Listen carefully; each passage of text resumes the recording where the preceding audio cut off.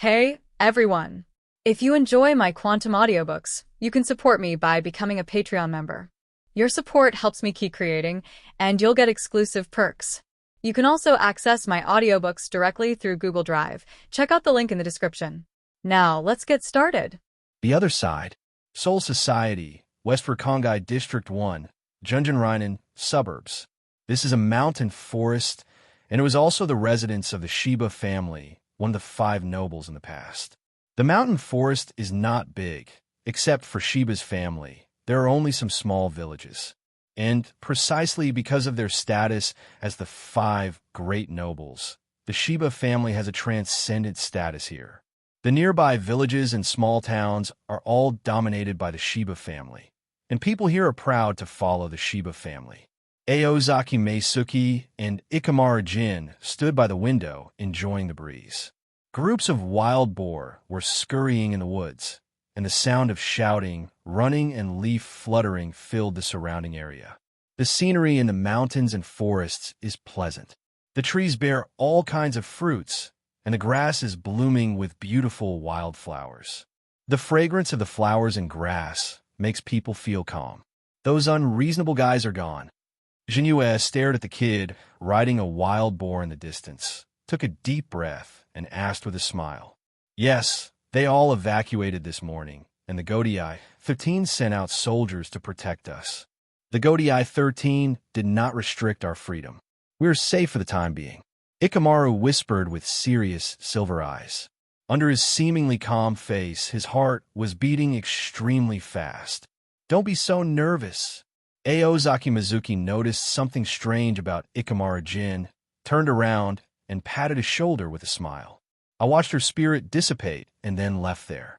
No matter how carefully you investigate, you won't be able to find any useful clues.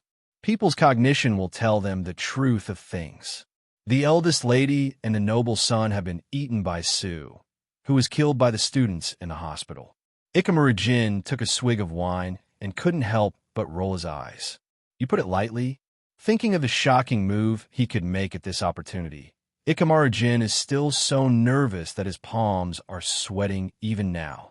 Those are the 4 nobles, the ruler of Seoul Society with supreme power and status. But then again, after learning that Jinue's action was successful, he felt indescribably happy in his heart. In his mind, he couldn't help but recall the scenes of being harassed, excluded, and threatened by those nobles over the past year. Perhaps the existence of these guys is a danger to others, and their numbers should be reduced as much as possible, but they must be more hidden, otherwise they may get into trouble. Well, why would I even consider such a thing? Then what should we do next? No one is restricting freedom now. Should we report to the Godii 13? Ikamaru Jin asked in a deep voice. Aozaki Mizuki pondered for a moment. It won't be long before the Godii 13 team will send people over to investigate, so you still have to be prepared and don't show your flaws when the time comes. We need to cooperate with the teacher to complete this scene. Ikamaru's silver pupils shrank slightly and said worriedly, Investigation? Didn't you say they couldn't find any useful clues? Aozaki Jinue smiled leisurely and said, They couldn't find it. In the process of killing Tsunishiro Kyoho, he did not do anything extra except killing them and deceiving everyone with the power of Kyoka Sujetsu.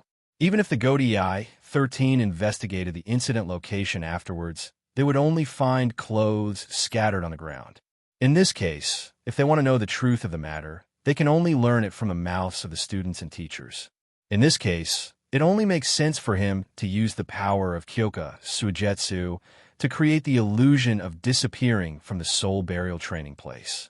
Ikamaru Jin and Matsumoto Ranjaku are also among the students, and will be questioned no matter what.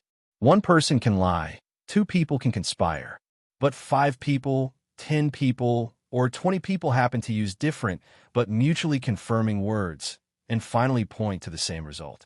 How to judge the truth and falsehood. But no matter what, the death of the 4 nobles is a big deal. The Godii 13 must show that they are doing their best. Even if they are trying their best on the surface, they must give a decent explanation. Ikamaru Jin suddenly understood and then frowned. Do you think the Godii 13 will continue to investigate? Jinue shook her head. It's impossible. The teacher won't waste his energy on this kind of thing, and the Tsunyashiro family may not pay much attention to that woman. I have already investigated and found out that that woman is the branch house of the Tsunyashiro family, not even the official heir to the head of the family. Furthermore, senior brother Jingle revealed that Room 46 has issued an order that all information related to this soul burial internship must be kept confidential. This time, the accidental death of the 4 nobles is still kept secret. No one knows about it except the sages, judges, investigators, and related personnel. It seems that the Tsunyashiro family doesn't want too many people to know about this matter. As long as the teacher gives a reasonable result, they will choose to accept it. Obviously, what the Tsunyashiro family wants this time is face. They just need to let the major nobles see their attitude and the power of the Tsunyashiro family in the Suriidii. For the death of a branch house member, the entire Godii 13 team mobilized. It's enough for people to see this. Compared with this, the cause of Tsunyashiro Kyoho's death seemed less important. Listening to Aozuki Mayuki's analysis, Ikamaru Jin couldn't help but sigh. I really don't know how you came up with this. You are obviously from Rakangai, but you know the nobles of the Suriidii so well. It's not a big deal. I am a small noble in this world. Although my power is not comparable to that of the big nobles in Soul Society, they're the same in some aspects. Aozuki Jinua laughed and said, in the eyes of those who are devoted to power, a human life without value is meaningless, and if you lose face, you will lose your prestige. Prestige has other meanings in this world. Do you know what it is? Ikamaru Jin shook his head. The reputation of power. Jinua lowered her head and said every word. This is something they can't give up. Have you calculated all this? Ikamaru's heart was shocked. He took a deep breath and then couldn't help but smile bitterly. Everything is under your control. You also said that you want to be lazy in the future and asked me to use your brain for you. This will put a lot of pressure on me. Jinue smiled nonchalantly and said, Ikamaru, this little trick is nothing. If I didn't have the power of the Zanpakuto, if my spiritual pressure was not as good as those teachers and students, no matter how much I think, I can't do anything. Strength is the foundation of everything. Conspiracy is the survival technique of the weak. I want real power, the power at the top. With power, I can truly crush those who try to judge my fate. He looked up at the sun hanging high in the sky, his eyes extremely wild. No one has stood in heaven from the beginning. Whether you, me, or God. Hey, have you heard? There's a man living in the eldest sister's house. I know, the two of them seem very close. Do you think they will? My eldest sister will also have this day. I never dared to think about it before. Lifishin, West Rukongai District 3. One day I will stand in the sky, overlooking the world, and be in charge of Sunluo Yongjin. Shiba Kaien shook his head while drinking tea, trying to subjectively take the passerby's words as a joke. It took a long time to suppress the irritability in his heart. That sister who is more heroic than a man and has a rough personality will take a man home. Are you kidding? This kind of thing will never happen. There must be a mistake somewhere. Maybe this eldest sister does not refer to Kong He, but to some emerging gangster gang that happens to have a female leader.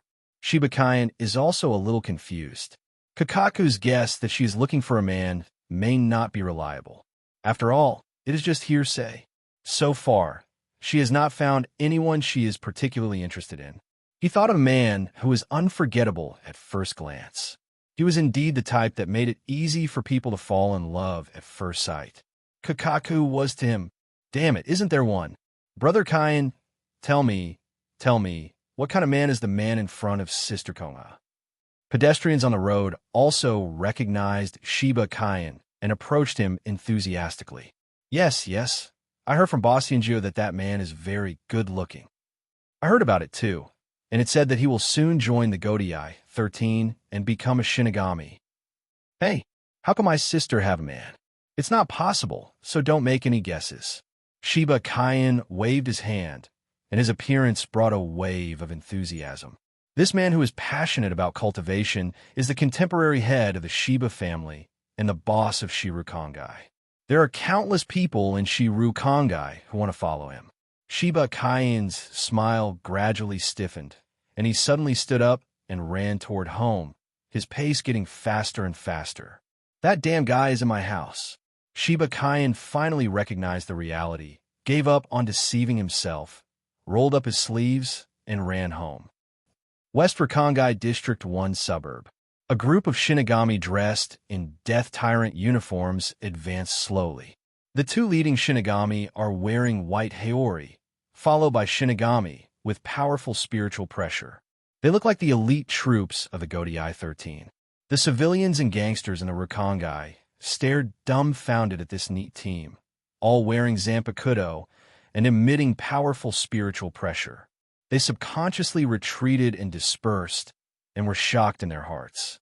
This small force can completely sweep across the entire western Rukongai. Shiba Ishin and Kayaraka Shunsui led the Shinigami towards the suburbs, with Yadumaru Lisa wearing the team badge following closely behind them. This house, Kayaraku Shunsui, looked at the strange building with two stone arms holding a banner in the suburbs. The banner had the four characters Shiba Kongzu written on it, and he couldn't help but twitch the corner of his mouth. Is this made by normal people? Shiba walked up to him and whispered a few words in his ear. I see. Your niece has quite unique taste. Jingraku Shunsui still couldn't help but complain. Shiba sighed inwardly. Although he usually liked to play tricks, he really didn't like this architectural style, so he could only shake his head helplessly. Tap, tap, tap. At this time, a burst of rapid footsteps came from the woods. Shiba looked up with all his heart, and a soft smile soon broke out on his face. I saw a kid with broken black hair, leading 4 children, hurried over on a wild boar. Uncle Yishin. The 5 people came to Shiba Ishin and happily raised their hands to say hello. As soon as he finished speaking, the surrounding villagers were shocked. Ishin, that's Shiba Ishin, the head of the Shiba branch house, is now the captain of the Godai 13? Well, good. We haven't seen each other for so long. The little rock eagle has grown a lot. Shiba looked at the 5 Shiba eagles in front of him with his whole heart, and his eyes gradually filled with love. In his spiritual perception, Ganjio's spiritual pressure was much stronger than when he entered the Siriidii.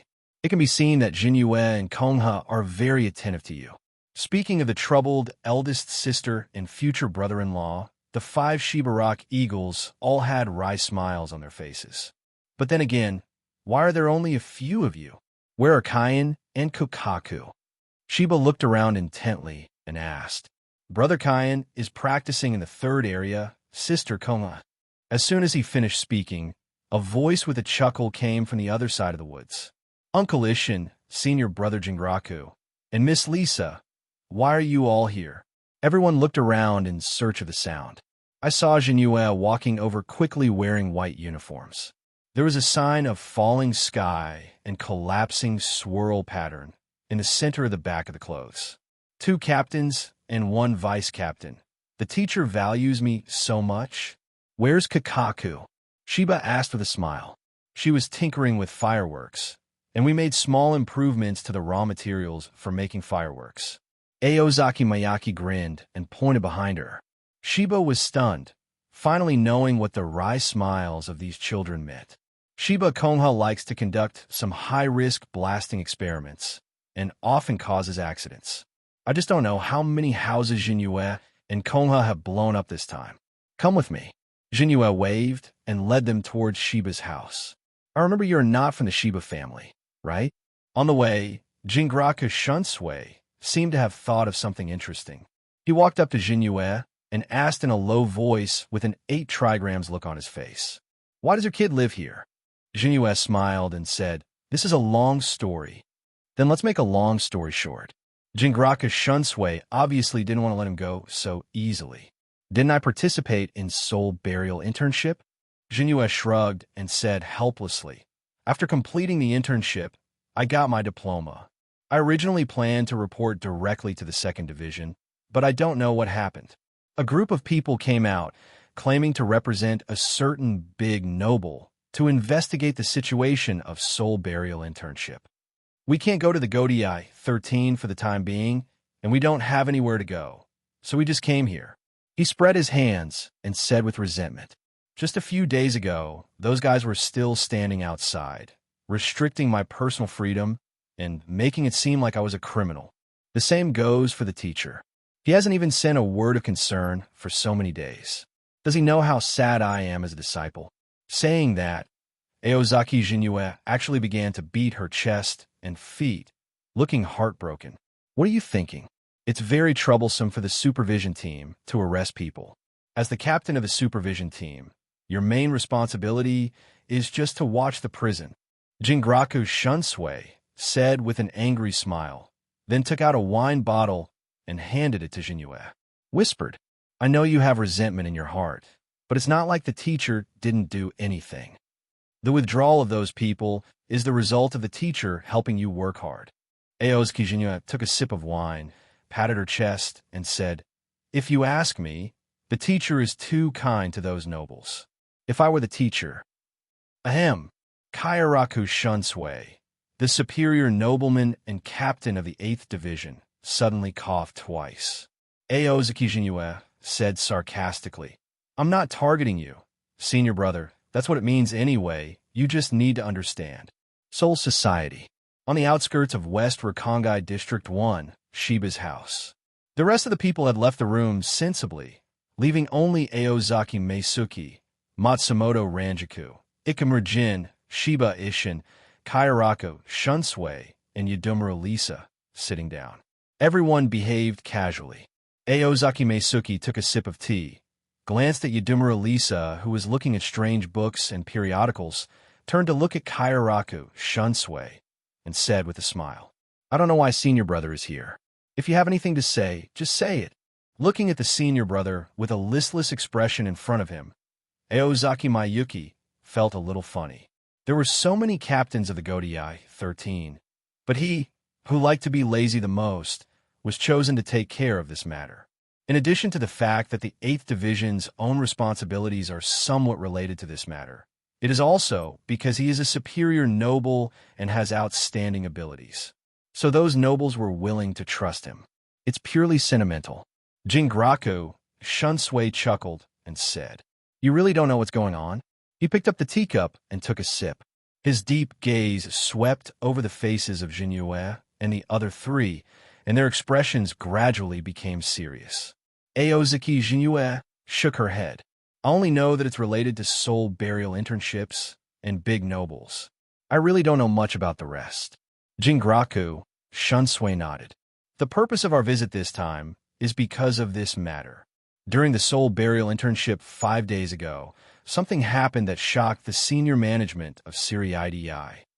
Tsuno Koho, a student from the Jino Spiritual Arts Institute who participated in the soul burial internship, had an accident during the internship and died on the spot." The moment the words fell, Aozaki Jinue's expression changed drastically, and she stood up suddenly. "What? How is this possible?"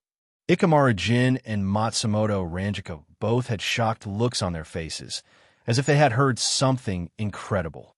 Shiba, who was so troubled by this incident, was so focused on how to solve the problem that he didn't notice the expressions of the three people at all. Yadumura Lisa, on the other hand, was driving nearby, reading extracurricular readings, her mind already flying to the sky. Only Jingraku Shunsui seemed to notice something, and the smile on his lips suddenly became meaningful. The attack on members of the Tsuneyashiro family is still confidential, but the teacher has received an order from Central 46 to conduct a thorough investigation into the matter. Jingraku Shunsui sighed. "We went to the crime scene, but we haven't been able to find any useful clues yet. But what can be inferred is that the attacker was very powerful. The time from the beginning of the battle to Tsuneya Shokoho's death did not exceed 5 minutes. We are here to ask you for relevant clues." As he spoke, Kairaku Shunsui touched his chin and observed Mayuki's expression. Jinue also followed his example and rubbed her chin, thought for a moment, and couldn't help but murmured, I remember that when the eldest lady participated in the soul burial internship, she also brought 2 chief officer-level guards with her. She also has the strength of a high-ranking chief officer. To be able to kill her under the protection of the guards, and from the engagement to the death in less than 5 minutes. I am afraid that ordinary vice captains cannot do such a thing. Speaking of which, when I was participating in the soul burial internship, I did feel 2 powerful bursts of spiritual pressure. It looked like they were fighting. No, those 2 streams of spiritual pressure are not from Tsuneyashiro Choho. At this time, Matsumoto Ranjiku suddenly interrupted. That's the spiritual pressure of the 2 guards. They were in the same group as me during the graduation test. I felt their spiritual pressure. Really? I really don't know that. Aozaki Mizuki said in a deep voice. But since this happened during this internship as candidates, we really can't say that it has nothing to do with it. We are willing to cooperate with Senior Brother's work, but there are only so many things I can think of. Is there anything else we can do to help you? Shiba was very satisfied with Jinyue's attitude, nodded, and said, Well, actually we have investigated suspects who have this ability, but we haven't gained anything yet. But from what the students and teachers said, there was a weak person in that place at that time. This time we came to Shiba's house to further investigate. After all, considering the cause and effect, you had contact with Tsuneyashiro Asaho before the soul burial internship. That's it. Aozaki Jinyue suddenly realized and nodded with deep understanding. It is said that you gave Miss Chaofeng a gift during the exam.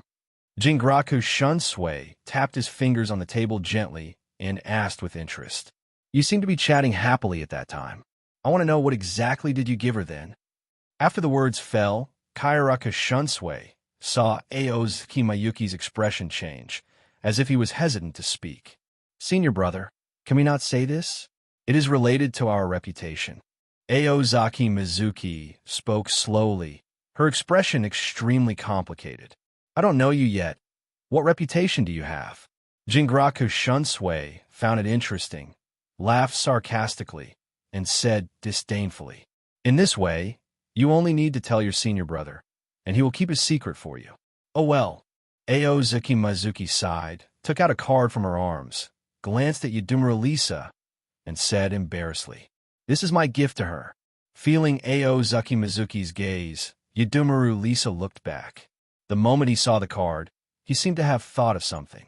His pretty face turned red instantly, and he hurriedly covered his face with books and periodicals. Oh, Kairaku Shunsui noticed something strange about Yudumura Lisa, looked at the content on the card, and raised his eyebrows. This guy is really a genius. How could he come up with such a good idea? He really doesn't let people and money go. It's a pity that the rigid requirements for this industry are too high, and I'm afraid I won't be able to do it. In order to save the face of the Genryu school, Kiryu Shunsui only glanced at it briefly and put the card in his arms. If you do this kind of business, would the teacher and the old man agree? Am I afraid of him? Aozaki Jinyue looked arrogant and said arrogantly. Not to mention now, even if I become the chief officer, vice captain, captain, or even captain in the future, I will do this job. I want to see who dares to stop me. Junior brother, you are so brave. Jingraku Shunsui praised. I'm kidding. Why don't you go to the Huaku district and the Spiritual Arts Academy to inquire about it? I, Aozaki Maya, am super brave, okay? Aozaki Mizuki said proudly, holding her head high and just pointing her nostrils at Kairaku Shunsui. A rich voice suddenly echoed in the room. Aozaki Mizuki, come to the first team building next month and see how brave you are. Aozaki Mizuki suddenly turned around and looked at Kairaku Shunsui in astonishment. I saw Jingraku Shunsui take out a small and exquisite metal disc inlaid with an orb from his body. The orb exuded a strange luster. Senior brother, it's none of my business. The teacher asked me to borrow it from Siphon Jaiwan's family. But I trust you so much, and you really can't blame me for this. If you want to blame it, blame the teacher for being cunning. Jingraku Shunsui whistled happily and let out a long sigh of relief. The last revenge was finally avenged. Teacher, did you hear everything? Aozaki Mizuki suddenly snatched the disc and said loudly, "Senior brother Jing, Lu said you were cunning. I don't know how senior brother could say such treacherous words to such a good teacher like you. It's really too much. I'm not deaf yet. Kairaka Shunsui. Come over next month with Aozaki Meisuki. I want to learn more about the investigation." Kairayaku Shunsui. Teacher, I may not be feeling well next month. Just let Captain Shiba and Miss Lisa report on my duties on my behalf. He snatched the disc back and stretched out his fingers to press the orb on the disc. The orb suddenly became shiny and darkened in color. Then, Zila, there was no more sound coming from the orb disc communication. Shiba Ishin. He was stunned for several seconds. Kairaku Shunsui blinked, coughed slightly, put away the disc pretending not to care, and looked at the silent Yaduru Lisa beside him. His expression suddenly became extremely serious, and he said in a deep voice, "My dear Lisa, you must keep your heart. Although some guys are good-looking, they're actually bad men who will only hurt our senior fellow apprentices. You don't need to mind your own business, you bad old man." Yadumaru Lisa gritted her teeth. "Damn old man." Jingraku Chunshui instantly lost color, and his shoulders gradually became hollow. "I'm obviously not even 1,000 years old." Aozaki Mizuki patted Kairaku Shunsui on the shoulder and comforted. "Senior brother, you can't blame me for this. If you do unjust things, you'll die. Don't be too sad. It's not your turn to say this yet." Kiryu Shunsui said depressedly. Seeing that the topic was gradually getting sidetracked, Shiba decided to bring it back, cleared his throat, and said, "Jinyue, do you have no other information?" Jinyue pinched her temples and pretended to be thinking hard and said, "It's really gone. Our soul burial objects are 3 very cute children. Is this useful information?"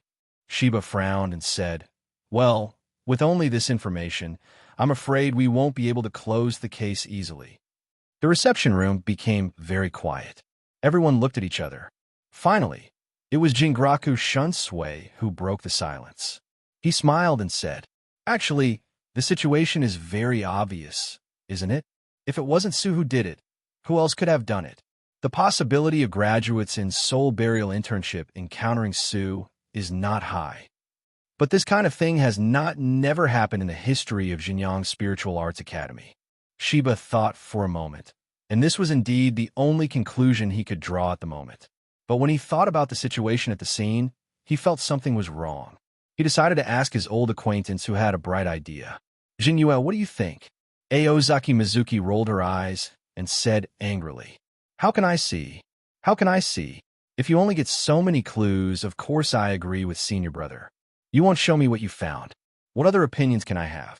Shiba opened his mouth and stopped talking immediately.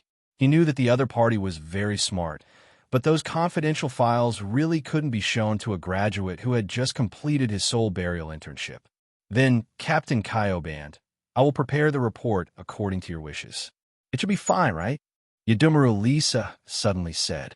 Her hands were holding books and periodicals, making her expression invisible. Kairaku Shunsui looked at Shiba Ishin and asked lazily, "What do you think of the outcome, Captain Shiba?" Shiba thought for a moment, nodded and said, "That's it. This is the only conclusion that can be reached at the moment." He always felt that something was not right, but he couldn't put his finger on it. After all, everyone's testimony directly or indirectly proves this conclusion. This cannot be false. First team building. Suffering a virtual attack. Is this the result of your investigation, Captain Shiba Ishin? Yamamoto, wearing a white haori, sat opposite Shiba Ishin with a gentle tone, drinking tea and looking at him like a kind old man. Although hollows who can hide spiritual pressure are rare, they do not exist. It was the first time for Shiba Ishin to see such an amiable appearance from Yamamoto. He felt a little uncomfortable and coughed lightly and said, "Well, this is the final conclusion we came to after conducting on-site inspections and understanding the situation with teachers and students." Yamamoto pondered for a moment and suddenly said, "Where is Aozaki Mizuki's testimony? Take it out and show it to me." "Captain, you are doubting him." Shiba was suddenly agitated and hurriedly explained, "This matter has absolutely nothing to do with him." As if to increase credibility, he paused and added, "That boy is a bully who fears the strong. He would never dare to provoke the Tsuneshiro family. It's hard to say what that kid will do." Yamamoto narrowed his eyes and said solemnly, "But from what I see, Captain Shiba seems to have a close relationship with that kid." Shiba handed over his testimony wholeheartedly, waved his hand, and said, "To tell you the truth, if that boy hadn't tricked me into joining the Godai 13, I would still be fooling around in Rukongai. This kid still has the ability to trick people into joining the Godai 13? Yamamoto suddenly became interested and said calmly, "How did he let you come to the Godai 13? He said that if I come to the Godai 13 and become the captain and have a high position of power, I can live a good life doing whatever I want." Shiba curled his lips and said, "Don't think I don't know. This guy actually wants to lighten the burden on that girl Kung by making me the captain. The same goes for that kid Kyan. He only knows how to practice day by day. His role as the head of the main house is the same as mine as the head of the branch house." After hearing this, an unreasonable anger surged into Yamamoto's heart, and he turned over the testimony faster and faster. He shouldn't have expectations for this kid. After reading Jinyue's testimony, he lost his anger and nodded with satisfaction. "I picked it so cleanly." Yamamoto was very pleased. He secretly compared everyone's testimonies. Except for some testimonies that were completely useless, all others were able to corroborate each other. There are some minor conflicts in these testimonies. However, human memory is inherently unreliable. It is normal and harmless for testimonies to have slight conflicts. Rather, such flawed testimony is more convincing. He said in a deep voice without changing his expression, "You have done a good job. I am very satisfied with the investigation results. This matter ends here. Thank you for your hard work. This is what we should do." Shiba bowed respectfully, still studying fireworks. Aozaki Meisuke looked at the woman in front of him in surprise. The woman has a sexy figure, a headscarf on her head, long black hair divided into two bunches, a tattoo of the word empty on her left arm, and a long cigarette pipe on her waist. This is the sister of the current head of the Shiba family and the real leader of the Shiba family, Shiba Kanzuru. Although there are only 4 people in their family with the last name Shiba, he said he was studying fireworks, but he didn't see any drawings or the like. The only difference was that there was a pitch-black sphere in front of Kongha, as smooth as jade. "The gunpowder formula you taught me is significantly more powerful, and it has no residue or smoke. It can be used as a weapon when combined with spiritual pressure." Shiba Kankaku smiled slightly. "I don't know how you could come up with such a good idea." Aozaki Mizuki shook his head. "Speaking of which, I also want to thank Vice Captain Sasakai. He is passionate about Western culture and gave me a lot of inspiration. Because Sasakai Chojuro was interested in Western culture, Soul Society came into contact with and accommodated Western civilization hundreds of years earlier than the Neon Kingdom in the present world. Although the focus of technological development in Soul Society is completely different from that in the real world, you can still find books and periodicals in the fields of chemistry and physics. Otherwise, even if Jinyue knew how to make gunpowder in later generations, she wouldn't be able to make it." Shiba Kankaku smiled and said, "Those guys are gone?" "What do you mean by those guys?" Aozaki Mizuki said with a smile. "That's your uncle. They have already gone back to report their orders to the teacher. It is estimated that there will be a result in this matter in a few days." "Uncle Ishin is here too?" Shiba Kankaku asked in surprise. Aozaki Mizuki was a little surprised. "Didn't Awajiyu tell you? Do you want to go find him?" "It's not too late now. I have a pass given by the teacher. Don't go to such trouble. It's not like he won't come back." Shiba Kankaku smiled slightly. "Why don't you go with him? Aren't you going to join the Godai 13? From now on, you will be a high-ranking Shinigami. I'm afraid you will look down on us declining nobles." Aozaki Jinyue shook her head. "What are these words?" Shiba Kongha smiled and said, "You can't bear to leave me?" Aozaki Mizuki couldn't answer, so she just said, "Tisich, now that Brother Kine is not here, You are more courageous. Shiba Kankaku said calmly. When brother comes back, you will have to flee to the Siriidii in despair. Aozaki Jinue was silent for a long time. She always felt that she had something to say to her, but she didn't know how to say it. In the past, Shiba Kaien was indeed a big mountain standing in front of the two of them.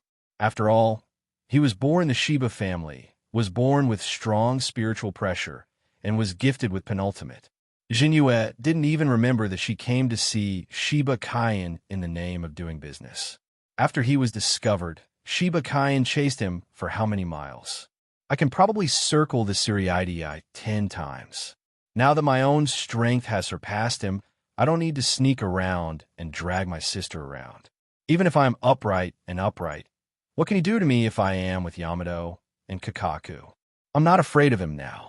Jinue finally spoke in a low voice, but what she said was, "Let's have a baby." Shiba Kazuru. Even if I want to inspire you and make you bolder, is your step too big? Shouldn't the normal process be to confess love first, then fall in love, then get married, and finally have children? Why have you reached the last step? Shiba Kongha was stunned, a little at a loss. The two sat side by side on the workbench. Jinue took Kongha's hand, intertwined their fingers, and then slowly moved their faces closer. Kongha smiled sweetly. Jinue, huh? Aozaki Mizuki was stunned for a moment. I've already thought of the child's name. It's not too good to stop now. Shiba Kongha didn't take it seriously. He seemed to be inspired by it, and asked casually, "Have you ever thought that time is something magical? Sometimes it goes by in the blink of an eye, and I don't even know what I did during that period of time. But sometimes there are a lot of bad things happening every minute and every second, and my mind is a mess. Yes, these few years in Soul Society have been a long time for me." Aozaki Mizuki's mood suddenly calmed down. She looked up at the starry sky and sighed. "But I don't regret coming to this world. This world is wonderful." When he thought back on his past life, he found that there was no one he could miss and nothing worth commemorating. "Weren't you a noble when you were in this world?" Shiba Kankaku said casually. "Don't you have any nostalgia at all?" Aozaki Jinue thought for a while, then laughed dumbly and said, "It would be false to say that I have no nostalgia at all. Who doesn't want to live a good life? But I still like it here better. After meeting you, I am absolutely convinced that this is where I should be." "Is this a confession?" Shiba Kankaku said with a smile. "This makes people feel a little excited. Giving birth to a child is too weird. So be it. In fact, this should be considered a confession." But Aozaki Mayuki couldn't bear to ruin the atmosphere at this moment, so she could only say, "Can Ms. Kongha accept it? You want to call me eldest sister?" Shiba Kongha rolled his eyes and said proudly, "I accept it." "Sure enough, it's not that easy." Aozaki Meisuke sighed, then was stunned for a moment, then said with joy, "What? You accepted it?" Shiba Kankaku didn't hesitate at all, and admitted openly, "Yes, accepted it." She hugged Jinue's neck and picked up the black ball on the table. "To celebrate, let's set off fireworks. Let's use the fireworks we made today." The two walked slowly side by side and found an open space. After a while, the dark night sky became colorful. Early the next morning. "Good morning, Uncle," Aozaki Mizuki said seriously. Shiba Kaien sneered and rolled up his sleeves, quietly looking at the man in front of him who respected him so much. The aroma of wine overflows lightly and floats on the tip of the nose, making people feel a little confused. Looking sideways, I saw that my sister was holding the man's arm, with a leisurely and gentle temperament that could hardly be seen in this world, and her loving profile was so soft and pleasing to the eye. Shiba Kaien thought of his sister's usual appearance, which was very different from how she behaved today. "Is this my sister? How can my sister be so gentle? Give me back my rude and violent sister. You be asterisk asterisk asterisk asterisk asterisk D. Matsuki, what on earth did you do to my sister?" Shiba Kaien's eyes twitched. He rolled up his sleeves and asked every word. "We didn't do much. We just set off fireworks together and drank wine." Aozaki Mayuki spread her hands. "Do you think I will believe you?" Seeing that his sister looked like a good wife and mother, exuding the brilliance of motherhood, he had to suspect that his sister had become a woman. Konghe can testify for me. Jinyue helped Konghe up, but it was obvious that Konghe had not yet sobered up from his wine, and he staggered before taking 2 steps before sitting down on his butt. With a bang, Jinyue was kicked out by the uncle he called, hitting a large human-shaped hole in the wall, and fell straight to the ground. Seoul Society Suriidei. Tsunishiro's house, central meeting loft. The bloodstains on the floor had been cleaned up. The most powerful person in the Tsunishiro family, the elder, was sitting in front of the wall printed with mountains and flowing water. His expression was stern, and the air was extremely oppressive. My lords, this is the message from Qingjing Tower Julin. Shinigami, the family who delivered the message, knelt on the ground, a hoarse voice coming from under the black mask. We understand. Please step back first. An elder said expressionlessly. Yes, sir. The family Shinigami slowly stood up and exited the conference room. As the door closed, the conference room fell into a long silence. It's really ridiculous that a dignified member of the Tsunishiro family actually died in Sue's mouth. A white-haired family elder suddenly sneered. Actually, this is not an impossible thing. Another family member said coldly. This kind of thing has happened many times in the history of the Spiritual Arts Institute. But this time it's different. It's not the Rukongai untouchables who died this time, but the 5 noble bloodlines. The white-haired family elder shook his head. The branch house members will not accept this result. When the other elders heard this, they all fell into silence. Although they, as family elders, represent the highest power of the entire Tsunishiro family, they do not actually care about anything. The branch house is a big force in the entire Tsunishiro family, and the head of the branch house and the family elders still have a lot of influence in the family.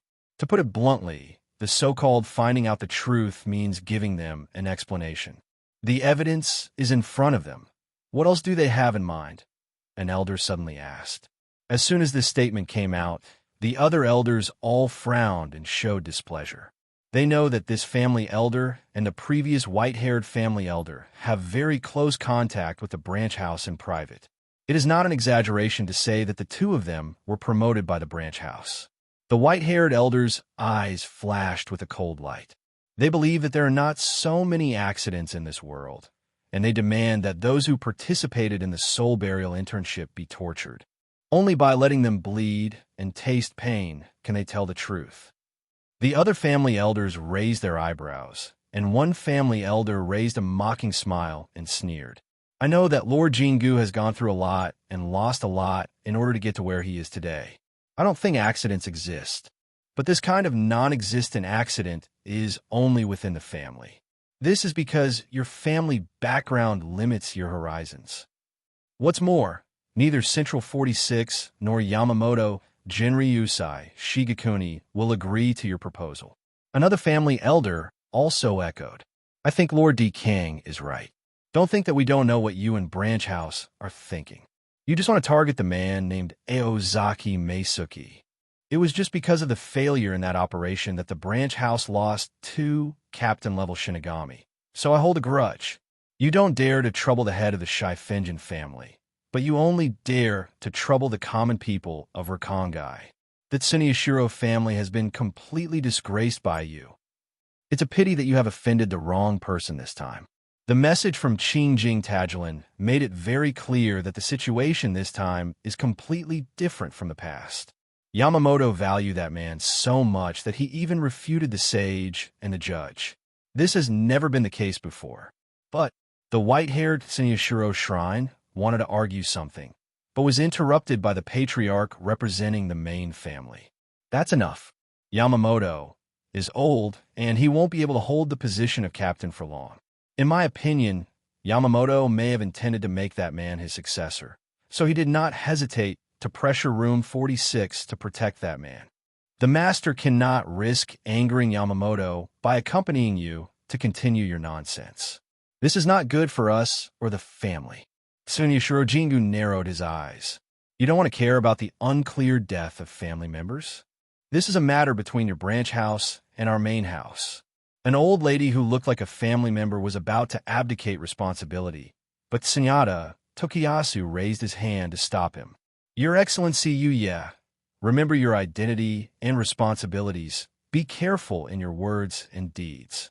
Yes. Senyashiro Tamaba paused, then realized that he had said something stupid just now in a hurry.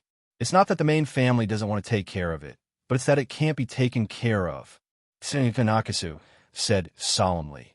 We have been exhausted physically and mentally with various families in Yamamoto, Zhoushin, and Central 46, and we really don't have any extra energy to deal with Aozaki Mayuki.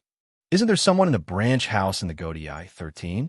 Aozaki Meisuki is about to join the Godai 13, so he will be left to you to handle. Don't worry. The elder's responsibility is always to safeguard the interests of the family, and we will never forget it. Sir D. Kang, what do you mean? As Tsunyashiro Tako finished speaking, the other elders were all startled, and then looked at the former with puzzled or even unbelievable eyes. Tsunyashiro Jingu frowned and thought for a moment, then laughed and stood up, leaving his seat, and walked out the door with another family member who was close to the branch house. Okay, then let's leave this matter to the branch house. The door closed, and the smile on Tsunyashiro Shrine's lips instantly turned extremely cold. The elders sitting in the conference room were also puzzled. Sir Dekan, is it inappropriate to start a fight with Yamamoto now? I understand what you mean. Tsunyashiro Tako sneered. But the fight between Branch House and Yamamoto has nothing to do with us. Will Yamamoto still be angry with us? No, because we're the 5 nobles. The elders instantly understood what he meant. After all, they also belong to the Tsunyashiro family. Tsunyashiro Tako snorted coldly, but they want to get their hands on something that doesn't belong to them. In recent years, the branch house has become more and more powerful. Can't you see that they are no longer of the same mind as the main family? The elders nodded in unison. Your Excellency D. Kang is right. It's just a branch house, but it's still trying to get the position of head of the family and the seat of Central 46. Let them fight. Even if they don't lose both sides, it will hurt the branch house. They simply don't believe that Yamamoto would take action against the 5 nobles, not because he doesn't have the ability, but because he can't do it. Yamamoto, as the captain of the Godai 13, is a serious, upright, and stubborn person. He founded the Godai 13 to maintain the rule of the Siriidei and eliminate the threats to the Siriidei. Not to mention Central 40's success suppression of the power of the Godai 13 and the constraints of the concept of the supremacy of the 5 nobles. Just the question of the survival of the world is enough to make Yamamoto afraid to act rashly. Even if he really dares to attack the nobles, he will never kill them all. This is the confidence of the masters and elders. Elders, you look at me, and I look at you, smiling like a bunch of old foxes. 4 high-ranking nobles, the importance of bloodline cannot be ignored, but it is not absolute. In the face of power, blood ties are redundant, and compassion and mercy are out of the question. Eternal, only interests. In the entire Tsunyashiro family, the branch house is only represented by force, and the real power of the Tsunyashiro family is still in the hands of the main family. And things like swords are meant to be consumed, and a bunch of substitutes can be found at any time. In that case, do we need to have such a tense relationship with Mr. Yuan Ryuzai? With Lord Jinryusai's strength, it's impossible for those idiots in Branch House to win. Indeed, the elders gave their opinions word by word. Saya D. Kang smiled and said, I have read the testimony of Aozaki Mizuki. He is a smart kid, and from other testimonies, we can know that he also showed favor to the family during the soul burial internship. The elders were surprised. What? Why didn't we get any information about such a thing? It should be that good-for-nothing Tsunyashiro Koho deliberately chose to hide it in order to become the heir to the family head. Those branch houses are really a bunch of idiots who succeed in nothing but fail in everything. Tsunyashiro Tako smiled and reassured. Please be patient. Maybe after this incident, we could try to improve our relationship with him. Hearing this, other elders' eyes lit up slightly. That's a good idea. Anyone can see that Aozaki Meisuki, a genius rarely seen in 1,000 years, will sooner or later enter the ranks of the Godai 13's top management. With his talents, it may be just a matter of time before he becomes the captain. Even considering Yamamoto's current attitude, it is not impossible to become the overall captain. When the time comes, it will be a good thing to have a strong captain or chief captain who is on good terms with its Tsuneyashiro family. Yamamoto is already old, and sooner or later he will choose someone to inherit the position of captain. They have to think about the future of their family. Tsuneyashiro Tako saw the changes in the expressions of several family elders and sneered in his heart. He has been ranked as the highest authority in the Tsuneyashiro family, and even several other family elders are vaguely headed by him, which would be said to be extremely powerful. Just a single order or a look can affect the decision-making of Central 46, causing an uproar in the Serie-IDI. But he was not satisfied with this. Those branch houses are trying every means to rob the main family of their rights. He believes that, as the best patriarch of the master's family, he has the obligation to ensure that the position of the master and patriarch will not be neglected. However, like other family elders, the family power behind Tsuneyashiro Nako is not enough for him to fully control the power of the entire family. If he wants to strive for more power within the family, kicking out the branch house forces is only the first step. He also needs support from external forces. Aozaki Mizuki was the candidate he chose. People who are talented, ambitious, and have obvious weaknesses, greedy and lustful, it is best to control such people. The matter of wooing Aozaki Mayuki is not urgent for the time being. We need to consider it in the long term. Tsuneyashiro Tako stood up with a smile, put his hands on the table, and said slowly, "This kid is very shrewd and will not put himself in trouble or danger easily. This is why he has been reluctant to join the family before." West Rakongai District 1, Suburb. Shiba's house.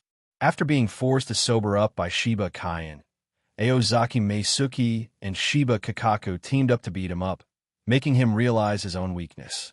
"So, are you sure there are no problems with the Godai 13? Shiba Kankaku looked at Aozaki Meisuke, who was sitting there drinking calmly, and finally couldn't hold back his curiosity and asked. Aozaki Mizuki handed out the bottle of wine he drank from, narrowed his eyes, and smiled. "Teacher sent a message using Tenti Kongra, asking me to report to the Godai 13th team tomorrow. I can't refuse. Can't refuse, or don't want to refuse." Shiba Kankaku sneered. "I think you are doing it for Yuruchi. Not just for her, but for everyone." Aozaki Mizuki was uncharacteristically, with a serious expression, not joking at all. Seeing this, Shiba Kankaku put away his playful smile, put down his wine glass, and whispered, "I understand. No need to look so gloomy." Aozaki Mizuki nodded, put a hand on her head, and rubbed it. "The third seat in the second division, I am also an official. It is not too much to ask my subordinates to do some work for me. If Ikamaru can join the inspection team this time, I will let him be my deputy. Maybe he will have more freedom than when he stayed at the Mouse Spiritual Arts Academy. I won't just come whenever I want then. Ikamaru Jin is a trustworthy person. You must know that in the original time and space, he has been lurking next to Aizen for hundreds of years for a feeling that he has never spoken out. Now that I am so good to him, not only saving his life, but also feeding him well, it is really unjustifiable if I still want to harm myself." When Shiba Kanzuru heard Aozaki Meisuke's answer, he thought it was a bit funny. He mourned for Ikamaru Jin for 2 seconds in his heart, but he still smiled and said, "Throw all the dirty work to Ikamaru. It's really unlucky for him to follow you." "Unlucky?" Aozaki Mayuki rolled her eyes. "His life would have been ruined if he hadn't met me." Shiba Kongha said angrily, "You save his life. Do you really want to repay the favor?" "That's right."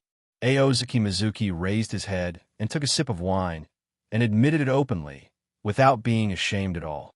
"Sister, I told you a long time ago that this guy is not a good person, so just break up with him."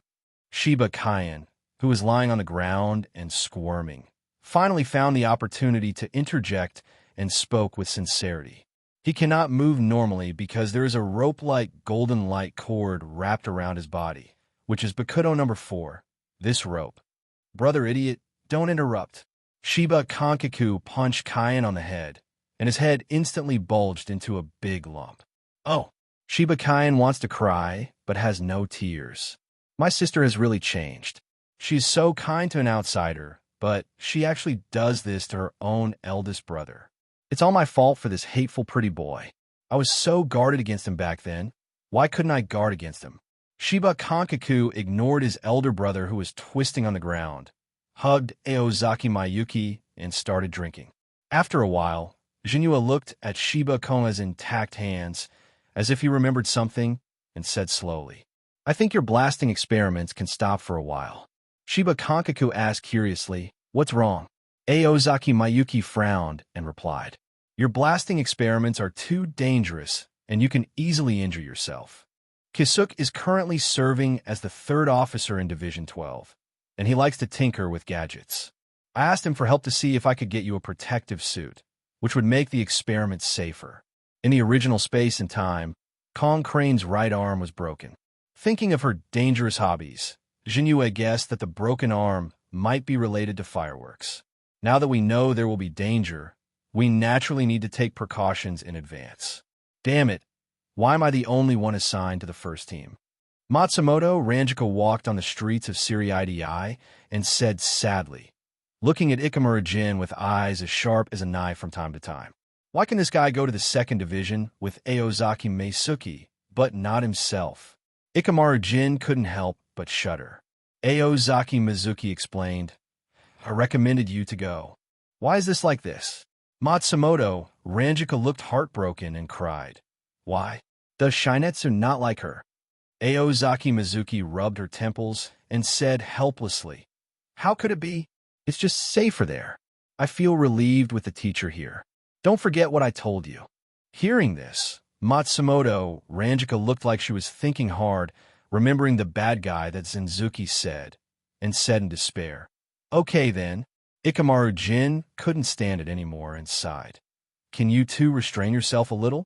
The first team and the second team's team buildings are not far apart. If you use Shuinpa, you can meet up in less than half a minute. That's true. Let's see you tonight. Matsumoto Ranjika cheered up and ran towards the first team's building. Aozaki Mizuki took Ikamaru Jin to the foot of a mountain. The long stairs went up the mountain road and reached the sky. The sound of insects echoed in the mountains. There was a pillar in front of the ladder with the word printed on it. The trees on both sides were colorful and dense, and the grass covered the ground like waves. At the end of the stairs is an ancient building with white walls and yellow roof. The walls are painted with red and green paint, attracting insects and butterflies to dance. Shinigami of the police patrol team on guard saluted his future new boss, and after receiving the response, he entered the team building to report. Not long after, members of the writing team came out before guard Shinigami and led the two into the team building. The two came to an office. Ikamaru Jin was left outside, and Aozaki Meisuki entered alone.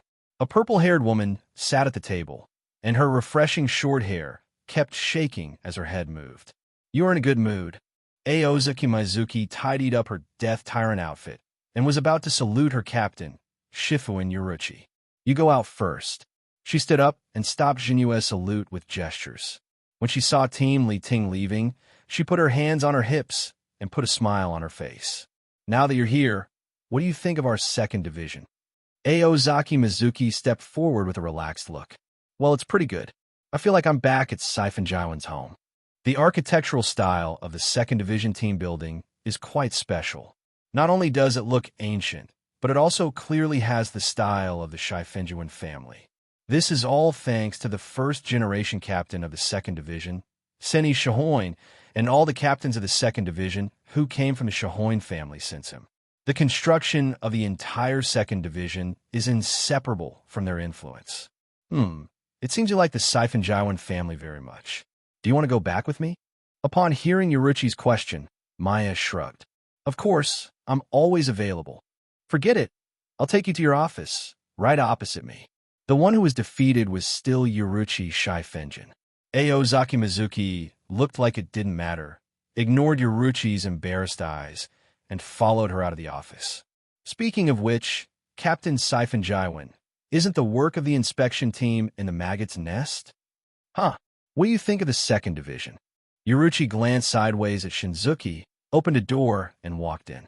As the captain of the supervision team, your main job is to manage the troops, not to be a security guard. Of course, your office is in the second division. Your job, anyway, it is to play with the team members and dangerous elements and let them do their best. What you should do. Of course, it's okay if you want to visit the maggot nest. After all, it's your responsibility there. Toying with Aozaki Meisuki touched her chin. Then before toying with them, should we introduce us first? Don't stress my words. Look at what I have prepared for you. Yoruchi gritted his teeth and pointed at the two ridiculously thick files on the table, estimated to have hundreds of pages each. The files are full of people you should know. On the left are the team members, and on the right are the details of the dangerous elements in the maggot nest. Aozaki Mizuki roughly browsed the information on the file, nodding repeatedly while reading. This one has a circle on the name. What does it mean? Please be sure to keep a close eye on these guys.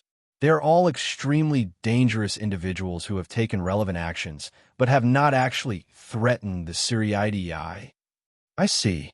Aozaki Mizuki took out the notepad from his arms, recorded what Yoruchi said, put it in the drawer of his desk, and then said in shock, "It really surprises me. You really do a good job as captain." Hearing Aozaki Meisuki's teasing tone, Yoruchi raised an eyebrow slightly. "You guys, you've been treating me like a fool from just now, right?" "I didn't mean that.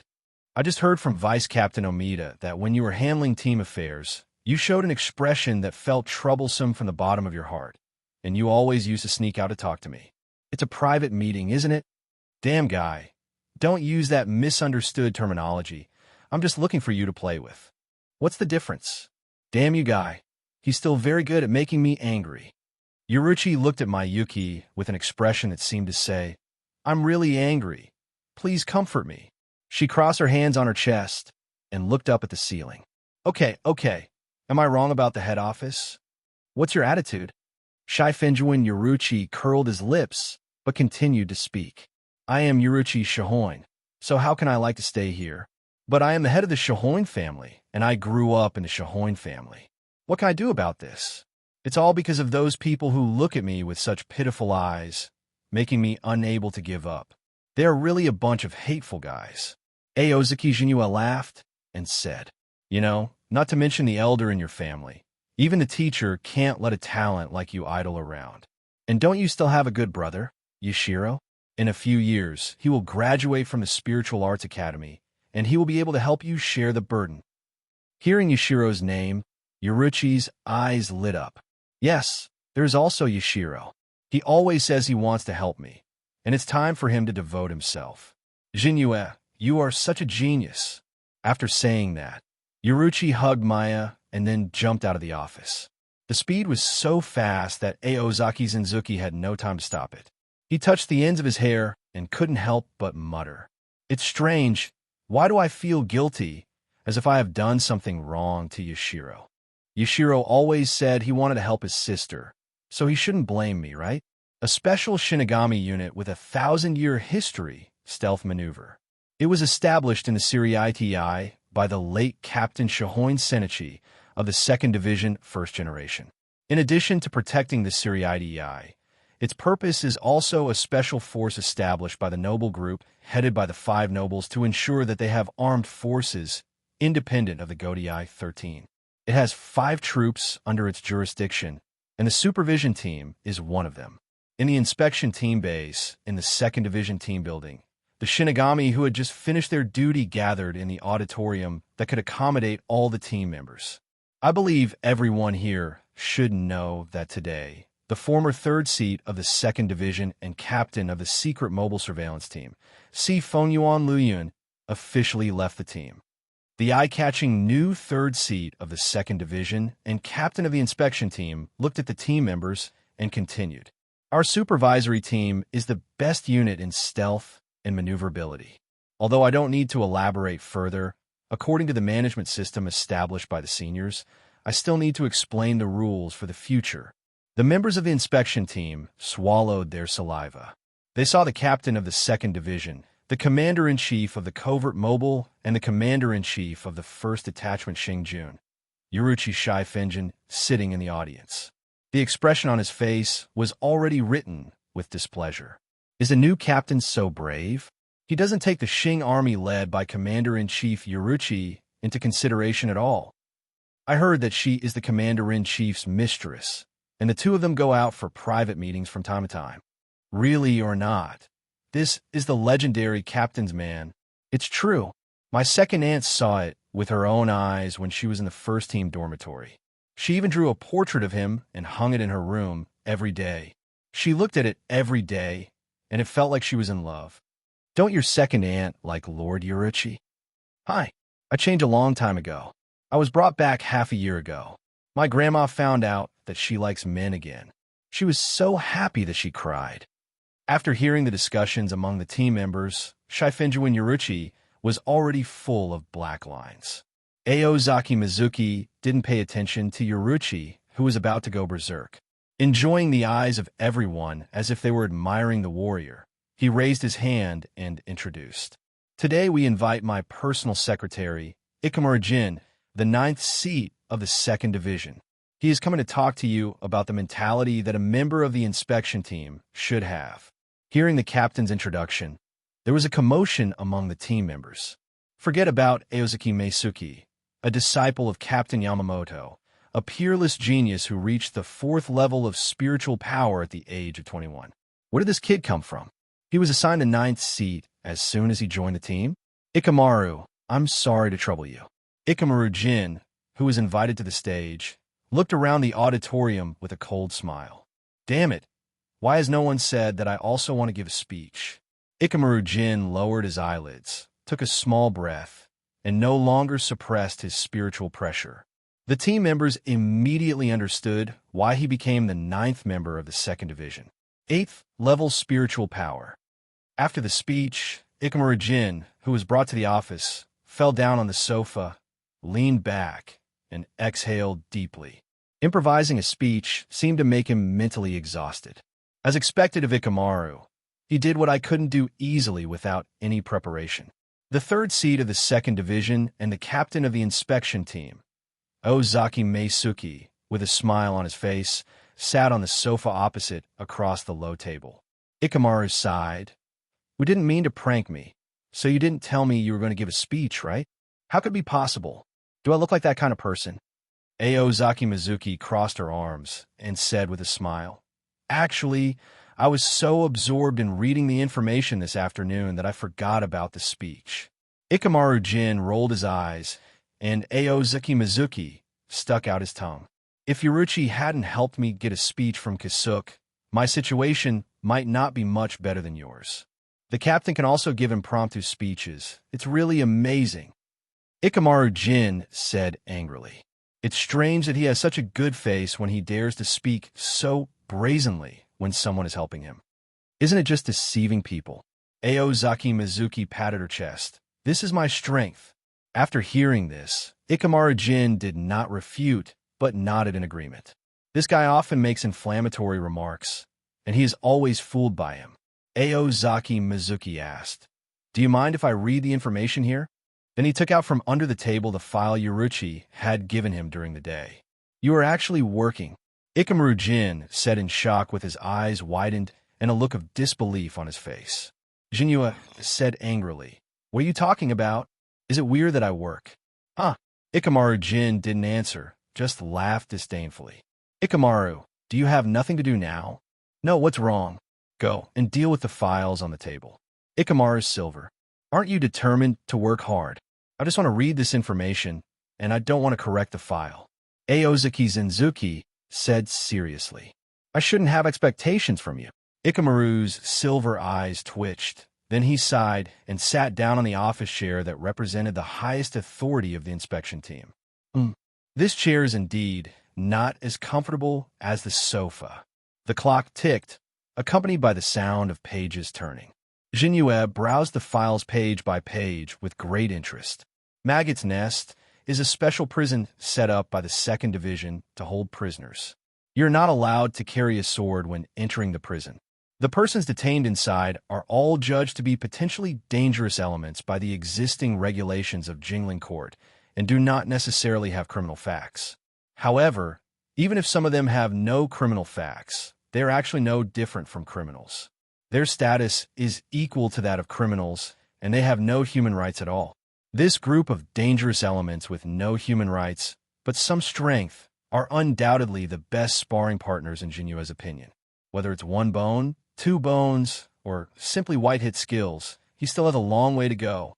Jinyue seemed to have discovered something interesting.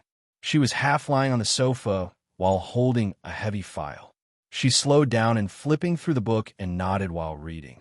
Ikamaru, I think it's okay to go see this guy who is under special care. Aozaki Mizuki walked behind Ikamaru's silver and placed a file on the table. Under special care? Well, it's this man named Nirvana. Aozaki Mizuki pointed to the photo in the file, and Ikamaru Jin saw a handsome man with blue hair and yellow eyes. Nirvana, a dangerous person who secretly studies the Quincy? Ikamaru Jin put down the file he was reviewing, picked up the information, and looked at it carefully. Why are you interested in him? This guy is a smart man, and he's a scientist who dares to practice and explore. You must know that technology is the first combat force. Aozaki Mizuki said sincerely. Don't you think this kind of scientific research talents need to be valued and given preferential treatment? What technology is the #1 combat power? Ikamaru Jin rolled his eyes. Do you think I would believe such nonsense? Aozaki Mizuki was silent for a moment and sighed. Okay, actually I want him to use technological means to help me create a beautiful wife. Ikamaru Jin was stunned for a moment, then showed a serious expression. In this case, it is indeed a very important matter, but I don't know much about scientific research. Can he really fulfill your request? Aozaki Mizuki, to the northwest of the 2nd Division team building, inside the moat with an area of about 30 houses. The underground special threshold is taken for granted. From the outside, it looks like a mountain formed by the closely connected huge rock walls, but inside it is actually a huge underground prison. Patrol members wearing night clothes can be seen everywhere, creating a chilling atmosphere. In the eyes of Central 46, the criminals detained here are no different than maggots lingering on. So this prison is also called Maggot's Nest. Bang, bang, bang. Click, click, click. Sticks and fists roared one after another in the dungeon, and hundreds of figures fought crazily in the hall. The timid prisoners screamed in terror, scurried around, and hid in corners shivering.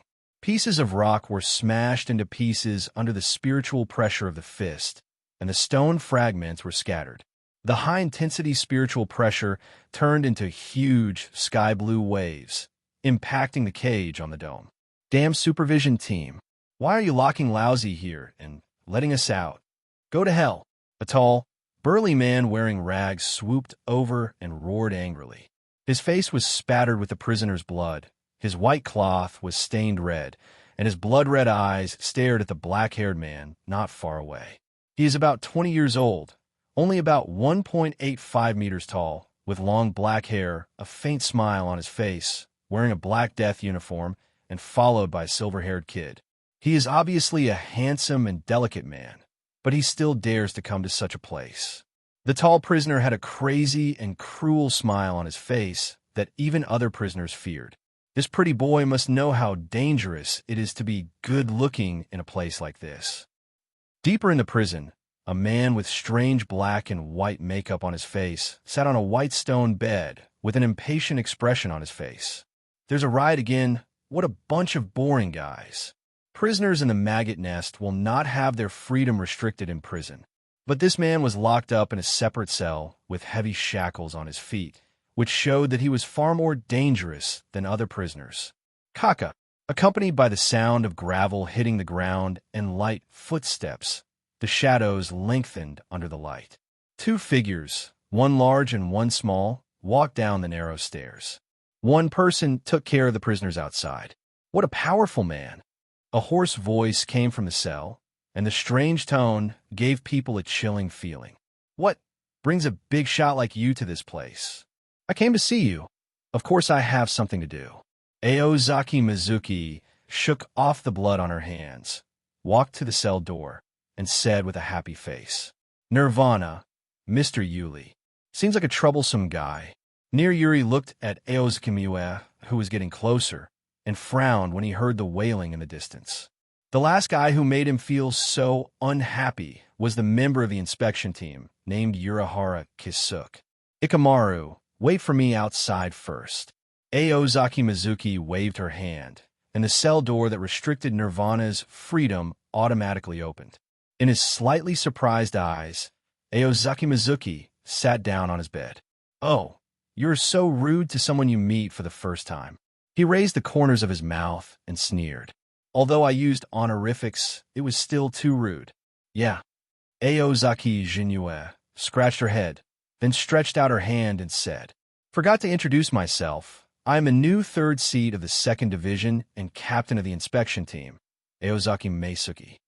A name I've never heard of. Maybe it's because I graduated from the Spiritual Arts Academy this year and just joined the supervisory team yesterday. Graduating from the Spiritual Arts Academy this year.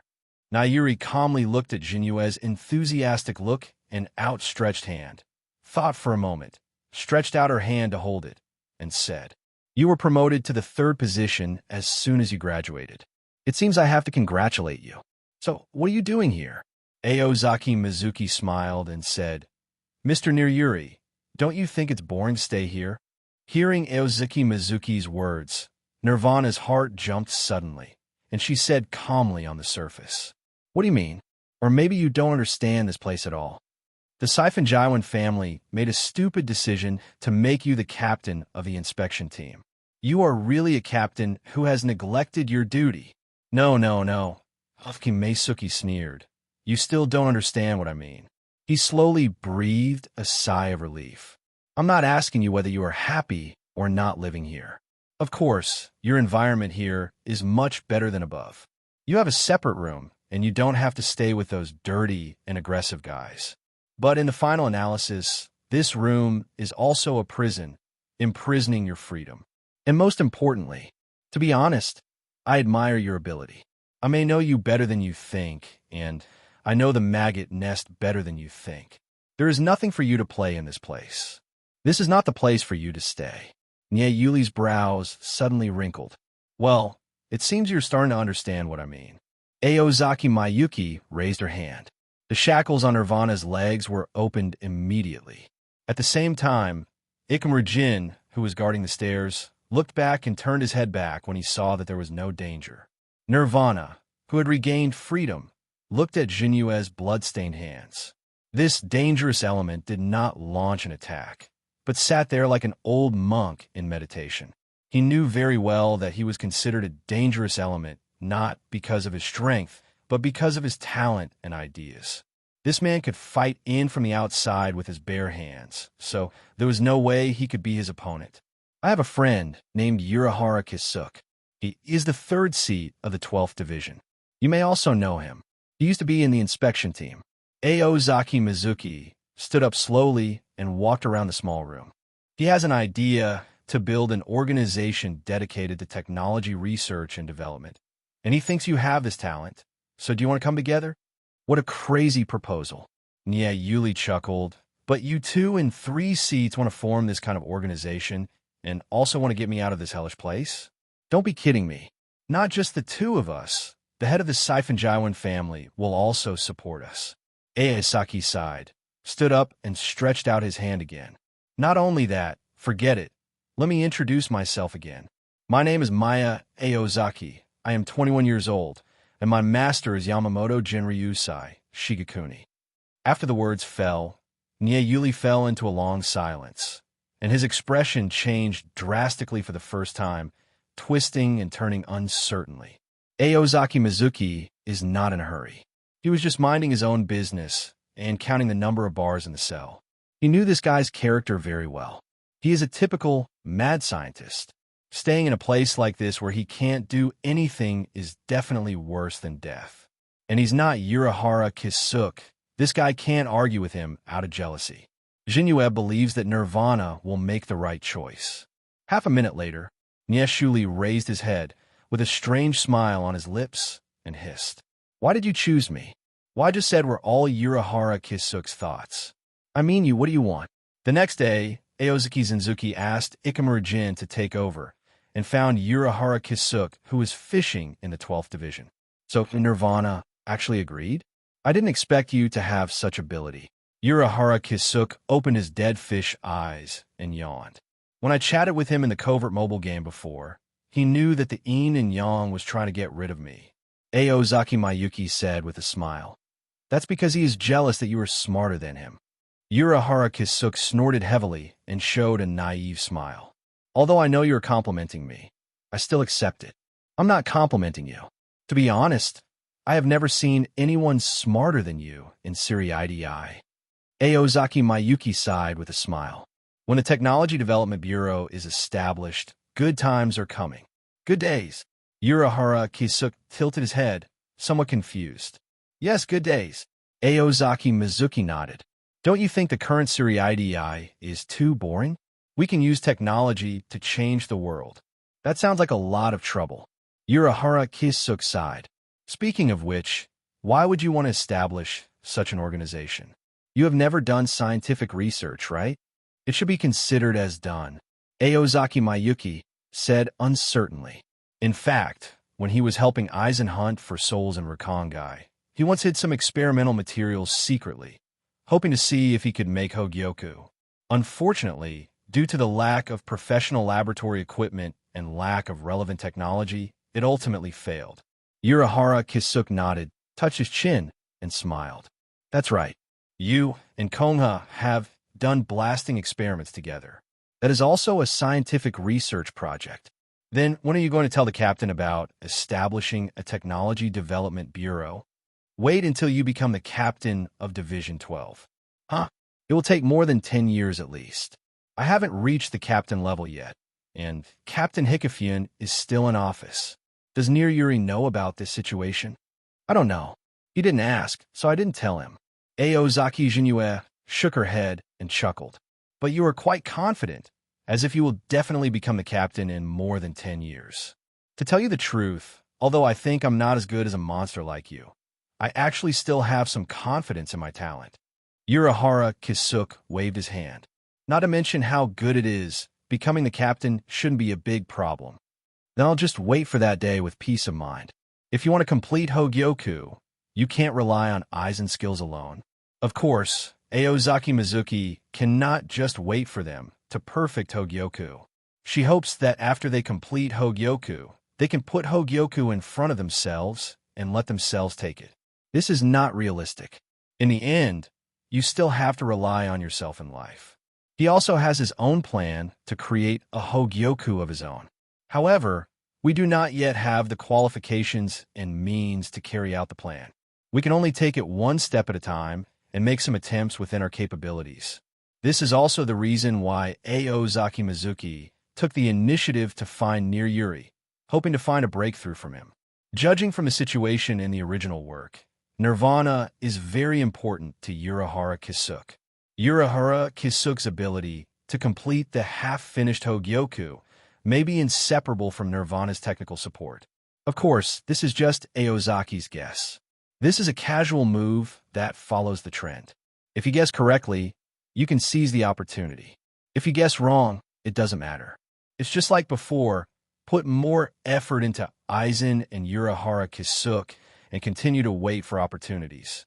Aozaki Mizuki crossed her chest and shook her head and said helplessly, "Actually, I also hope to establish a technology development bureau as soon as possible, but with 2 and 3 seats, our strength and status are not enough. Even with Yoruchi's support, I'm afraid it will be difficult to gain the teacher's approval. The teacher is a stubborn old man. Well, that's going to be difficult." Urahara Kisuke showed a rare sincerity of disappointment. This was something he was rarely interested in. 2 children. The sudden sound startled both of them into a cold sweat. 2 vice-captain-level Shinigami were actually approached at such a close distance without being noticed. The strength of those who came was definitely extraordinary. Looking back, a beautiful woman wearing a white feather fabric, long purple hair, and a sexy and plump figure was standing behind them. "Captain, I'm not lazy. I just came out for convenience and will be back soon." "What a coincidence, Miss Kiryu. I came out with Kisuk for convenience. I'm going back to work first," etc. Hikifune Kiryu smiled and glanced at Zenzuki and the two, who looked embarrassed, and put his soft but strong hands on their shoulders, obviously not intending to let them go so easily. "What were you talking about just now?" "There's nothing to talk about." Both of them shook their heads. Hikifune Kiryu stretched out his index finger and shook it, and said proudly, "But I just heard about Nirvana, the Technology Development Bureau, and so on." Nirvana was a former member of our squad, and was later imprisoned in the maggot's nest. Aozuki Mizuki raised her forehead and said, "Didn't you hear it from beginning to end?" "I was too far away just now, so I couldn't hear clearly." "Please tell me in detail," Kiryu Hikifune said, holding his chest. But Aozuki Jinue wanted to refuse, but suddenly her eyes lit up and she said seriously, "Forget it, it's not something shameful. In fact, it's like this." After hearing this, Hikifune Kiryu nodded in enlightenment. "Well, it is indeed a good idea to set up a research and development department for new technologies and new spiritual tools." "Miss Kiryu is also interested?" Aozaki Mizuki asked. Full of interest, Hikifune Kiryu said with a half-smile, "You 2 and 3 seats don't mind if I join you, right?" "Of course I don't mind," Aozaki Mizuki hurriedly replied, and Urahara Kisuk on the side also nodded. "In that case, let's decide Technology Development Bureau, a good name. Leave it to me, Commander-in-Chief." She touched her chin and said confidently, with Captain Yamamoto's stubborn personality, "It is impossible for 2 brats, Aozaki Meisuki and Urahara Kisuk, to persuade him to establish a Technology Development Bureau." But it was different when she went to find Yamamoto. After all, she was one of the people recognized by Lord Soul King as the history of the Soul Society itself by virtue of her temporary soul technology, and was qualified to join the Zero Division. Aozaki Mizuki said in surprise, "Is this too fast?" He was really confused by this vigorous and resolute style. "This is too fast, but you shouldn't do this kind of thing so fast." But when I thought about it again, I felt it was understandable.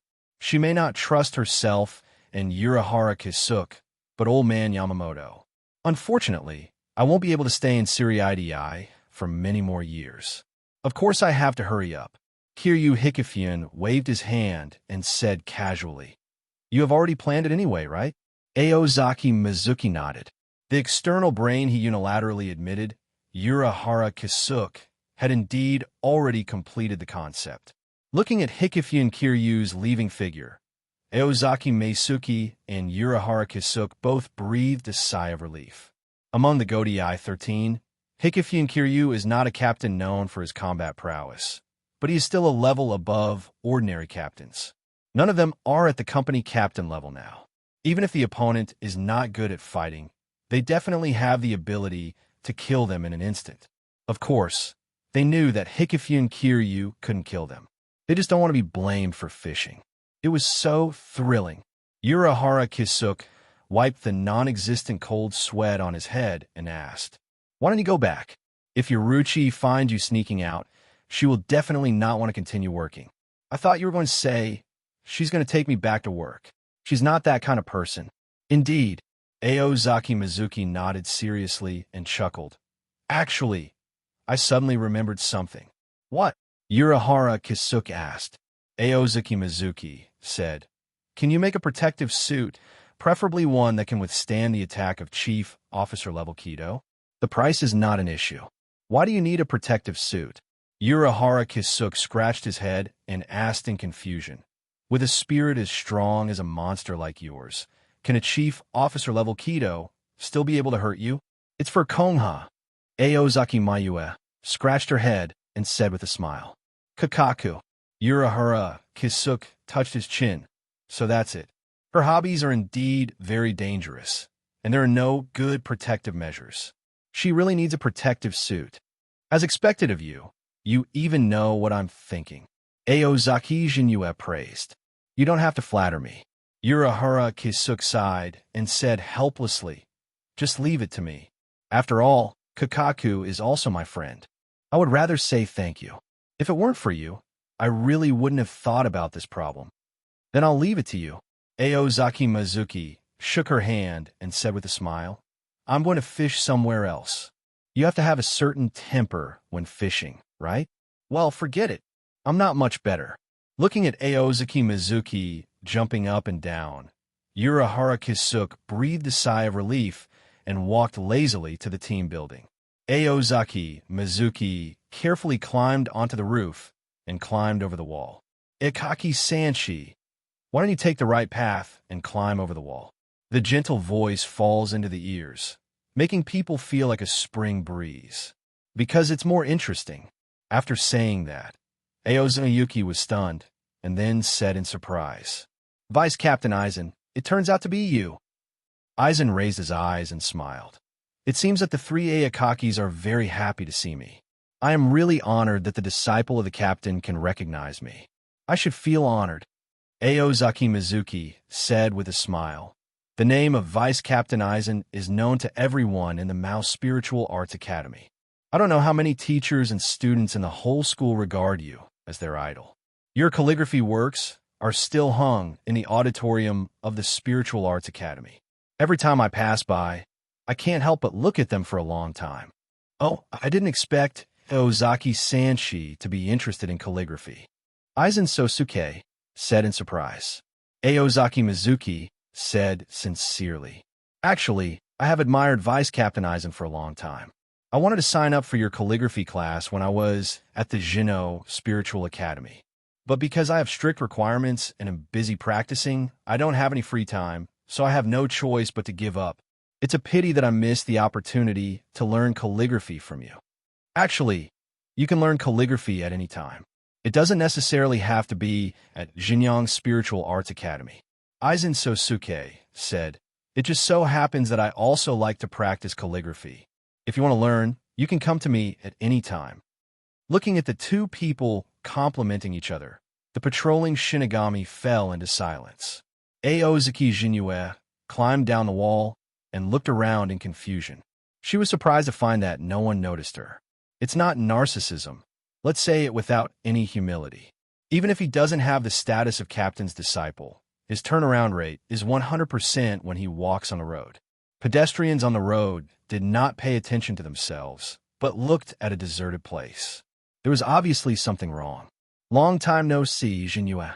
Kyoka, Suijetsu. Aozaki Yuki suddenly understood after hearing the familiar voice, nodded and said, Long time no see, Aizen-sama. Aizen Sosuke walked from the shadows to Aozaki Mizuki. It seems that you are not surprised that I came to you. Didn't you ask Ian to give me a hint when you were at the Spiritual Arts Academy? Aozaki Jinue smiled and said, You said I was smart when we were in Rukongai, so please believe in my abilities.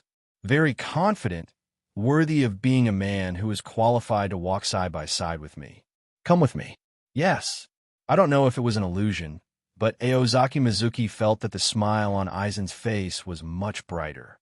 The two of them slowly walked side by side to the west of the Siriidii, leaving the 12th Division dormitory area and setting foot on the residential area where civilian Shinigami lived.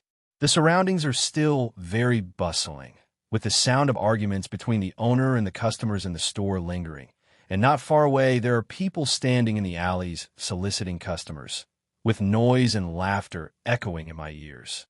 Aizen Sosuke seemed to be feeling something and said, Mizuki, what do you think of this world? Aozaki Maya was slightly surprised, as if she didn't expect Aizen to suddenly talk about such a high-level topic. He fell into deep thought, searching for a suitable answer in his mind to deepen Aizen's sense of identity. Aizen was not in a hurry, standing on the roadside and looking at him quietly. Recalling Aizen's attitude towards Siriidii, Aozaki Mayuki looked at the pedestrians on the road and spoke slowly. When I only see their words, I think the world is wonderful. But when I think about more people and things, I feel that it's not good enough. Interesting answer. Aizen Sosuke asked with a smile. I wonder who you were thinking of and what did they do? Aozaki Mizuki said generously. Of course there are those guys who are in high positions, but only bring trouble to others. Aizen Sosuke chuckled and said, "It seems that Jinyue has a deep resentment towards the Tsuneya Shiro family. In fact, I don't have a good impression of them either. This is natural.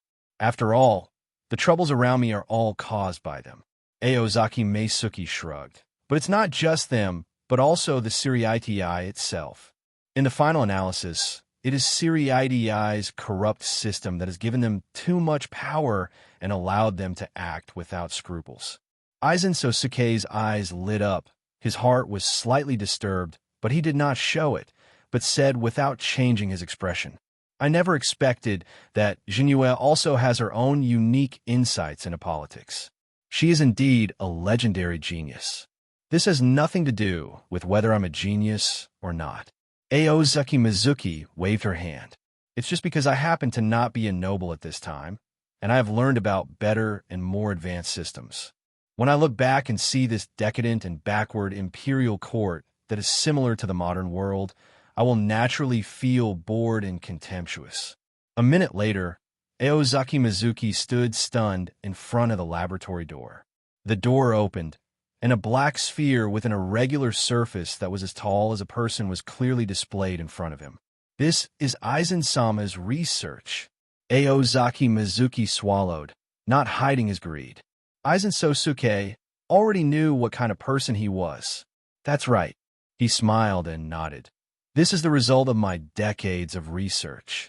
There was no one else in the laboratory, and it was silent.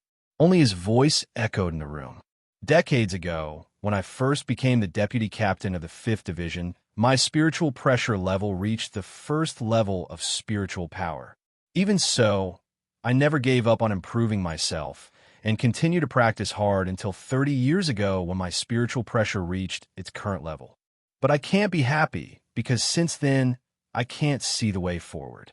No matter how I practice, my spiritual pressure has not increased at all, and freeing the Zanpakuto can no longer bring me any improvement in spiritual pressure. Later I understood that this is the end of Shinigami. This situation will happen for no other reason than the limitations of Shinigami's life." Aozaki Mizuki was excited and asked at the right time, "So, Aizen-sama wants to break this restriction?" Aizen Sosuke said slowly, with appreciation in his eyes. "Yes, in order to break this limitation, I spent decades and used the souls of hundreds of Shinigami and Rukongai residents with Shinigami potential to create this beautiful gem. With it, you can cross the boundaries of Shinigami and become a higher level of life. Since this jewel is so important," Aozaki Miyuki frowned and said softly, "I'm afraid it's not good to show it to me so easily. When did I gain your trust? Don't forget what we did. Jinyue, I watched you do it with my own eyes. That's not just killing people, but violating Siriitii's taboos. If our crimes are known to the Siriitii, the captain will not forgive you. We are walking side by side on the road of no return. This is why I trust you. What's more," Aizen Sosuke said with a smile, "if you have the ability to take the gem from me, it's not a bad idea to give it to you." "Nonsense. I have the ability to grab it early. So do I need your consent?" As if affected by the emotion in Aizen's words, Aozaki Meisuke was no longer so nervous. He snorted angrily, not giving Aizen any face. Aizen was stunned for a moment, but he actually tolerated his arrogance and did not get angry. He just smiled and continued, "Come closer and have a look. Feel its power." Aozaki Mizuki walked forward obediently, stretched out her palm through the glass, pointed her palm at the beautiful gem, scanned it with her eyes, and felt it with her heart. He couldn't see the beauty of this gem at all. It was just a huge briquette. "How do you feel?" Aizen asked. Aozaki Jinyue shook her head and said disappointedly, "A little disappointed. I didn't feel any magical power at all. This is normal, because this gem is currently only equivalent to a collection of souls," Aizen said with a smile, looking sideways into the glass container, and suddenly realized that the black ball was indeed a bit ugly, even embarrassing. It's like a child happily sharing a favorite toy with a friend, but the friend is not interested at all and even dislikes it. This made him feel a sense of loss. He shook his head. "No, not even a collective. There are too few fragments of the Soul King. and these souls cannot be completely integrated. There are also external souls that are attracted by the Soul King's fragments and react with the spiritual pressure of the soul in Hogyoku, interfering with the formation. It can only be regarded as many souls being forcibly piled together. This kind of thing is just superficial and does not have any magical power. Aozaki Mizuki asked, "That means you have not failed. This thing can continue to be improved, right?" "That's right." Aizen turned his head, his heart moved slightly, and he regained his confidence that everything was under control, and said, "This is also the purpose of why I came to you. This broken gem still lacks the most critical materials. This is just the beginning. If we have the right materials, we can definitely complete it," he said in his heart. This was the first time he had the idea of proving himself in front of someone, and it didn't seem to be a good sign.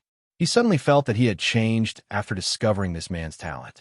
If you face other people, your thoughts should be on how to hide your emotions, and you should not have this inexplicable competitiveness. Aozaki Mizuki was completely unaware of Aizen's rich psychological activities. He touched his chin and tilted his head and asked, "What material?" "The fragments of the Spirit King." Aizen paused and said each word. "Without the inspiration of the Soul King's fingertips, would you know the materials needed to make Hogyoku?" "As expected of you, Aizen Sosuke."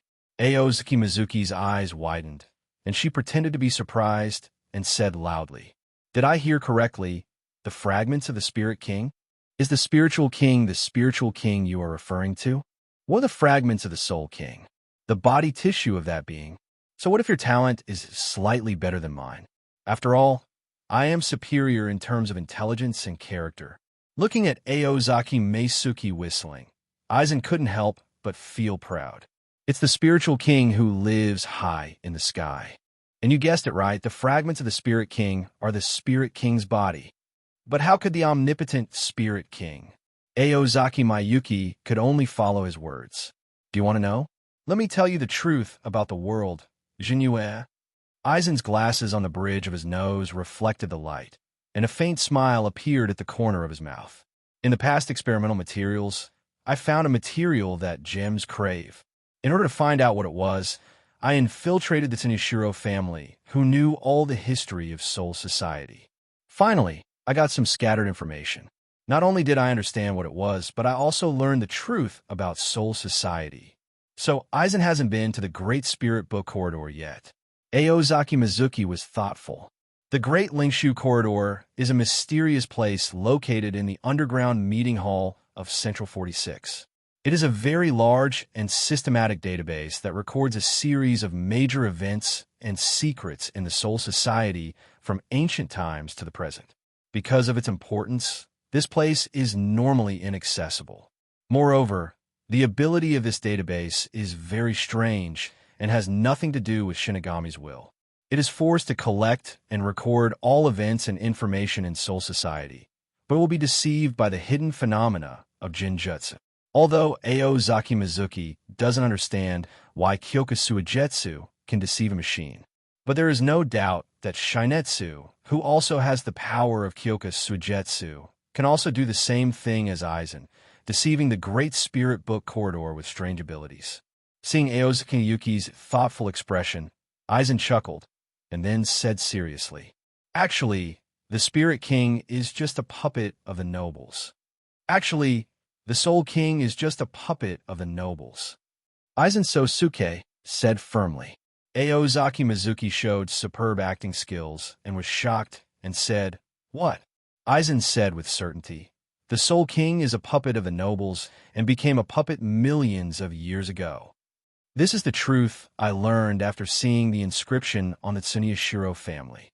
He nodded solemnly and then whispered, "According to the hidden history of the Tsunishiro family, the ancestors of the Tsunishiro family attacked the Spirit King and sealed the Spirit King in crystal. The ancestors of the Tsunishiro family were afraid that the Spirit King, who would not fight back, would break the seal and destroy them. So I chopped off the limbs of the Spirit King, hollowed out his internal organs, stripped him of his strength, and then fell to the lower realm. They continue to weaken the power of the spiritual king, just to create a king that is convenient for them to control. However, although he was made into a human stick, the Spirit King did not actually die, but fell into a contradictory spiral of no life and no death. In order to separate the three realms, the ancestors of the five great nobles used the almighty power of the Soul King as a wedge to turn the chaotic world into the three realms of Soul Society, the real world and Hueco Mundo today. This is real history. Aozaki Mizuki was calm in her heart, but on the surface she was extremely shocked. He swallowed, was silent for a moment, and said, "It seems that the source of the Tsuneshiro family's madness is their ancestors. They are really audacious, even daring to do such a thing." Aizen laughed and said, "Do you sympathize with the Spirit King?" Aozaki Jinue waved her hand. "How could it be possible? The Soul King is not worthy of pity. Isn't it his own fault for all this?"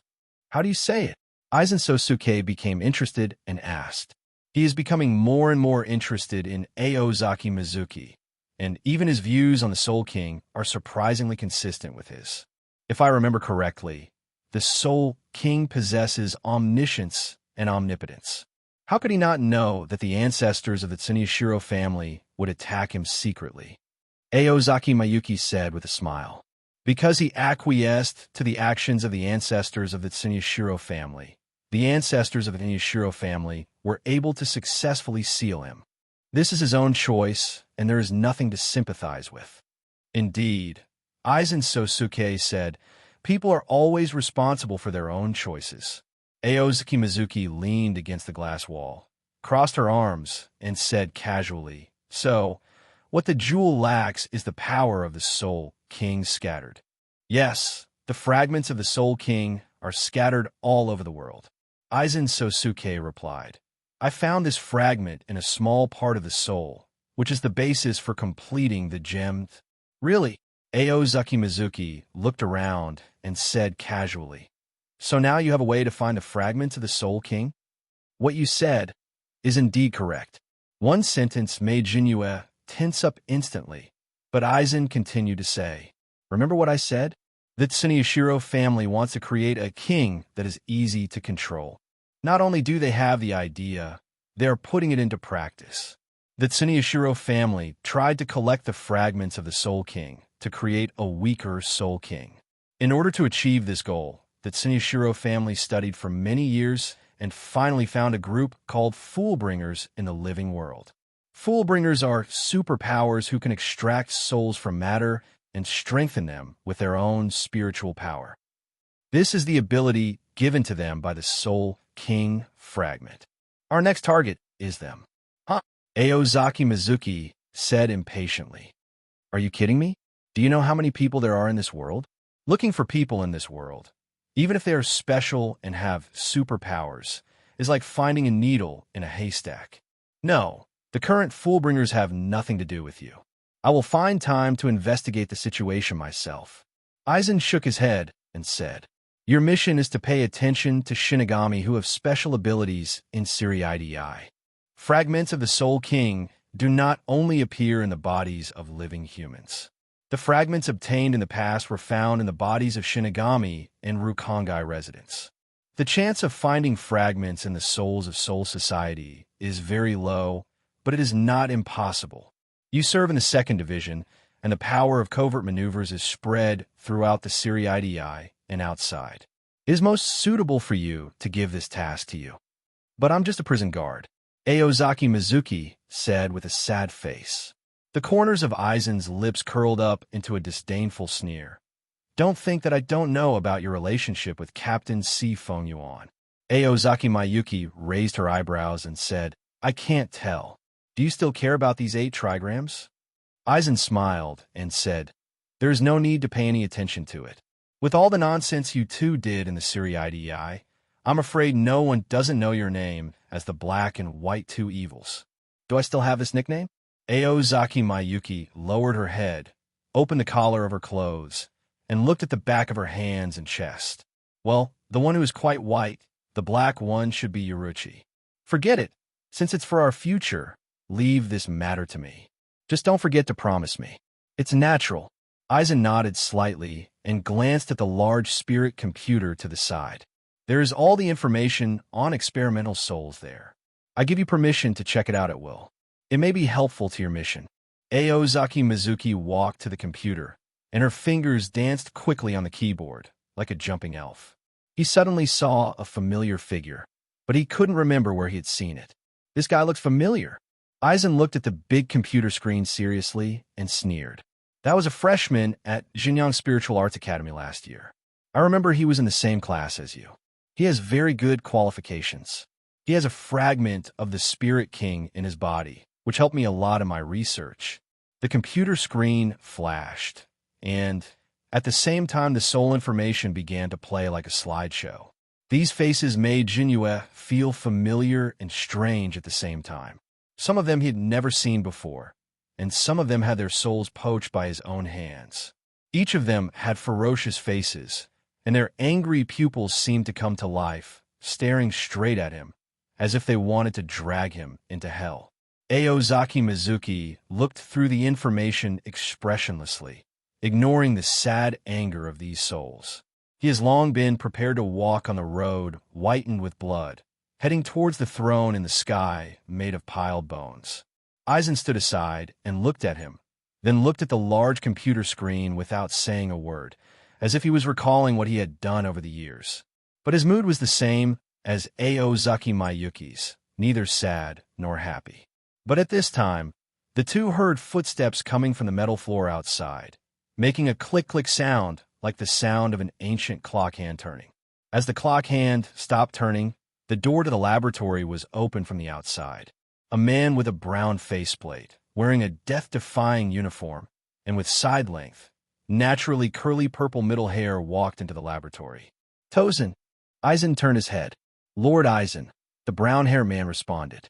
In the dim laboratory, only the computer screen shimmered with light, barely able to illuminate 3 faces, 2 white and 1 black. But light means nothing to Dong Xian, and there is only endless darkness in his pale pupils. All Dong Xian could do was to move his ears slightly and judge by the sound of breathing that there was a third person present. The third person's concealment skills were so high that he still couldn't feel the spiritual pressure at such a close distance. This should be our first official meeting, right? Tozen Kaname, Aozaki Mizuki, said enthusiastically, standing in front of the screen without any intention of moving, and her fingers clicked on the keyboard. Let me introduce myself. My name is Aozaki Meisuki. From now on, we will be partners fighting side by side. Tozen ignored him, walked straight to Aizen, and took out a glass container. Lord Aizen, this is today's harvest. Aizen took the glass container and raised his lips as he looked at the soul inside. This is the last time. We won't need this anymore. We have a new goal. Go say hello to Zhenyu, Dong Xian.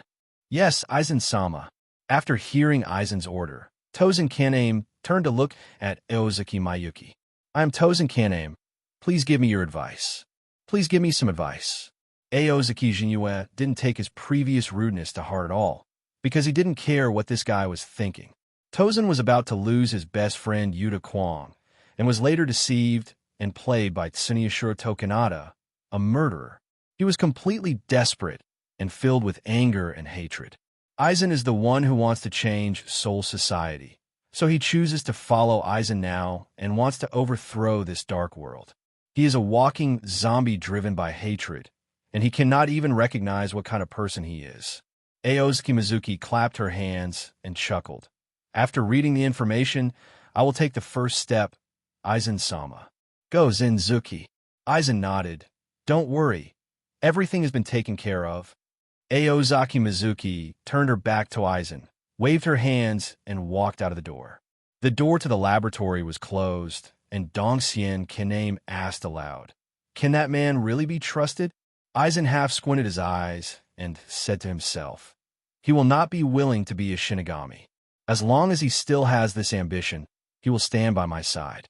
Aozaki Mizuki walked on the street, watching the lively streets while slowly walking towards the direction of the maggot nest. That night, Aozaki Mizuki, who had been fishing outside all day, came to the maggot nest. When the door was opened, It could be seen that the prisoners had already gotten to know the new manager, and they all huddled in the corner and did not dare to move. But this is only temporary. Before long, the closed space will torture their spirits, making them numb and forget their fear and wave their fists at Aozaki Meisuki again. Has the transformation been completed? Aozaki Mizuki stood at the top of the stairs, leaning against the wall with her arms folded. The prisoners behind him glanced at his defenseless back, hesitated for a moment, and then lowered their heads. It's basically done. Just need to send this thing in. Standing in front of him was Ikamaru Jin holding a machine that looked like a simple computer. Are you too kind to that lunatic? Do you really value scientists? Aozaki Mizuki nodded, turned around, and glanced at the other side of the stairs, saw the shadow on the ground, and suddenly smiled. The owner of the shadow wore strange earrings, which turned the shadow's ears reflected on the ground into a triangular shape. Noticing his eyes, Ikamaru smiled sarcastically. That guy is indeed a lunatic. I really don't know what he thinks. He actually loves that kind of funny dress. Geniuses are always a little different from ordinary people, which is understandable. Aozaki Mayuki said with a chuckle. As far as the three geniuses he knew, including Nirvana, there was indeed no normal person. Except for Nirvana, the mad scientist. Urahara Kisuke not only often teases others, but also likes to be lazy. He is young and decadent, like a middle-aged uncle, but sometimes he is terrifyingly calm, so contradictory that people have to doubt his mental state. Not to mention Aizen, who has lofty ideals and wants to overthrow the old order of Soul Society and establish a new, fairer order. However, among the three of them, Urahara Kisuke, a neurotic genius, is the most like an ordinary person. Maybe you can take care of him? The expression on Ikamaru Jin's face was as if he was hesitating to speak, but finally he couldn't help but speak tentatively. There were many mechanisms installed in the room, but he was still a little worried. Although the guy named Nirvana is crazy, he is really smart. Because he is very smart, he knows what to do now. Don't underestimate him. He is a madman, but he is a rational madman. Aozaki Mizuki withdrew her gaze from the ground and said lightly, as long as he doesn't go too far, let him go. Ikamaru Jin was silent for a moment after hearing this, and finally sighed helplessly. This guy is always so confident. I really don't know if he can see through people's hearts or if he is overconfident in his vision. But his vision was never wrong. Everything seemed so natural. We meet again, Mr. Nirvana. Just as Ikamaru's thoughts were flying in his heart, Aozaki Mizuki's calm voice sounded in the room. Yuli didn't even raise his head. He was lying on the table and messing around with something. Aozaki Meisuki walked in and looked around the room. The appearance of the cell has been greatly changed. The area has been expanded a lot, and half of it has been transformed into a simple laboratory.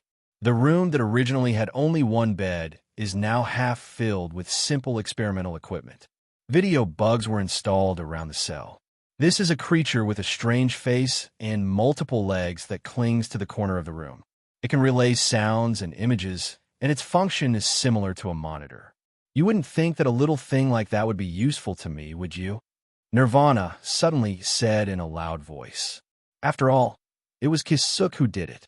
His skills are incredible. I have confidence in him. Aozaki Jinue spread her hands, pulled out a chair, and sat down in front of him. And I trust your mind and won't act like an idiot and do something stupid.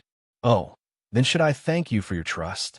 Nirvana sneered, curled her lips, and said, You and Urahara Kisuke are both really unpleasant people. It's very impolite to call someone else a guy, Mr. Nirvana. Eyes slightly narrowed. Aozaki Mizuki said with a calm voice and a smile. A guy with a bad personality. The corners of Nyeyuli's eyes twitched, and he got up silently and walked to the bed. If it wasn't for his lack of strength, he would have already taken action. Aozaki Mayuki followed behind him. I saw him pressing on the wall beside the bed. A flash of white light flashed past the press position on the wall, and the white wall appeared without warning, hiding the laboratory behind it. You are indeed Mr. Nirvana, a man who has become the most dangerous prisoner of the maggot nest by virtue of his intelligence. Aozaki Mayuki's eyes shone brightly, and she couldn't help but sigh in admiration. Ikamaru Jin nodded in agreement. He didn't install this thing.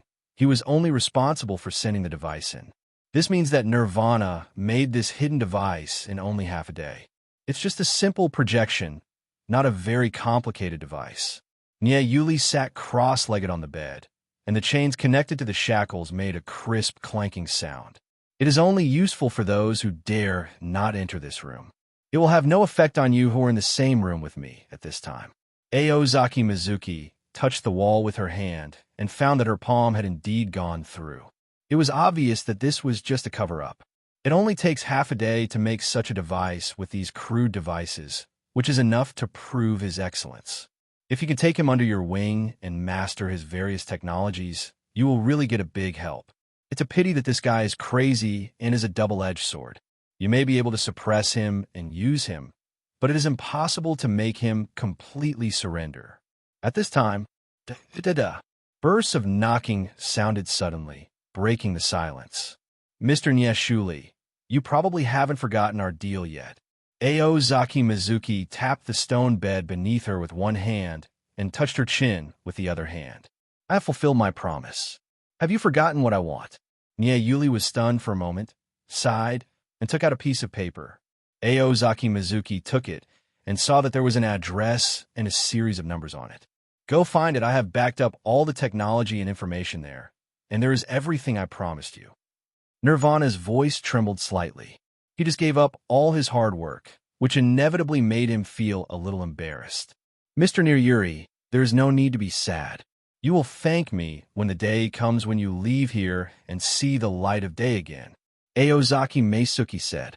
Leaning against the wall, Nyeyuli held her hand tightly, and her trouser legs were wrinkled, like winding roads intersecting to form an exquisite and small maze. He looked at that handsome face, quickly calmed down, and smoothed his clothes. I'm waiting for that day, Nirvana said softly. The past is a foregone conclusion, and he is more concerned about the future. This simple laboratory can only be used for recreation and entertainment. If you want to continue the research from 100 years ago, you must leave here. Wait patiently. I will never let you down, Aozaki Jinyu said. After all, I am the same. I don't want you to stay here and waste your talents. There are more important things in the world waiting for you to do. Aozaki Mizuki smiled and patted Niriyuri's shoulder, then stood up and walked out of the cell, climbing up the long steps illuminated by lights. Nirvana raised her head and watched his back disappear into the light and shadow. The prisoners were still huddled in the corner, and the dungeon door slowly opened. The members of the supervisory team formed a human wall, like shadows in the night, stationed throughout the maggot nest. The team members bowed their heads with respect and greeted the two superiors who came here for inspection. Do you need me to accompany you? There may be unexpected dangers in the mad scientist's secret lair, Ikamaru Jin said calmly, strapping on his sword as he spoke, and looked at Aozaki Mayuki. Although Nirvana's strength is not that strong, he has such talent after all, and may set up a trap in the laboratory. Of course there is a trap, but I've been told that he is not willing to let me die now. Saying that, Aozaki Mizuki turned over the note that Nirvana handed to her, and the dense words were written all over the paper. You don't have to accompany me. This matter must be done secretly. The fewer people know about it, the better. In this case, you go home first and keep an eye on Ranjiku, and don't let her run around. Ikamaru Jin was silent for a while. Keep an eye on Ranjiku. This is my responsibility. Leave it to me. Please. Watching Ikamaru Jin leave, Aozaki Mayuki retracted her gaze and gently touched Izanmora on her waist. He would like to thank Aizen for showing him the shurikai of Kyoka Sujetsu. Otherwise, there is a great spirit book corridor observing every move in the Soul Society at any time, and some things really cannot be done too blatantly. But with Kyoka Sujetsu, who can deceive the great spirit book corridor, he has much less worries. Aozaki Mizuki raised his head and looked to the east of Siriidi. There were no clouds in the sky, and the stars and the moon were shining brightly.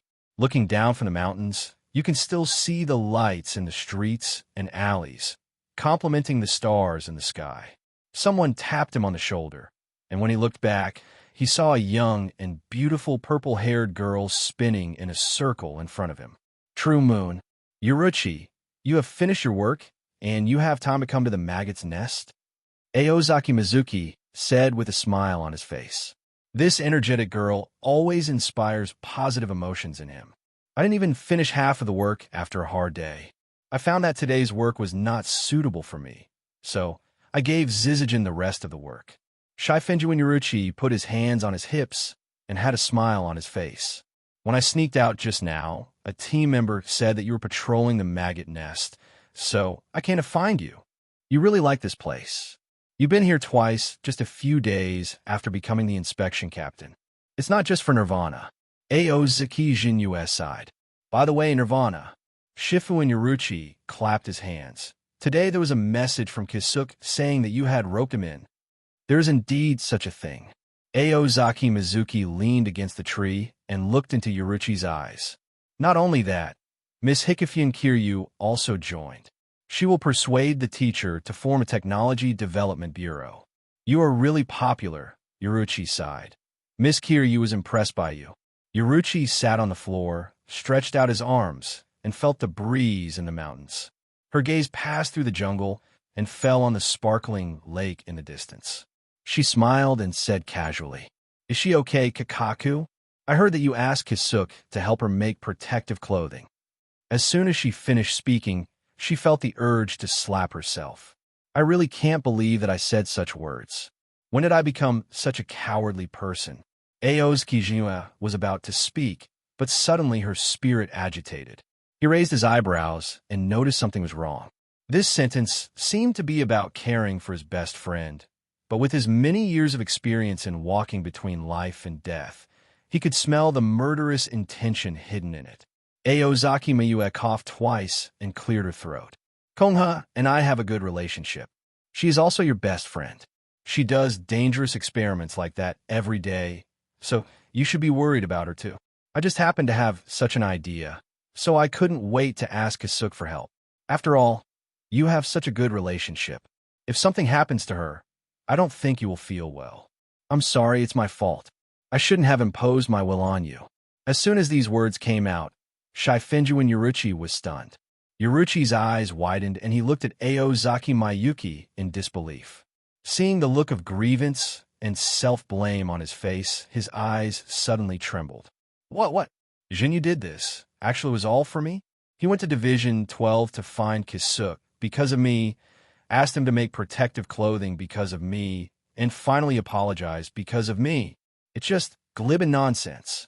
You are basically treating me as a fool. I still don't know who you are. Shifenju and Yuruchi was moved for a second, then immediately came back to his senses and rolled his eyes angrily. How could this guy think so much when doing such a thing? He definitely couldn't stand the temptation of Shiba Kazuru's beauty, so he asked Urahara Kisuk for help. Damn guy, you've never given me a gift. Am I worse than that woman? She glanced down. Isn't it just that the height is a little shorter and the figure is a little worse? I am not yet 200 years old. I will grow up sooner or later. By the way, what happened to that woman, Q? How could he grow into such an enviable look despite being the same age as me?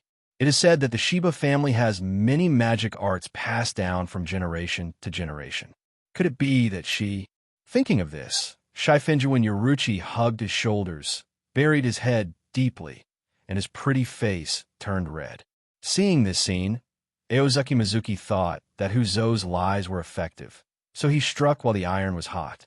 Actually, I also have a gift for you. Shifenju and Yuruchi covered his face with his arms and asked without turning his head, "Where's the gift?" Aozaki Mizuki lowered his head and saw her smooth neck, wearing a ribbon tied in the shape of a bow. She looked like a pitiful kitten, and her eyes suddenly lit up. It's a small piece of jewelry, but it's not ready yet. I hope you can give me some time. Shifenju and Yuruchi's thoughts had already drifted to Junranin, the first district of Nishi-Rukongai, but he did not continue to embarrass Aozaki Mayuki and quickly agreed. Then he said goodbye and ran towards the west of Suriidii. Aozaki Mayuki looked at her leaving back in astonishment, wondering why she was so excited. How should I put it? It should be said that he is self-aware or that he is not a narcissist, and giving gifts will not make Yoruchi so happy. There must be something more exciting happening for Yoruchi to behave like this. What could it be? No matter what, Ozuki Mayuki's curiosity was aroused by her. The more she didn't let him know, the more she wanted to know. People are often full of curiosity about unknown things. Aozaki Mizuki thought about it, but couldn't think of a reason. She simply suppressed her desire to explore and seek knowledge for the time being, and decided to ask Yoruchi the next day. He still has his own things to do. Aozaki Mizuki took one last look at the direction Yoruchi was leaving, and Shuunpa disappeared and ran quickly in the opposite direction. East Rakongai District 76, Nigu. Aozaki hid in the darkness at night, ran all the way to the suburbs, and found a dilapidated house in a small village. He didn't rush into it. It has been 100 years since Nirvana left, but Aozaki Mizuki discovered the breath of strangers here. The dim light reflected several blurry figures on the windows. Aozaki Mizuki concealed her aura, slowly approached, and saw the scene inside through the window. 5 men sat cross-legged around the house, with rusty Madara swords beside them, and their clothes were covered in Madara spots, stained red with blood. The 5 people were eating food they had snatched from nowhere, and the blood on the food had not yet dried. Not only that, he clearly felt the blood on the 5 people, and they definitely killed a lot of people. This is the case with the areas at the bottom of the rankings. Unmanaged suburbs are no place for people to live.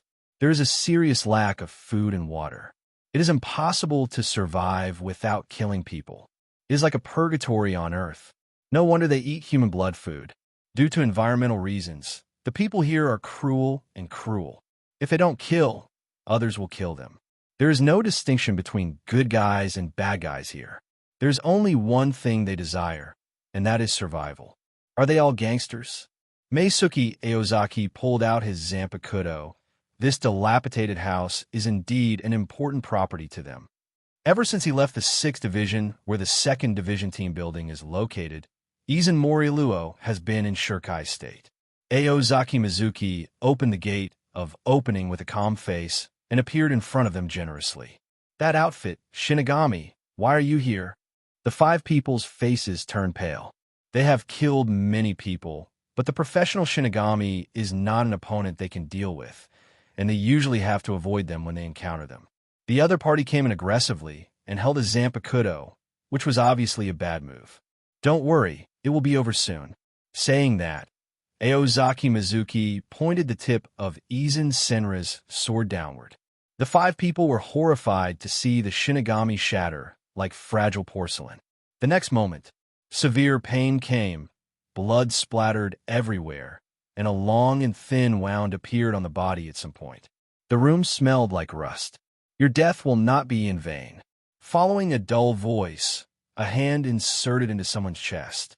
A series of shrill screams fell into his ears. Aozaki Mizuki looked at the transparent vessel in his hand and put the soul of the last person into it. Of the 5 people, 2 have Shinigami qualifications. This chance cannot exist in District 62. Sure enough, the more fierce the competition, the easier it is to find talented people. After all, here, people without talent have a higher mortality rate. This is like raising a poison. Only the strong can survive to the end. Aizen no longer needs these souls, but Aozaki Mizuki still needs them. The souls he has privately stored are not enough to make Hogyoku. Jinue put away the glassware, without any so-called sympathy or pity in her heart. None of these people have blood on their hands. If you have time to sympathize with them, why not think about what to eat for 3 meals a day tomorrow? What's more, he is also a member of the Godai 13 who maintain order. Killing these gangsters who disrupt local security should be an act of justice. When Old Man Yamamoto finds out, he might even praise him and even award him a banner. Aozaki Jinue stood there and waited for a moment. When all the corpses turned into spirits and dissipated, she started searching the house. He took out Nirvana's note from his pocket, followed the instructions on it, and walked out of the living room and came to the bedroom. The moonlight outside was obscured by dark clouds. In the hazy light, Jinue found the secret mechanism hidden on the wall. I pressed on the wall and heard a crisp bang sound coming from under the bed in the bedroom. Aozaki Mizuki calmly pushed the wooden bed open and found that there was indeed a secret passage hidden underneath. He raised the eternal treasure, Sunluo, and gathered the souls on the blade. In an instant, the blade emitted a faint blue light that illuminated the dark passage. Aozaki Mizuki looked into the depths and laughed. "Let me see what you have done. Don't let me down, Nirvana." Nirvana, this madman, actually started imagining artificial Shinigami 100 years ago. Aozaki Mizuki flipped through Nirvana's scientific research notes, smacked her lips, and exclaimed, "It's a pity that at that time, there was neither soul nor body technology, so he had to start from scratch. It was really difficult for him. The basis of the righteous soul technology is Hikifun Kiryu's temporary soul technology, while the righteous body technology has not been developed until now. It is indeed difficult for him to study such a difficult invention alone. However, his research was not without any results." Aozaki Mizuki opened another notebook. There's a technique recorded in it, a technique that can completely stop the spirit sun. After Aozaki Mizuki looked through it carefully, she seemed to have thought of something and suddenly realized, no wonder this guy wants to study Quincy. This technology was developed by studying the Quincy's ability to control spirit children, manipulate the spirit sun to build a stable spirit sun membrane to isolate the interaction between internal and external spirit suns. This was part of Nirvana's research on artificial Shinigami bodies when she accidentally developed the technology. In his conception, this technology can prevent the artificial Shinigami's soul from being too fragile, causing the loss of spiritual pressure and the collapse of the soul. Wait, quit spiritual pressure. Aozaki Jinue's pupils shrank sharply, and she couldn't help but scream in surprise. He remembered something. Ordinary skeletal remains are high-concentration spiritual bodies that can restore a Shinigami that has lost its strength. The new type of prosthetic body further developed by Urahara Kisuke is a spiritual body without a spiritual sun, and its function is completely opposite to the ordinary prosthetic body. Recall that Aizen once said that external spiritual pressure will react with the spiritual pressure of the soul within Hogyoku, affecting the formation of Hogyoku. He couldn't help but have a terrible guess. It can't be such a coincidence. The technique of quitting the spirit child is the technique needed to make Hogyoku. Aozaki Mizuki closed her eyes and tried to recall the memory of Shinigami. In vague memories, in the original time and space, Aizen did say that he didn't expect Urahara Kisuke's Hogyoku to be so small. It could be inferred from this that Hogyoku, Aizen's failure, should be a big guy. In addition, before Aizen fuses Hogyoku, Hogyoku is always wrapped in a thin film.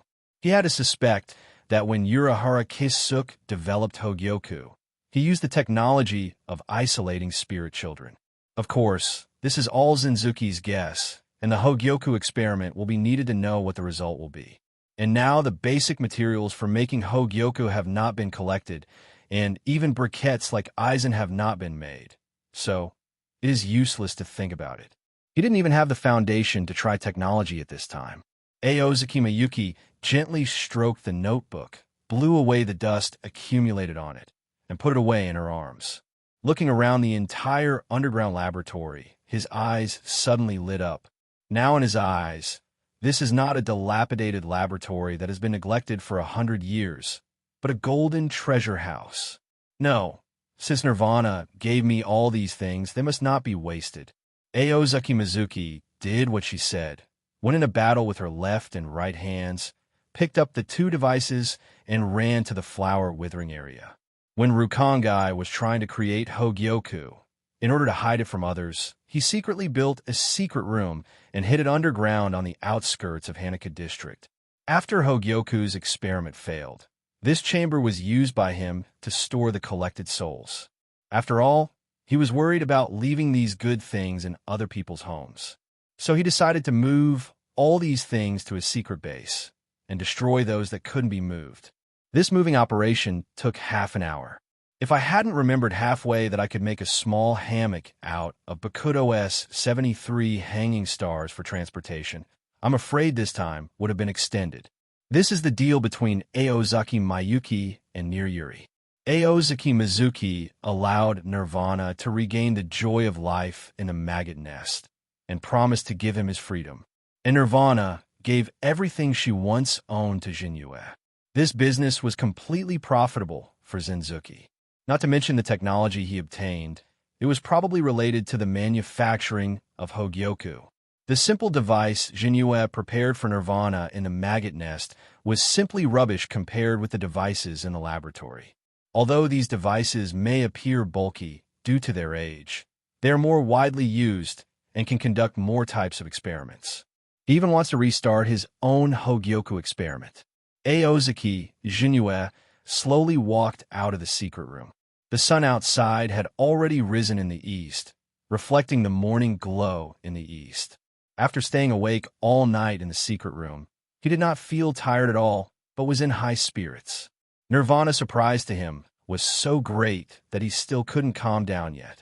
After a while, Aozaki Shinzuki returned to Siriidei. Urahara Kisuke spread his hands and yawned. So why did you come to me so early in the morning? You seem tired? In order to study protective clothing, I didn't sleep all night last night. I was just catching up on sleep in the office. I just squinted for a while, and you called me out. You stay awake at night and fish during the day. It is indeed my external brain, and its living habits are the same as mine. Don't give me a strange identity without authorization. Urahara Kisuke said, I just find that my mind is more active at night, and it is easier to find inspiration. So you came to me just to take advantage of my confusion and trick me into becoming your external brain? Of course not.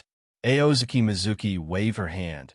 Actually, I have something to ask you for today. After saying that, Urahara Kisuke's head was full of black lines. Who do you think he is? If something goes wrong, come to me. If nothing happens, go to Yoruchi to take care of yourself. How can we be friends like this? Are you being treated as a tool? Or are you part of their strange game? Urahara Kisuke's eyes twitched, and he gritted his teeth and asked, What on earth is going on? Aozaki Jinyue patted his shoulder to calm his mood and signaled him to calm down. It's Yoruchi. She came to see me last night and mentioned Kakaku. Urahara Kisuke immediately raised the corner of his mouth when he heard Aozaki Mizuki mention Yoruchi and Kakaku at the same time. Because he is the initiator of everything. Everything is in his plan. Friends, even if it's a prank, you have to reciprocate politely. This is a qualified friend. Let me guess, Yoruchi knew you were going to give Kakaku a protective suit, and he got jealous. Urahara Kisuke seemed to feel proud and said energetically, She is looking for you all over the world, so you hide here with me? No. Aozaki waved his hand. Urahara Kisuke. ? Yoruchi was indeed a little unhappy, but after I promised to give her a gift, she ran away very excited. Aozaki Jinyue said doubtfully, I don't know what's going on with her, but I always have to do what I promise, so I'm here to ask you to make a gift. Hearing this, Urahara Kisuke couldn't understand Yoruchi's brain circuit for a while. After thinking for a moment to no avail, he could only ask, what gift? The jewelry worn around the neck is the kind Yoruchi usually wears. It is best if it can be changed in size at will. It would be even better if it can be turned into a weapon. Aozaki Mayuki said enthusiastically. Urahara Kisuke was waiting for an answer when suddenly an aura-filled figure approached from a distance. Both of them were diverted at the same time. Urahara Kisuke squinted his eyes for a while and said calmly, The captain went to the first team yesterday to find a captain. You did not return to the team after you left. Your cheerful appearance today may have brought good news. Aozaki Mizuki raised 2 fingers and said, Kisuke, please give those 2 things to you, otherwise I will not be able to live in peace. Can you please give me a little face? Urahara Kisuke glanced at him sideways. Is this the way you should behave when asking for help? Mr. Urahara, please. Aozaki Mizuki bowed. That's pretty much it. Urahara Kisuke nodded. Then I'll reluctantly agree to it. Hikafi and Kiryu walked up to the 2 of them and said with a smile, Mizuki got into trouble again? Absolutely. Aozaki Mayuki raised her head and said with a steady gaze, but with Kisuk's help, I will handle everything. Urahara Kisuk didn't look at him, but looked leisurely at Hikifune Kiryu, who was smiling in front of him. Captain, how is the situation? Has the captain agreed? The captain is personally taking action. How could there be any accidents? Hikifune Kiryu said with his hands on his hips. The captain has agreed to my establishment of a technology development bureau. He appointed me as the director of the Technology Development Bureau, and Aozaki Sanshi as the special advisor to the Technology Development Bureau, with the same status as the deputy director. 3 seats, Urahara. Starting from today, in the name of the director of the Technology Development Bureau, I will officially appoint you as the deputy director of the Technology Development Bureau, responsible for assisting me in establishing the Technology Development Bureau. But in terms of seats, shouldn't Deputy Captain Sarakaki be the deputy director? Urahara Kisuk asked weakly. Why would you choose me as the 3rd seat? Because I understand your talents, Kisuk. Kiryu Hikifune waved, covering his mouth and smiling. Don't worry, I just appointed Hayori Ko as the director of the research office. Aozaki Mayuki raised her hand and asked, what should I do about Nirvana? Do I want him to be a consultant? Give him a consultant position for the time being. I can also provide him with experimental equipment, but I still want him to stay in the maggot nest first. Hikifune Kiryu shook his head. After I am promoted to Division 0, you two will consider the situation and then consider whether to release him. Aozaki Mayuki tilted her head and asked, is there any reason? That man is very difficult to control. I don't have time to train him slowly. Hikifune Kiryu smiled slightly. If you two have the ability in the future, you can find a way to reform him. After hearing this, Aozaki Mayuki and Urahara Kisuk nodded. There were many silhouettes in front, and a little girl ran over with a few people, pointed at Urahara Kisuk, and shouted, Bald man, you are lazy here again. I have been looking for you for a long time.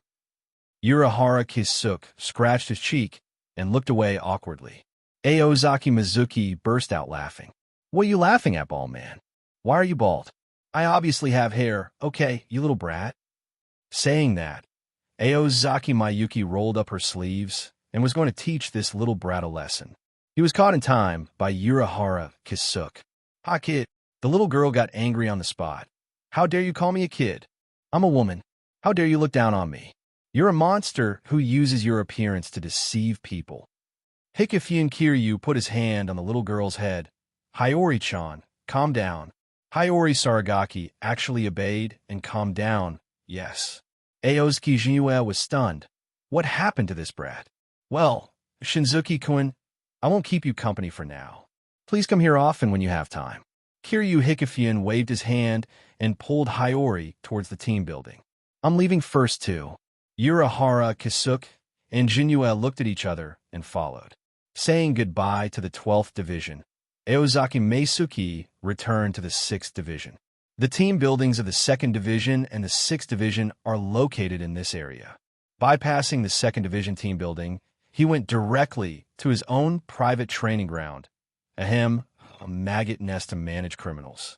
Before entering the maggot nest, he signaled to the surveillance team members to turn off the surveillance of video bugs in ordinary prisons. After all, beating prisoners is not a good thing to talk about, and others don't know that he is doing it for cultivation. Maybe the sages and judges of Central 46 are full and have nothing to do, or they might want to target themselves deliberately. Ikamura Jin smiled, half-smilingly. Captain Sama, don't worry, Misuki-sama will be fine. This is just a routine exercise. I'm afraid that no one knows his strength better than me, except the captain. Shifinjuin Yoruchi said calmly. Of course I believe in him. No one in this prison can hurt his life, but he is not a practitioner now. When? Ikamura Jin was stunned. What could be so urgent that the lazy Shifinjin Yoruchi could say such a thing? Someone attacked the 2nd Division, or was the Siriidii invaded? But after all, he was the 9th official and was not qualified to question Yoruchi, so he remained silent. Shifinjuin Yoruchi said lazily, It's not a secret. Ikamura Jin asked, So what happened? Yoruchi of Saifinjuin leaned against the wall lazily Xinjiang Spiritual Arts Academy was attacked by the rebels, and Nazajin has already led the police team and Xingjun there.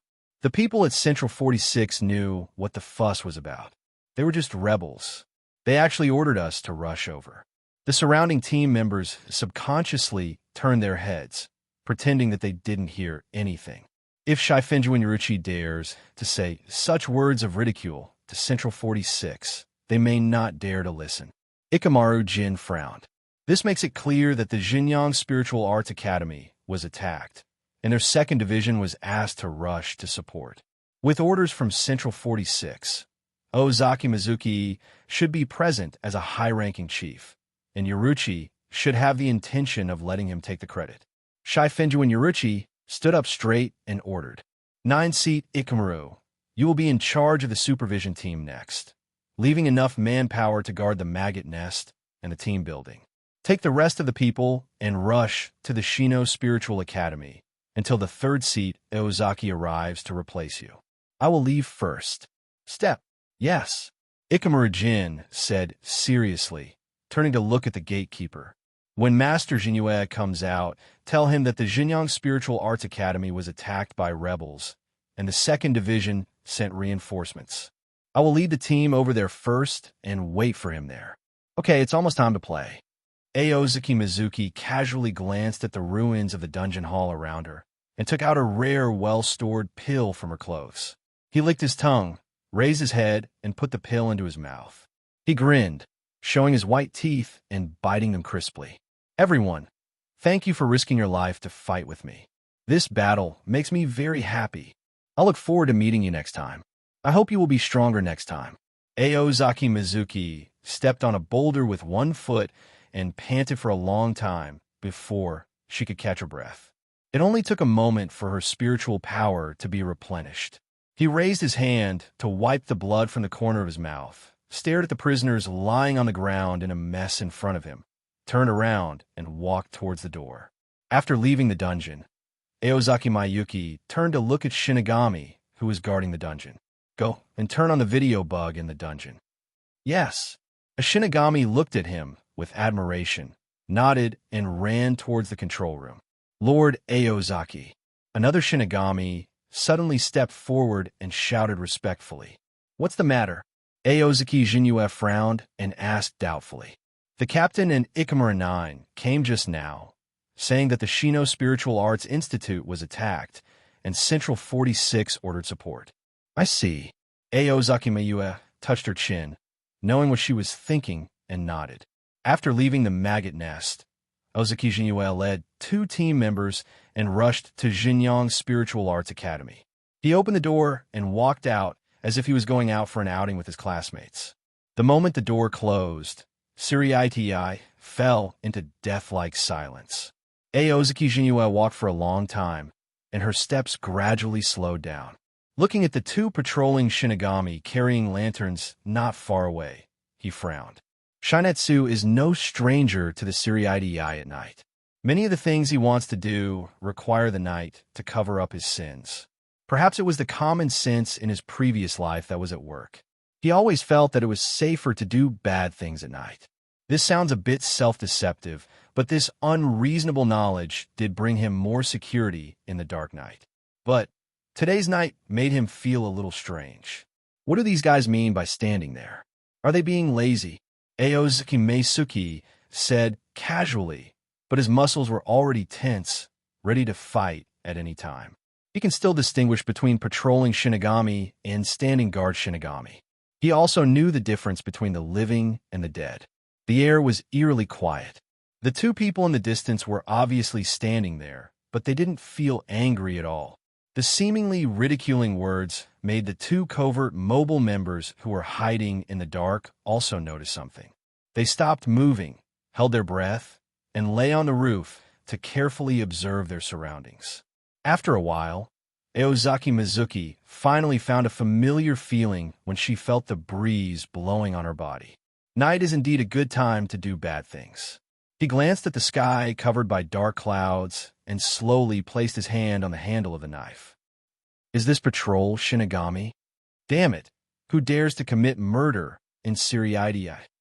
Their bodies haven't turned into spirits yet, so the perpetrators must still be nearby. While shouting, several Night Watch Shinigami carried lanterns and ran towards the direction where the blood stains extended. However, just after turning a corner, several black shadows suddenly fell from the sky.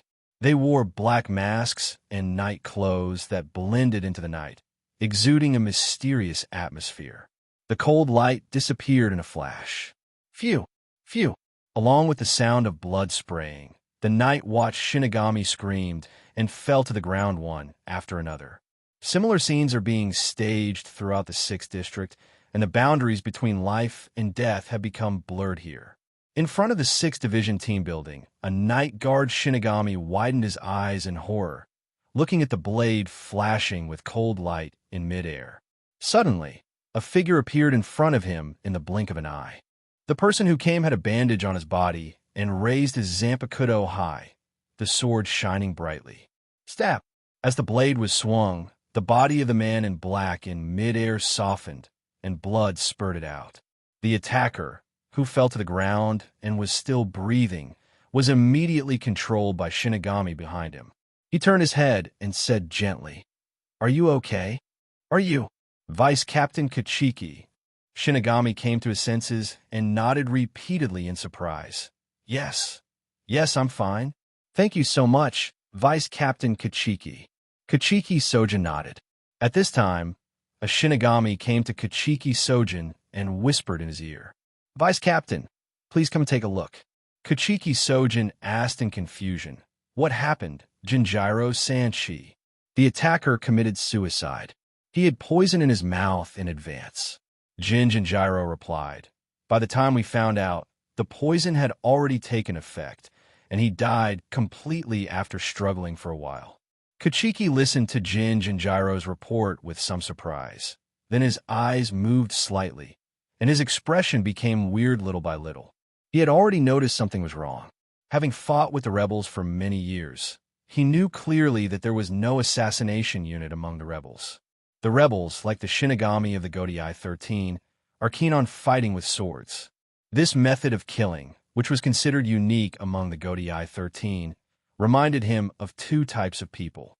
One type is naturally known as covert maneuvers known for assassinations. The other type is the dead soldiers raised by the nobles. As a model of nobility, the Kachiki family naturally would not raise dead soldiers.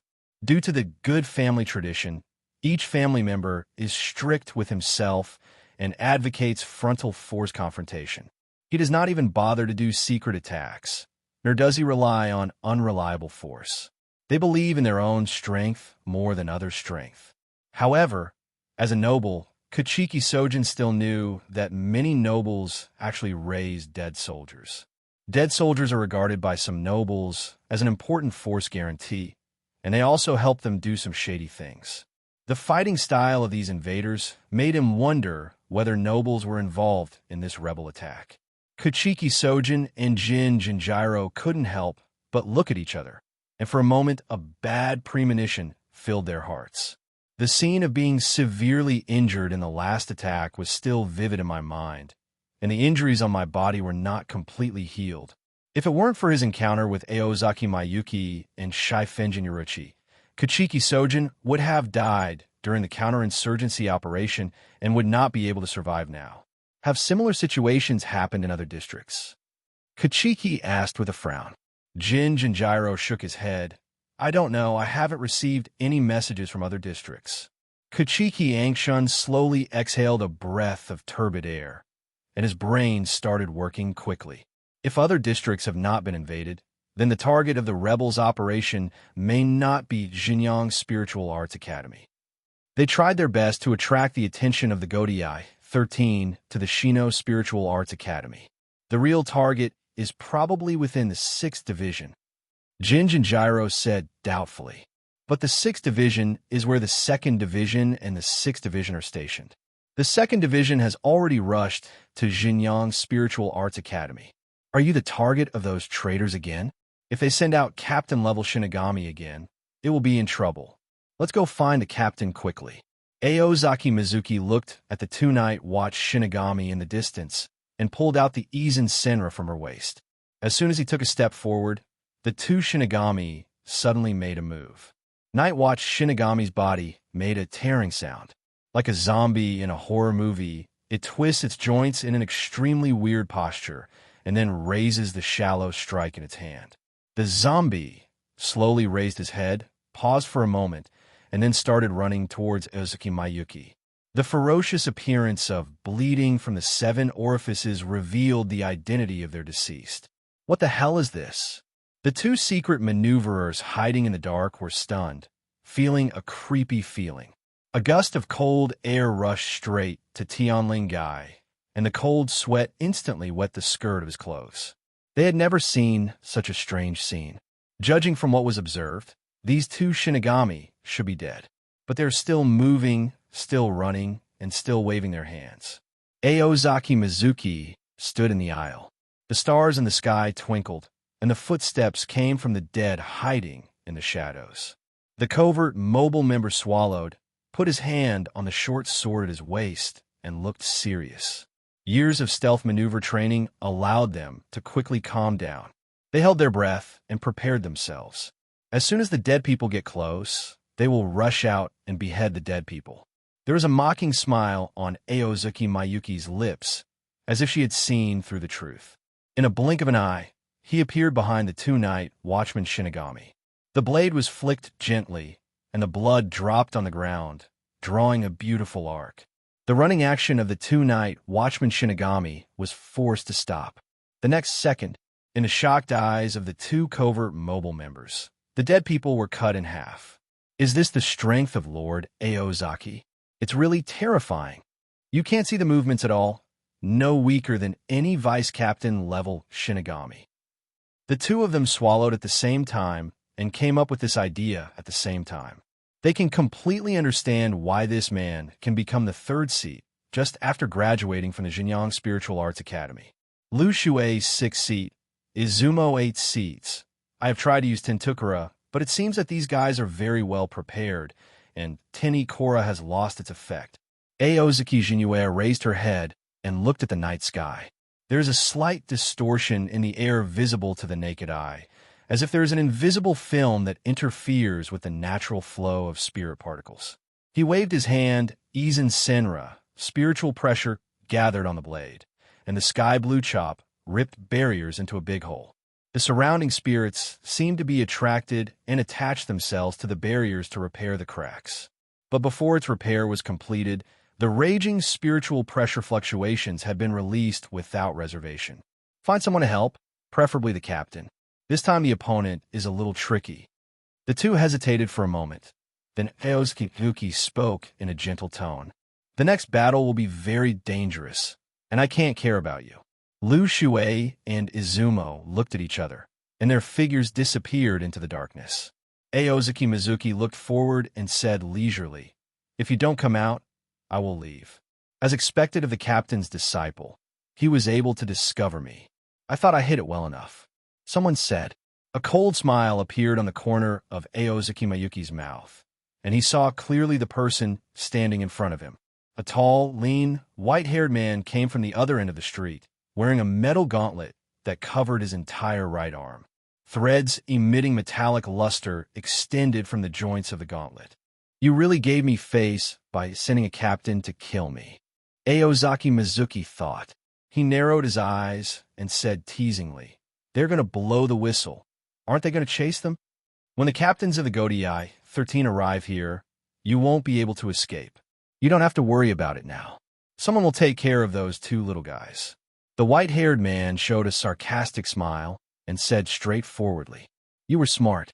You didn't rush up to me stupidly, and you didn't choose to run away. But let those two little guys escape and attract my attention at the same time. Unfortunately, my target is only you. Don't sound like I'm taking advantage of them.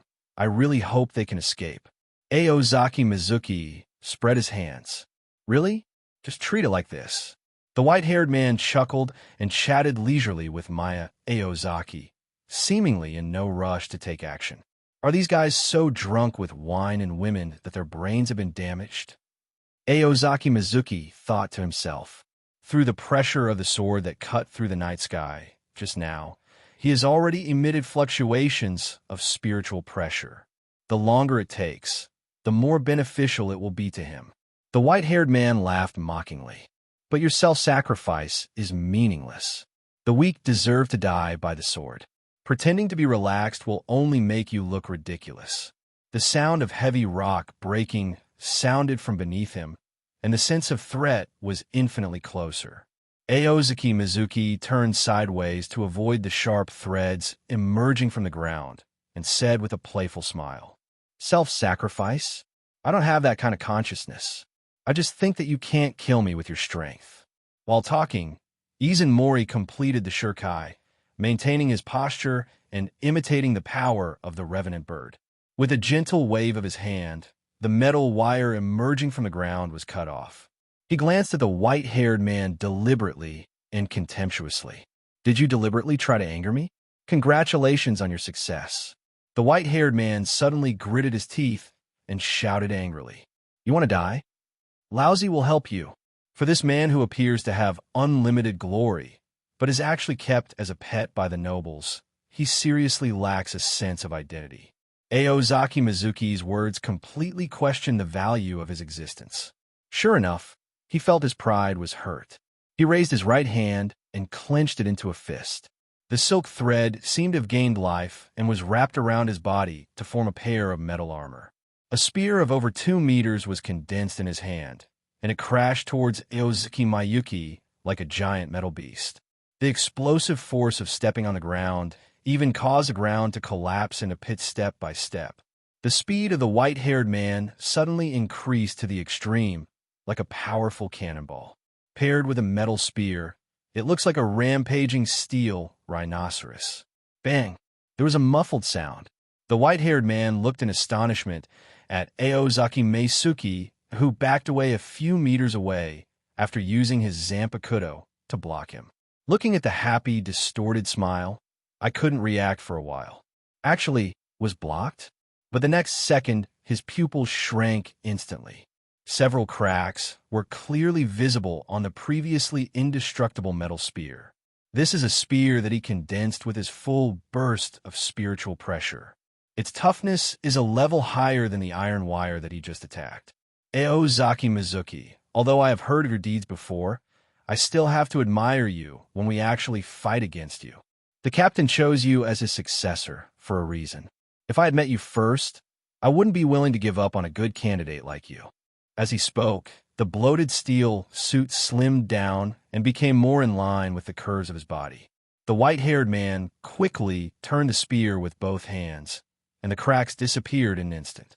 Your talent, I'm afraid, looking at the millions of years of Soul Society's history, few people can match it. I believe that if you have the opportunity to grow up, you will be able to surpass me in the future and even be on par with the captain. But it's a pity you showed your talents too early, and you are destined to die here today. The moment the words fell, silver-white silk threads wrapped around the white-haired man's body, emitting a faint metallic luster. The whole body is covered by metal wires. Only a pair of eyes are exposed, and there are 6 more arms on the back, plus the hands holding spears like an 8-armed Shura. Aozuki Mizuki admitted that the other party's transformation was very handsome, but she still couldn't help complaining. You still have the nerve to compete with old man Yamamoto. Although he usually says that the old man likes to show off, the old man is really capable. This white-haired man wanted to touch the old man, but Aozuki Mizuki, the first apprentice, disagreed. The white-haired man stepped forward and rushed toward Aozuki Mayuki. Aozaki Mizuki swung the sword with one hand and slashed diagonally downward. The dazzling blue sword pressure came out from the blade again and shot towards the white-haired man. Laugh! A large number of metal wires suddenly appeared on the left side of the white-haired man's body, like a big hand holding on the ground, and his body immediately turned to avoid the pressure of the sword. Boom! A crack more than 10 meters long suddenly appeared on the road ahead. The earth endured the pain of being torn apart and let out an unbearable wail. The smoke and dust were billowing, and the white-haired man bent down, moving like a swift hound, shuttling through the thick smoke. Clang! At this moment, the sound of a spear cutting through the air suddenly exploded. The sharp spear pierced the surging smoke, and the thick smoke receded like a tide as it swept across. The cold and ferocious battle armor exuded a dazzling silver light. The white-haired man's eyes were piercing. He held the spear tightly with one hand and stabbed at Aozaki Mayuki quickly. Phew! The shining silver spear pierced through sharply, making a large gash in Aozaki Mayuki's chest, and a large amount of blood spurted out. Fortunately, I hid quickly. Good opportunity. The blood on his chest was dyed red, but Aozaki Mizuki just gritted his teeth and saw the opportunity to wave the long knife in his hand. At this time, the posture of the two people was very strange. The spear passed through his body, but Aozaki Mizuki still stood there. The white-haired man swooped forward with 6 arms behind him in a hugging position, as if to hug him into his arms. The dazzling sword suppressed the light and dispersed the surrounding shadows. In an instant, the night seemed like day. Yongjin Senluo slashed downwards diagonally. The pressure of the sword gathered in the blade, but it was condensed without any movement. Phew! The long knife sank into the long-haired man's right shoulder, causing sparks to rub against the silver armor. Boom! Huge explosion smoke and dust rose up with the white-haired man as the center. Die to me. Seeing the white-haired man flying backwards, Aozaki Jinue stepped forward and felt a sharp breath approaching from the smoke. In the thick smoke, several sharp tentacles composed of silk thread stabbed out. Aozaki Mizuki glanced at the pierced shoulder without changing her expression. He jumped high in the air, waved his long knife with one hand to block, and cut off the approaching tentacles. At this time, the figure of the white-haired man appeared again. With a wave of his hand, the smoke surrounding him dissipated instantly. He turned his head and glanced over his shoulder, anger in his eyes. There, a faint trace of blood was faintly visible, and the silver armor was stained with a bright red color. With his sharp swordsmanship and powerful fighting ability, he is just like the second Yamamoto. There is also that strange Zanpakuto that can break through my defense. I can only say that I am worthy of being the future successor to the captain. Fortunately, it was him who came to assassinate him, and not the vice-captain level Shinigami. The white-haired man murmured in his heart and manipulated the thread to prevent Ozaki Meisuki from getting closer. At the same time, the spear in his hand was inserted into the ground, and he returned his hand and pressed it on his shoulder. In just a moment, the wound on the shoulder was sutured. However, the gap in spiritual pressure between us cannot be smoothed out by swordsmanship and spiritual body alone. Don't underestimate the captain level, kid. He looked at Ozaki Shinzuki, who was approaching him, and suddenly burst into a roar, which contained a hint of embarrassment and anger. A strong captain-level man was forced into such an embarrassing situation by a vice-captain-level Shinigami. No one would believe him if he told him. Clang! Aozaki Jinue was already approaching, and a long sword blooming with blue light suddenly struck the white-haired man's palm. The long knife cut through the silver gauntlet, but it was stuck there, entangled and imprisoned by the silver threads that crazily poured out from the latter's body. The silver armor on the white-haired man seemed to have gained life, and the silver threads were winding crazily towards Yongjin Senluo. The biting wind blew the smoke and dust in all directions. Seeing this scene, the white-haired man's mouth showed a smile under his mask. For most Shinigami, being controlled by the Zanpakuto is definitely the worst situation. Shinigami's battle is based on attack and defense through spiritual pressure and swords. Once the Zanpakuto is lost, the combat effectiveness will be severely reduced. And without this Zanpakuto that can break through one's own defense, this kid is completely no longer a threat. The white-haired man grinned, as if he had a chance to win, and raised his right hand in a posture. The main body of the silk thread Zanpakuto covers the entire hand, with silver threads wrapped around it crazily, and the 6 arms behind it become thicker and thicker. Iron Fist is ready to move.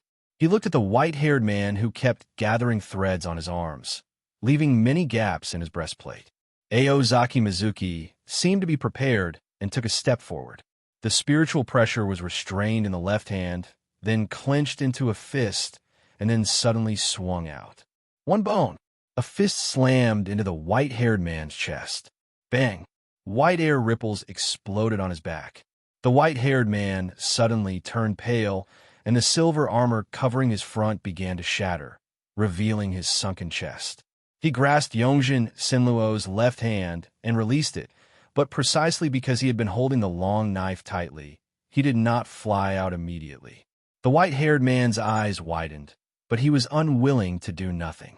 His body lost strength, but before the Zanpakuto could lift the shuriken, 6 metal arms came at him with strong winds.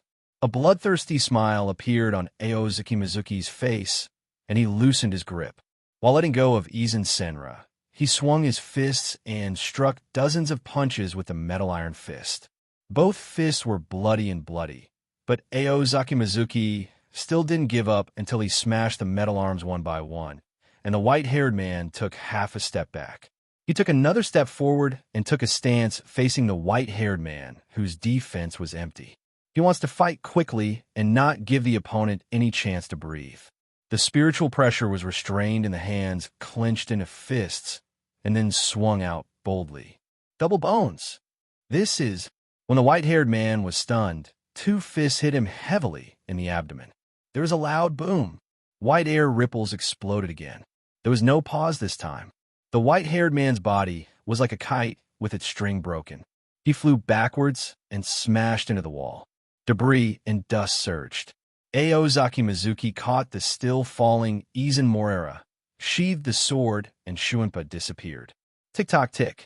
Along with the sound of blood dripping, the figure of the white-haired man reappeared in the field of vision. The white-haired man was lying in the pile of rocks, raising his head with difficulty, blood oozing from his mouth, and he felt unbelievable.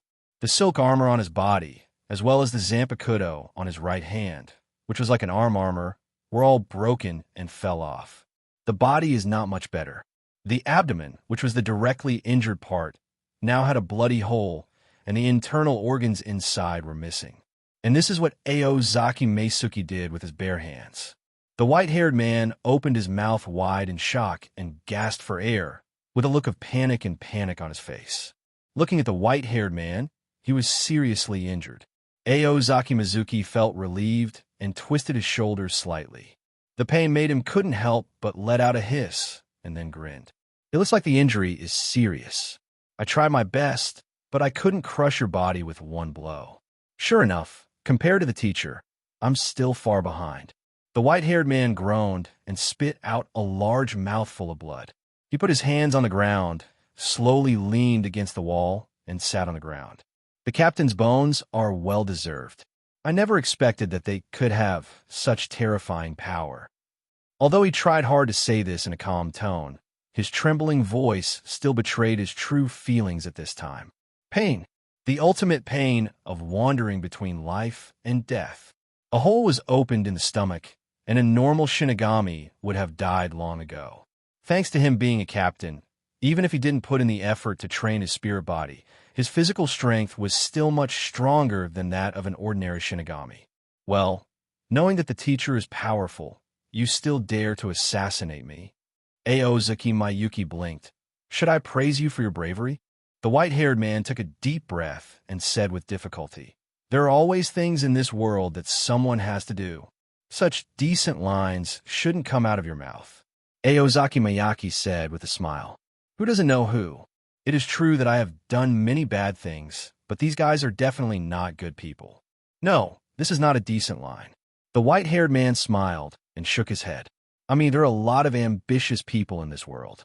And some people are cowards, afraid of the power of the captain, so they don't dare to come. So you're not afraid of the old man? Aozaki Mayuki raised an eyebrow. I'm afraid, but I want to realize my ambition even more. I want to become a noble. The white-haired man seemed to have forgotten the pain caused by the injury, and spoke of his desires without any concealment, showing his final madness. So I came. My ambition triumphed over my fear. I came to you, and I have no regrets." The white-haired man laughed and suddenly changed the subject. "Aozaki Mizuki, a genius like you is really enviable. Even Captain Yamamoto, who is the strongest Shinigami in 1,000 years, values you so much, which makes people envious and jealous. But unfortunately, luck seems to be on my side.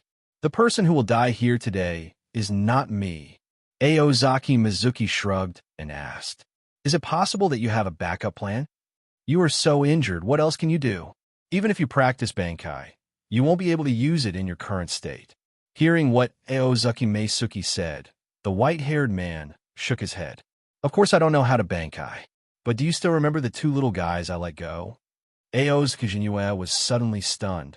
A chill surged into her heart, and then she suddenly jumped behind her.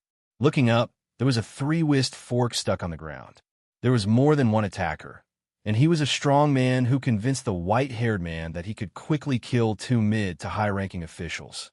The white-haired man held his non-existent belly and exclaimed in a low voice, "Yes, you still have some energy left, but how much spiritual power do you have left? How long can you hide?" A figure in black cloth suddenly came to the white-haired man and pulled out the fork on the ground. "Rintaro, why hasn't the target been solved for so long? I should ask you this question. Takasuji, you are so slow. Why did it take you so long to deal with those two officials?" Seemingly seeing hope of survival, the white-haired man known as Rintaro gritted his teeth and laughed, but there was still some complaint in his heart. If Takasuji had come back earlier, he would never have ended up like this. "I'm in some trouble." Takasuji glanced around solemnly, and when he saw Aozaki Mayuki's appearance, he was extremely shocked. "Well, what's going on with you that you're so seriously injured?" Although the mission target was also bleeding, it was obvious that Rintaro was seriously injured and would probably die if he was not treated in time. He knew Rintaro's strength. Standard captain level spiritual pressure. Didn't it mean that Aozaki Mizuki just graduated from the Mao Spiritual Arts Academy and is only in her early 20s this year? Are today's young people so scary? This kid is not simple. All the injuries on my body are due to him, Rintaro said seriously, but he definitely doesn't have much spiritual power left after fighting with me. With your strength, it shouldn't be difficult to kill him. Rintaro's tone was full of confidence, but Takasuji glanced at him but did not act rashly. Having lived for hundreds of years, he understood that the serious injuries reported by his teammates were not credible in most cases. Even in the experience of previous years, many colleagues and competitors were tricked to death by his words on the battlefield. Now that Rintaro was so seriously injured, it was hard for him to believe what he said. As if to confirm Takasuji's conjecture, Aozaki Mayuki showed a sunny smile, inserted her fingers into Izen Senra's blade ring, and let the long knife spin. Aozaki Mizuki looked at him with dagger-like eyes, her selective and devouring eyes, as if to say, "I want to fight you for 300 rounds." He was almost fooled, and he was still able to use Shurkai. This is also called having no spiritual power. Takasuji cursed in his heart, looked at Ozaki Mayuki, who was full of fighting spirit, and said involuntarily, "What a madman." Even so, he would not be reconciled without testing it. Takasuji faced Aozaki Mizuki. His arms suddenly exerted force, and a three-wised fork fired a blue chop wave and flew away in the air. Brush! Under Takasuji's stunned gaze, Aozaki Mayuki's figure flashed and appeared not far away. Aozaki Mizuki rotated Izen Senra, compressed the sword in the long knife, and quickly slashed towards Takasuji. Gaoshan showed a surprised expression and blocked the Sansucha in front of him. He didn't expect that Aozaki Jinue was so fast. Facing his own sword pressure, he can not only dodge with Shuinpa, but also launch such a fierce counterattack. What shocked him even more was what came next. In his eyes, the long handle of the three-whiskered fork in his hand began to bend and had a tendency to break. In desperation, he was forced to give up his resistance. Spiritual pressure erupted from his feet, and he quickly retreated back. "We have to keep fighting." Before Aozaki Mizuki finished speaking, Takasuji took action. In Aozaki Miyuki's surprised eyes, Takasuji turned around, picked up Rintaro, and ran towards the distance without looking back. Seeing Takasuji concentrating on escaping, Rintaro, who was being carried on his shoulders, was filled with anger. If this guy hadn't arrived late, he wouldn't have been injured like this. In this way, one's own ambitions can be realized, and one can become a noble. Not only that, obviously there is still a chance to remedy the mission, and Aozaki Maya's life is at your fingertips. But this guy was too cowardly. Facing a deputy captain-level Shinigami who was seriously injured and exhausted his spiritual power, he actually wanted to escape. A powerful captain-level man, he would run away with his head in his arms even if he was slightly frightened. What a disgrace. During the bumps, Rintaro spit out a large mouthful of blood, frowned and asked, "Why are you running away? That guy is trying to scare you. He has already run out of gas." But before Takasuji had time to answer, he heard a shout from behind. "Aokaki-sanchi, are you okay?" Rintaro looked back, and what he saw in his stunned gaze were the 2 2nd Division commanders who had escaped earlier. They ran to Aozaki Zenzuki and immediately greeted Aozaki Zenzuki. Looking at Aozaki Miyuki, who was covered in blood, Lu Shuei said worriedly, "Master Aozaki, your injury is too serious. Please rest peacefully. I will immediately notify the 4th Division to come over." Aozaki Mizuki looked up and found that the barriers covering the 6th area had been lifted, and then said in surprise, "Did you do it?" From what the attackers said, "I thought something bad happened to you. I didn't expect that not only did you survive the captain-level rebels, but you were also able to eliminate the barriers. Well done."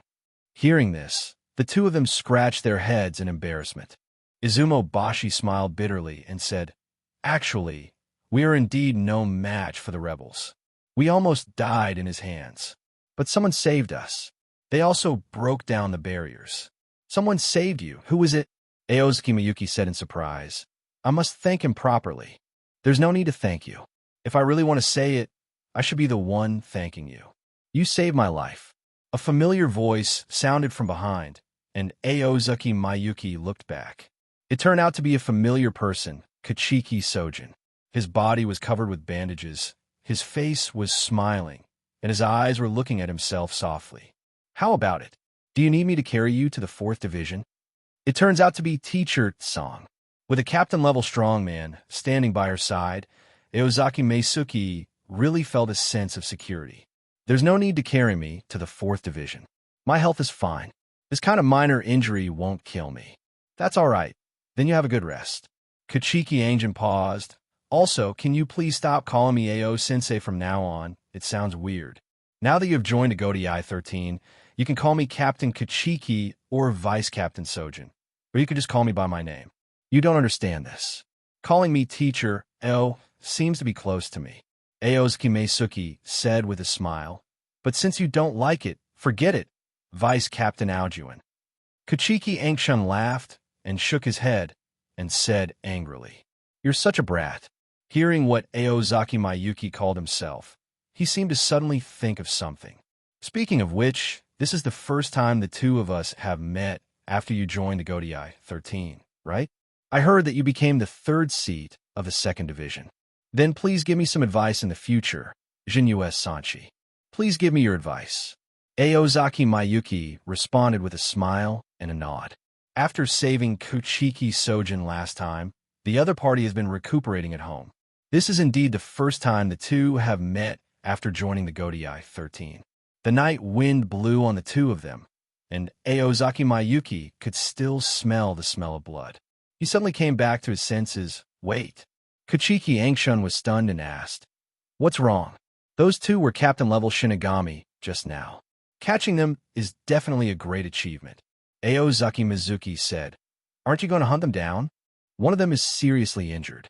He probably hasn't run far yet. It might be too late to chase him now." Kachiki Anjin groaned. "I'm afraid it will be difficult to catch up with them in my physical condition. But don't worry, they can't run away. You're not the only one in the world who is worried about you. Mio, Aozaki Mizuki was stunned. On the other side, Rintaro gritted his teeth and said angrily, "What's going on? Why aren't those two guys dead?" He was really annoyed. For such a long time, even two middle and high-ranking officials could not be killed. How much of a waste is this guy? Or is it that the current chief officials are as scary as Aozaki Mizuki? Doesn't that mean that everyone can become a disciple of Yamamoto, Jinryu Sai, Shigekoku? Rintaro, is there something wrong with your head? Gao Shan's eyes moved slightly. He frowned and said displeasedly, "Didn't I tell you? I'm in some trouble." His face also looked very ugly. I saved this guy, but he didn't feel grateful, so he blamed me. If it weren't for the fact that the opponent was an important captain-level combatant, he might be punished if he didn't save his life. He had already abandoned the other party and ran away alone. He sneered, "If you want to die, just say so. I promise that I will follow your wishes and leave you here, and I will never care about your life or death." Rintaro snorted coldly, but didn't say much.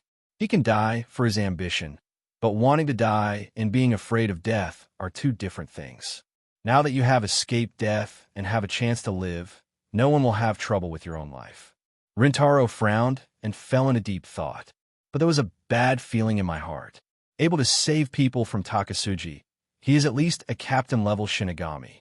If this captain-level Shinigami catches up, he has no doubt that Takasuji will abandon himself and run away.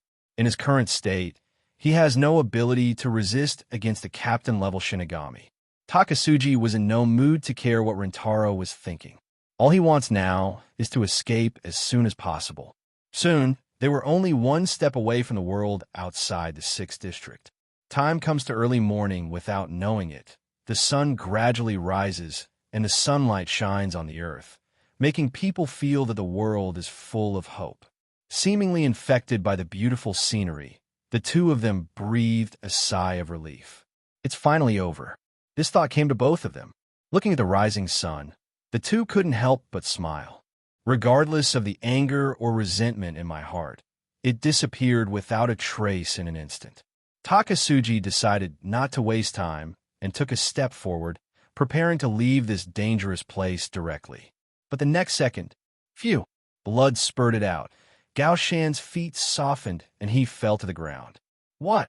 Feeling the severe pain from the sole of his foot, Takasuji lowered his head in surprise. Just now, the moment he took a step, the sole of his foot was pierced. Looking back, there was a black sharp blade piercing out of the shadow. You want to run away after doing something bad. This is not the behavior a good child should have. The lazy voice sounded, echoing in the ears of Takasuji and Rintaro, but it was so ice-cold that it made people feel like they were falling into the abyss. Takasuji and Rintaro's eyes widened with horrified expressions.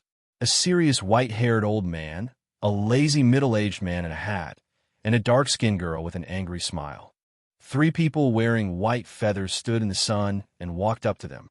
"You two are so brave. You dare to touch my people." Shifinjuan Yoruchi smiled ferociously and pressed his finger bones, making a click sound. Jingraku Shunsui sighed.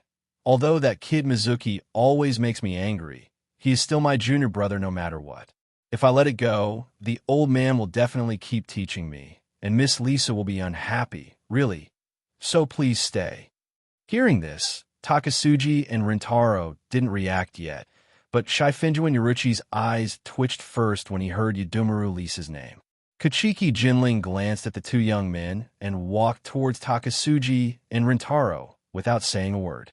He still doesn't get along well with young people, and he prefers to take action directly instead of haranguing his enemies. Takasuji and Rintaro seemed to have seen a ghost. They sat on the ground and kept rubbing back. They just wanted to stay as far away as possible from the 3 people who suddenly appeared in front of them, as if they were some kind of terrifying monsters. The 3 monsters' spiritual pressure exploded without concealment, and their faces suddenly turned pale. Boom, boom, boom. Feeling 3 powerful spiritual pressures, Aozaki Mayuki raised her head, looked in the direction where the 2 captain-level Shinigami were escaping, and grinned. "They're all acquaintances.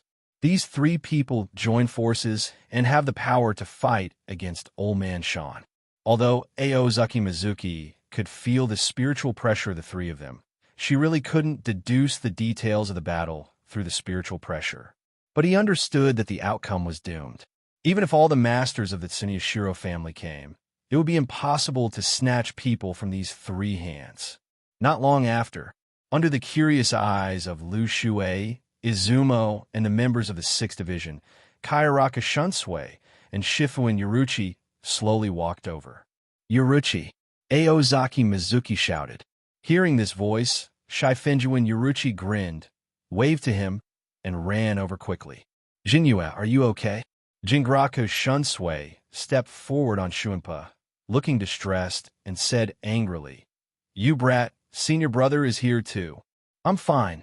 Aozaki Mizuki grasped Shifuin Yoruchi's hand and comforted softly. Seeing Yoruchi nodding, he turned his head and said, "Brother, you are here too." Jingraku Shunsui. This kid is really inhumane to the opposite S**X. If he keeps doing this, senior brother will really get angry.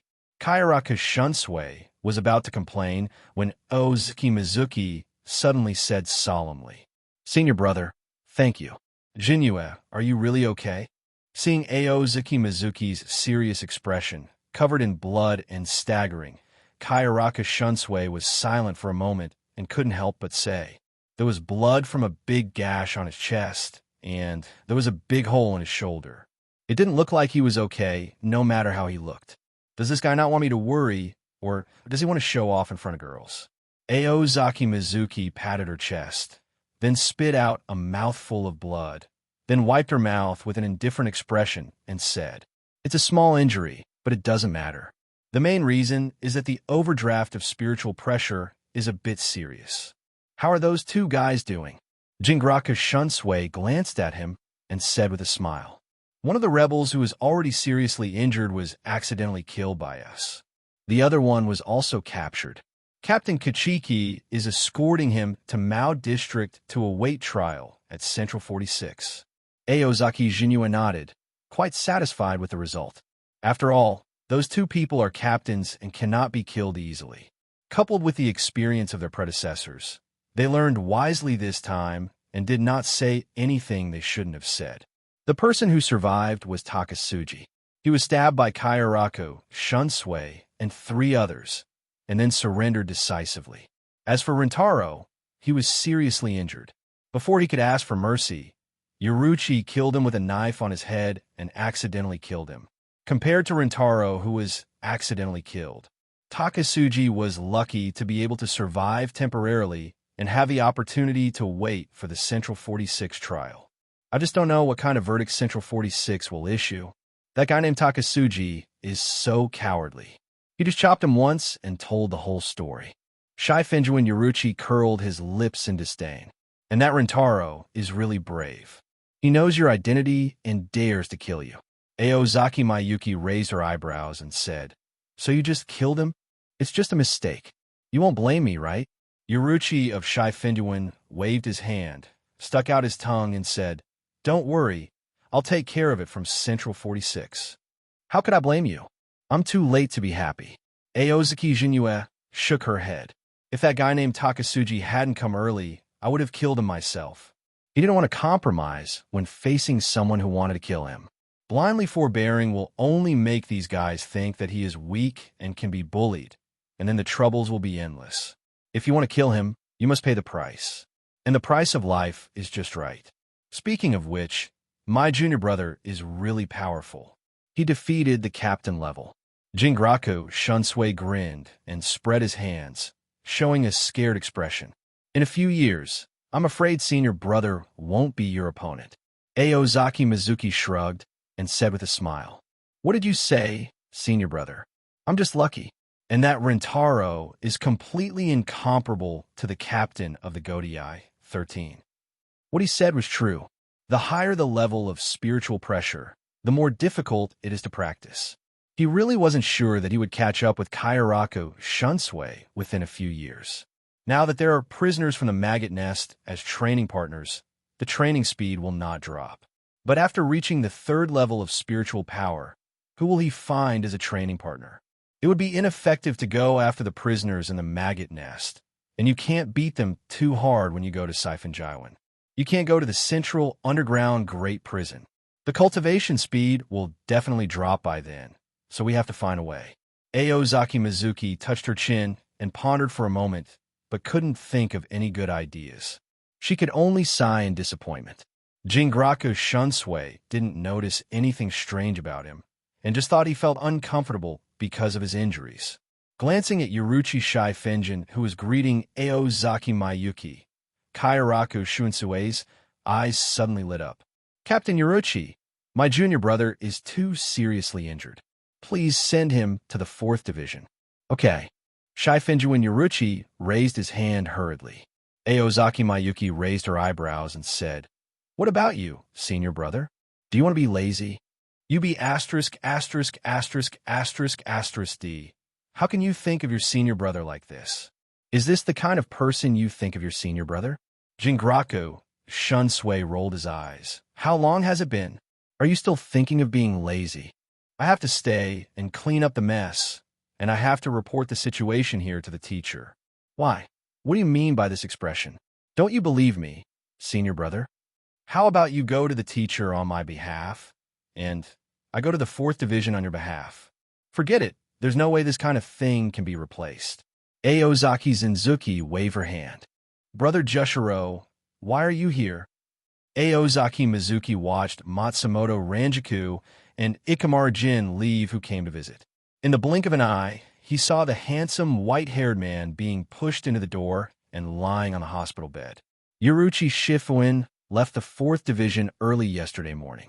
As the captain of the 2nd Division, she has a lot to deal with. I haven't been feeling well these past few days. I coughed up a lot of blood, so I'm in the 4th Division for treatment. Jushiro Yukitake sat back on the bed, covered his mouth with his hand, and coughed twice. Aozaki Mizuki worried. Coughing up blood? This shouldn't be a trivial matter. It's just coughing up blood. It's a common thing. Junior brother, don't worry. Senior brother is already used to it. Jushiro Yukitake smiled and waved his hand. I see. Have you gotten used to it? Aozaki Mizuki murmured, suddenly coming back to his senses. Don't get used to such terrible things without authorization, senior brother. Jushiro Yukitake smiled slightly, but before he could speak, a familiar voice sounded. Jinyu Sanshi, don't yell in the ward. It will disturb other patients. Yes, I understand. Because of the memory of her previous life, Aozaki Mizuki subconsciously felt that making a loud noise in the hospital was indeed a bad behavior. So she said with a guilty conscience. He turned around and saw a familiar figure, and his eyes suddenly widened. Sinasuke Yamada, why are you here? Huh, this is the 4th Division. Isn't it normal for me to be here? Yamada Sinasuke looked unhappy. Rather than looking at 2 sick people here, he wanted to stay beside Uno Hanaretsu. Also, Sanzuki Sanshi, I am the vice captain of the 4th Division. Why do you, a little Sanshi, call me by my first name? Aozaki Mizuki said cut and said disdainfully. It's obviously just 1 level behind. 1 level worse is still worse. I'm also a special advisor to the Technology Development Bureau. We should be on equal terms. Technology Development Bureau. What kind of organization is that? Did you make it up? All right. Peace is the most important thing among colleagues, so don't quarrel. Jushiro Yukitake said earnestly. Who would have thought that they both turned to look at him at the same time and said in unison, Senior brother, shut up. I know this guy too well, and I absolutely cannot spoil him. Captain Jushiro, please rest assured and take good care of your health. Coming to the 4th Division every 2 days is not an option. I don't know whose words hurt more. Jushiro Yukitake immediately lost his voice and lowered his head in despair. Speaking of which, as a noble, senior brother, shouldn't he go to Jinyang Medicine Hospital? Aozaki Mizuki asked doubtfully. Idiot. Mao Medicine Hospital only accepts members of the 4 major nobles and upper-level nobles. Captain Jushiro, as a lower-level noble, is not qualified to go there for treatment. Yamada Sinasuke said unceremoniously. Hearing this, Jushiro Yukitake suddenly lowered his head. You guy, show some respect to my senior brother, Aozuki Meisuki said angrily. Then, as the captain of the Godai 15, my senior brother can help him prepare a separate ward for the head office. Even though I know that the other person is just being mean-spirited, the unpleasant words still make it difficult to put people in a good mood. Such a big thing happened the night before yesterday. It would be nice to prepare a luxurious ward for you, Yamada Kayashiki said expressionlessly. You are not qualified to be picky. Even if the ward cannot be changed, let's change it to a better nursing office. Aozuki Mizuki sighed helplessly. Why is it you? Where's Captain Unohana? It's just you, and you still want Captain Unohana to take care of you. Are you worthy? Yamada Sinasuke told the truth without giving any face. It was rare that Aozaki Mizuki didn't refute. He nodded and said, It's true that I'm not worthy now, but I won't be sure in the future. In the future? Why? Can you still be the captain in the future? Who can say this accurately? Aozuki Mizuki said with beaming eyebrows. The attackers this time also said that I am the successor of the captain. Jushiro Yukitake raised his hand and said, Junior brother, isn't it a bad idea to say this? Aozuki Jinue curled her lips. What's wrong? The teacher will be happy knowing that his disciple is recognized by others. That's true. Of course, teachers will be happy when they see students making a difference, but I feel like there's something wrong. What's wrong? I don't know. Jushiro Yukitake shook his head. If you don't know, you just don't have it. Aozaki Mizuki said seriously. Then there is nothing wrong. Is that so? Jushiro Yukitake muttered to himself in confusion. Then should I congratulate you, the future captain? Contrary to his words, Yamada Sinasuke said with a mocking smile and a shrug. I accept your good words. Aozaki Mizuki pretended not to hear the sarcasm in Yamada Sinasuke's words and shamelessly chose to accept it. It is true that Sinasuke is hated by everyone because he likes to make things difficult for others and has a bad personality, but if you look for it, there are good things. Don't shout so intimately, but if you think about it carefully, your words are quite hurtful. Yamada Sinasuke said with a sneer. Why should I stay with a guy like you who can only verbally attack? Aozaki Mizuki ignored Yamada Sinasuke's words and complained on his own. Even if Captain Unohana can't come, it's okay to come instead to the lovely Yon-1 Sanshi. How do you see that big girl is cute? Yamada Sinasuke tilted his head. Speaking of which, compared to you are also a dwarf. How can you be so short? A vicious guy like you won't understand. Aozaki Mizuki said proudly. In my opinion, that kind of figure is not a bad thing. Rather, it makes Yongin look cuter. You guys, are you just lustful? Yamada Sinasuke felt a little helpless to complain and glanced at the door as he spoke. I don't know if he heard it wrong, but he seemed to have heard a slight impact just now. Outside the door, a woman fell to the ground, touching her forehead.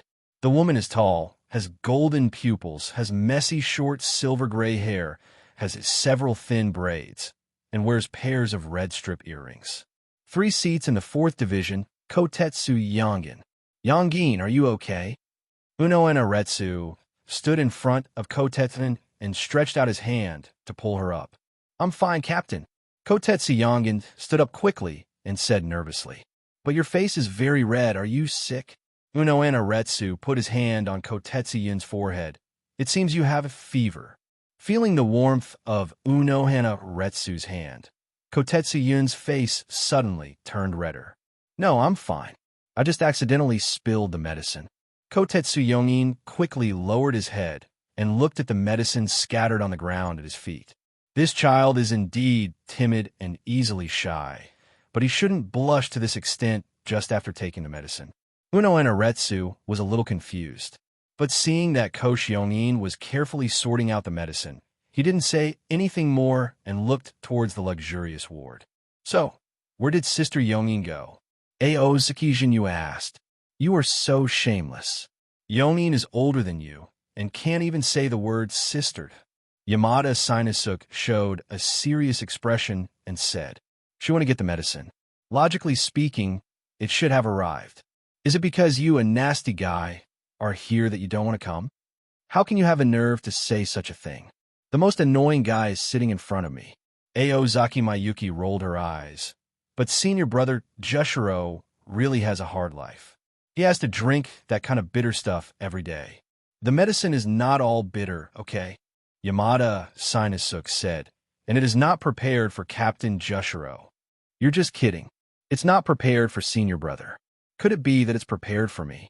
Aozaki Mizuki pointed at herself and smiled disdainfully, looking at the way I'm jumping around. Do I look like someone who needs medication? Yamada Sinusuk looked at him with pity and said nothing. Aozaki Jinue noticed something strange and was startled when she looked at her hand. This isn't a hand, it's just a big dumpling made of bandages, and you can barely see the shape of a hand. When you fell into a coma yesterday due to overdraft of spiritual power, I personally treated and bandaged you. Yamada Kyanasuk snorted coldly. I really don't know how you got yourself into this state. Are you worried about me? Aozaki Mayuki teased. He remembered what happened. Although Rintaro's shurikai cannot enhance physical abilities, those threads are very strong. After beating Rintaro, his hands were already bloody. However, the circumstances were special at the time, so I didn't pay much attention to this minor injury. Yamada Sinusuk snorted coldly. You are really narcissistic. I'm just worried that the captain will be unhappy because of this. Aozaki Zenzuki asked, how long will it take for my injury to heal? Yamada thought for a moment, touched his chin, and said about half a month. How did you do it? The bones of your hand were broken into several pieces, and you still looked like you were fine when you came here. If possible, can you give me your body? Yamada Sinusuk touched his chin. I want to dissect it and understand your body structure. Maybe it can promote the development of medicine and biology in Soul Society. I refuse. The important task of promoting the development of Soul Society should be left to the right people. Aozaki Mizuki rolled her eyes angrily. You guys just want to kill me. Has it been discovered? What a pity. Yamada said tisk and shook his head in disappointment. Aozaki Jinue also said with some disappointment.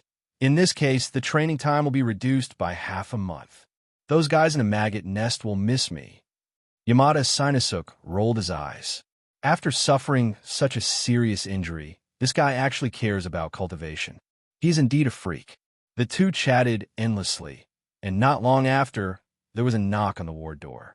Yamada Sinusuk responded, and the ward door was opened. The gentle and peaceful, beautiful woman walked into the ward and gently closed the door. Uno Hanaretsu ignored Yamada Sinusuk and Jushiro Yukitake, whether intentionally or unintentionally. Walking to Aozaki Mayue's hospital bed, she looked at his hands and frowned. Yamada Sinusuk stood up from the chair with a straight posture and said hurriedly, Captain, Jinue Sanchi's treatment is basically completed. All you need to do next is to rest quietly. Hearing this, Uno Hanaretsu nodded slightly. Although Yamada Sinusuk's character is not likable, his medical skills are widely recognized, and even the nobles want to poach him from the 4th Division. However, Uno Hanaretsu seemed a little worried. Under the gaze of the other 3 people, she cast Kaido and checked Aozaki Mayuki's body inside and out again, and then she felt relieved. Uno Hanaretsu sat beside Aozaki Mayuki's bedside with a smile, nodded, and said with a smile, He's recovering well. The injury on his chest is almost healed, and he has sufficient spiritual energy in his body. If nothing goes wrong, the injuries to the shoulders and hands can be recovered within half a month.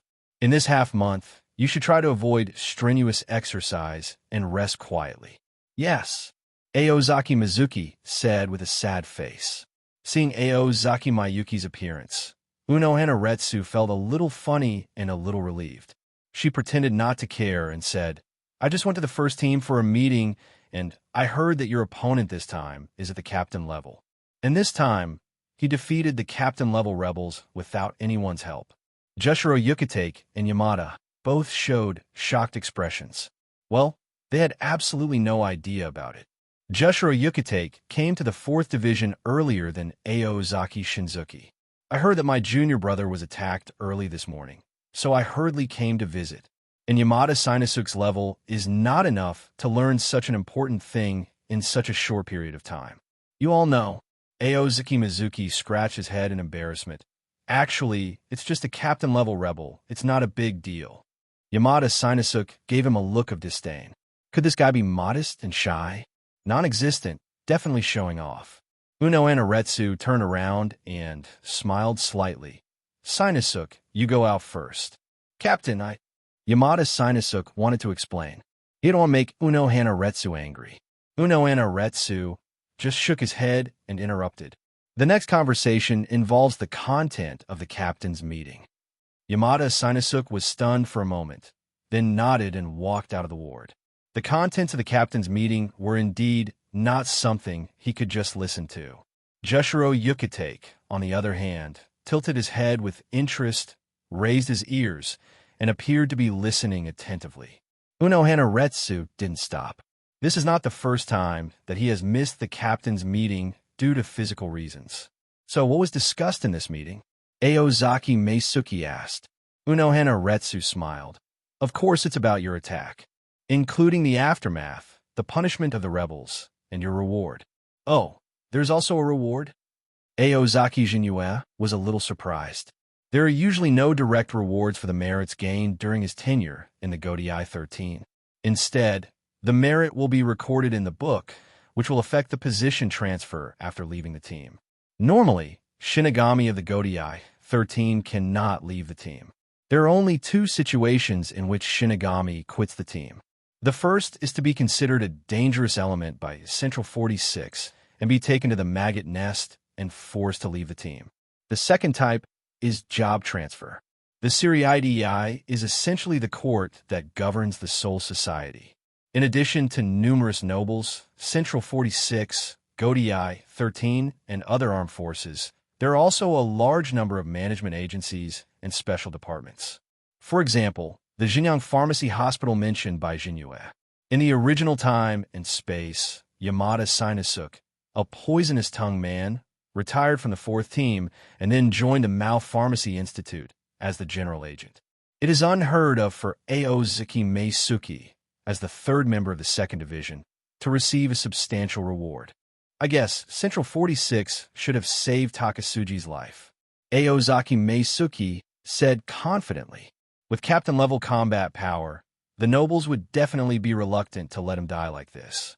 It doesn't matter how many ordinary rebels die, but every captain-level Shinigami dies will be one less. Uno Hanaretsu nodded, but the smile on his face did not diminish at all. The criminal Takasuji Hirofumi conspired against the government and attempted to murder the 3rd officer of the 2nd Division of the Godai 13th Division. He has committed a heinous crime and is sentenced to 3,000 years of imprisonment in the maggot's nest. It turns out that guy's name is Takasuji Hirobumi, and he was saved as expected. Aozaki Mizuki murmured, suddenly stunned, and realized something was wrong. Huh? That guy was imprisoned in the maggot nest. Takasuji Hirobumi's strength should be imprisoned in the Central Underground Great Prison. This is not how sentences are commuted. Who doesn't know that the maggot nest is the territory of the Shifenjin family, and also his territory, Aozuki Mayuki? This simply put Takasuji Hirobumi's life in his own hands. In comparison, the Central Underground Great Prison is a safe place. The maggot nest is a dangerous place. Is the Tsuneyashiro family crazy? Aozaki Mizuki said with a strange expression. I really don't understand what the Tsuneyo family wants to do. On the surface, it seemed that Takasuji Hirobumi was saved, but in fact, it could be said that he wanted to kill him. Jushiro Yukite coughed twice and said with an embarrassed look, Junior brother, if you criticize the nobles, you may be punished with death for disrespect. Understand, senior brother. Aozuki Jinue waved her hand and said perfunctorily. Jushiro Yukitake showed a helpless smile. This kid looks so much like Kairaku, Shunsui. It is said that this proposal was put forward by a sage from Central 46 who was a superior noble. Uno Hanaretsu narrowed her eyes slightly and removed the smile on her face. Jushiro Yukitake seemed to have thought of something and said unconsciously, I heard that the relationship between the head of the Tsunyashiro family and the branch house seems not to be very good these years. Hearing this, Eozaki Meisuke and Unohana Retsu glanced at him in unison. Both of them were smart people and understood what he meant almost instantly. Eozaki Mizuki was thoughtful, but did not come to a conclusion easily. It's not that he doesn't believe in Jushiro Yukitake, but even if there is a distinction between the main house and the branch house, it is still the Tsunyashiro family. He was not sure how bad the so-called relationship between the two parties was, so bad that they wanted to harm each other like this. Takasuji Hirobomi was imprisoned in a nest of maggots. Is it a family power struggle or a personal grudge between family members? He couldn't judge. Maybe it's just Takasuji Hirofumi who did something to offend his family. Eozaki Mizuki couldn't help but ask, then what is my reward? It's nothing more than money or promotion of seats. You could defeat the captain-level rebels. The third seat of the captain is indeed low. Jushiro Yukitake responded.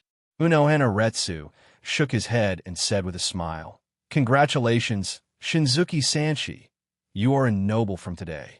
Jushiro Yukitake. Eozaki Mizuki. ? Are you sure those guys from the Tsunyashiro family are okay? Why don't you, Sister Hua, go check their brains for them? Those who kill them can also be made nobles. What on earth are going on in the heads of those lunatics?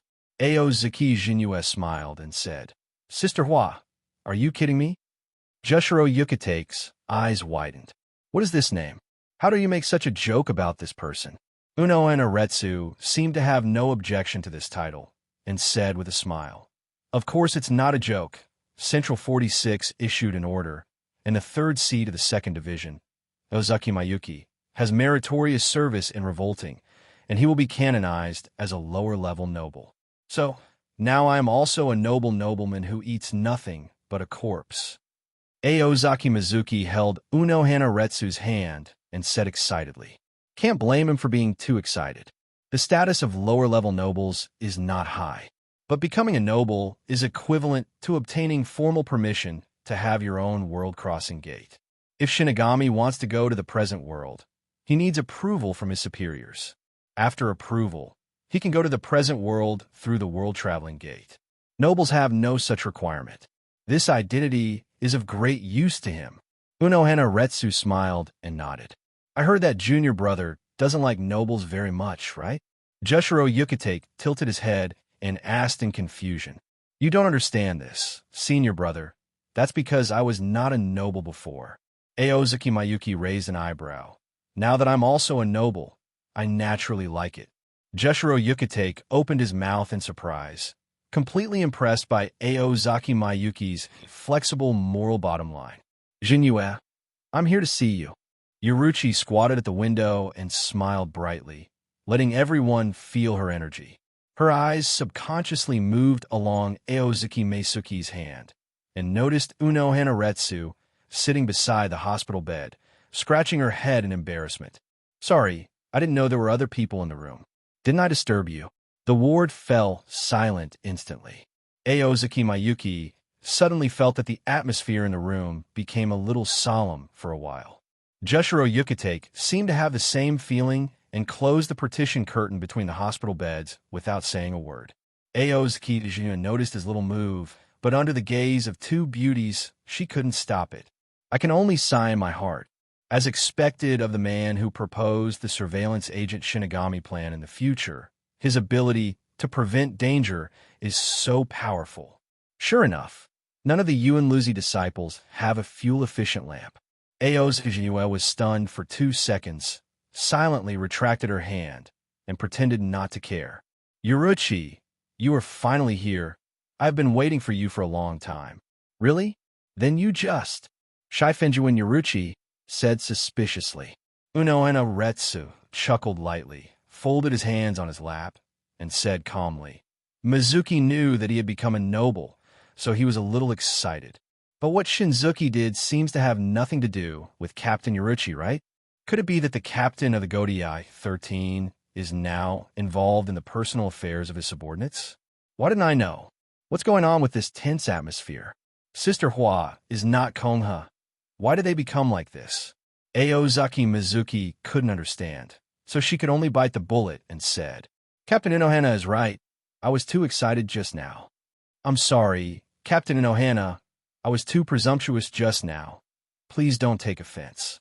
Unohana Retsu also heard the change in his title and frowned slightly. How could I blame you? In our relationship, do we still need to care about such trivial matters? Hearing this, Shifinjuin Yoruchi narrowed his eyes. Do you want me to die? Aozaki Mizuki was about to cry, but had no tears. It is true that physical contact is unavoidable during kendo practice. He wanted to grab Yoruchi's hand, but found that in his current state, he couldn't grab it at all. Seeing his pitiful look, Shifinjuin Yoruchi also felt a little soft-hearted. However, he still didn't show a good face. He just sat on the edge of the bed and held his hand, curled his lips, and said angrily, With injuries like this, there's nothing left to think about. After saying that, she glanced at Unohana Retsu. There's nothing we can do about it. I'm too weak and I don't have as much power as you. Aozaki Mizuki looked at her hands and said in despair, If you were to face Rintaro, you would be able to defeat him easily, just like you saved Teacher Sojin last time. I'm sorry. Yoruchi Shifinjuin heard this and suddenly felt a little guilty and whispered. Looking at the bandaged hands in front of her, she couldn't help but blush and gently held Ozaki Mayuki into her arms. If he had taken him to Jinyang Spiritual Arts Academy at that time, maybe he would not have faced such danger. If you really want to talk about it, when did the conflict between him and the Tsuneyashiro family begin? Probably after saving Kachiki Sojin. If he had not rushed into the battlefield for himself at that time, he would not be like this now, and he would not have to live in danger every day. It was obvious that he had let him step into this vortex, but in the end he failed to protect him. Shifinjuin Yoruchi is a little disappointed.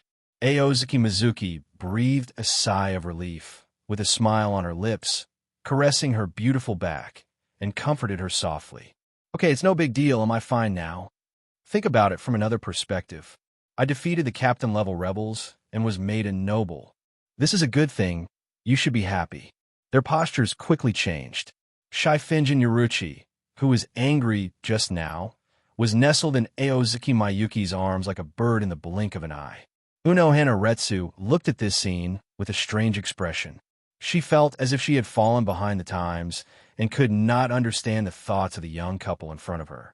But more importantly, she also doesn't understand herself.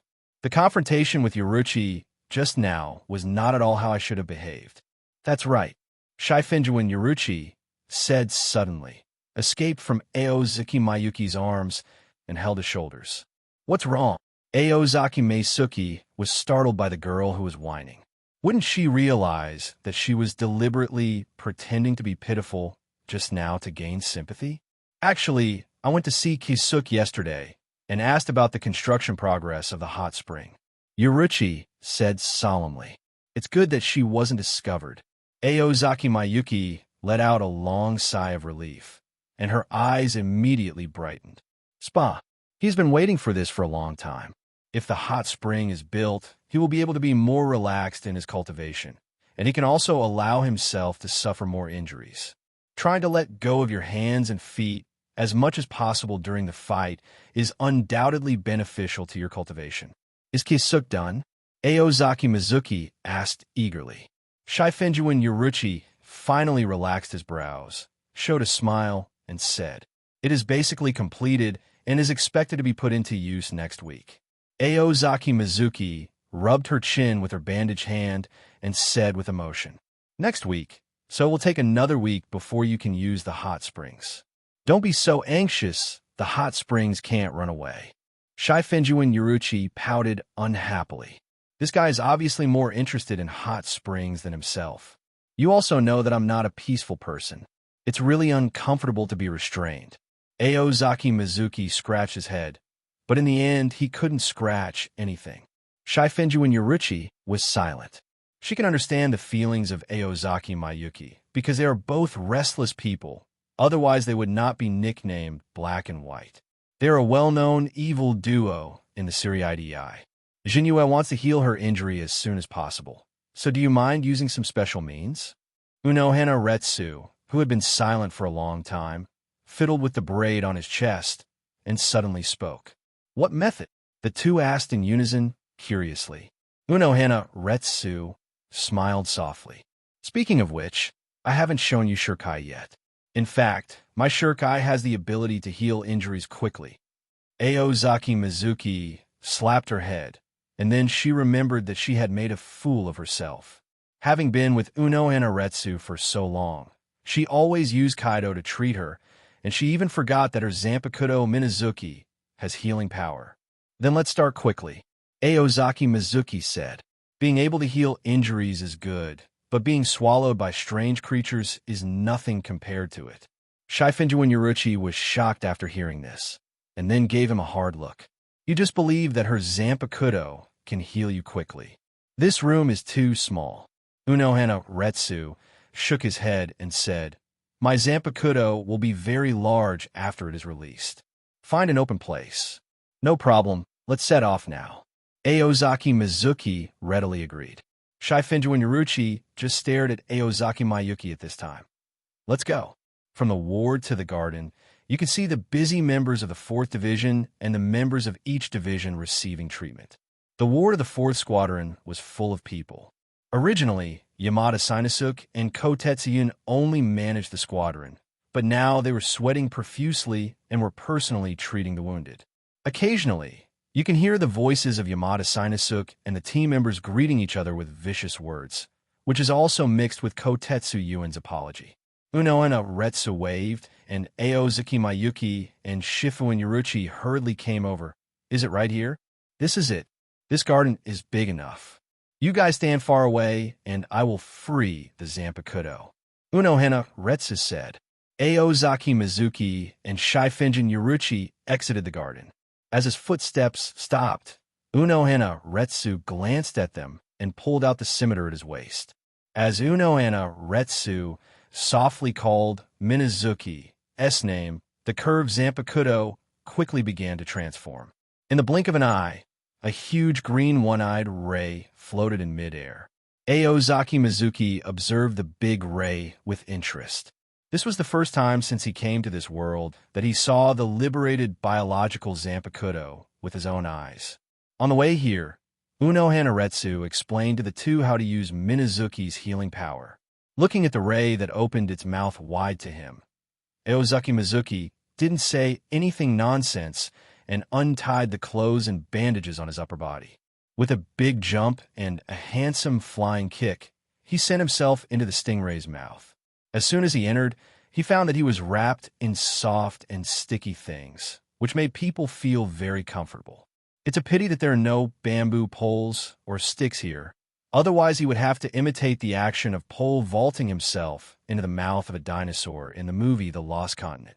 The wounded, you look at me, and I look at you, they're all dumbfounded. Most people have never seen Unohana Retsu's Shurkai, and they don't know the effects of Shurkai.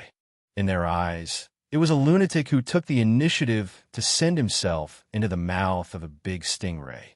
Maybe he would appear in another form in front of everyone in the next second.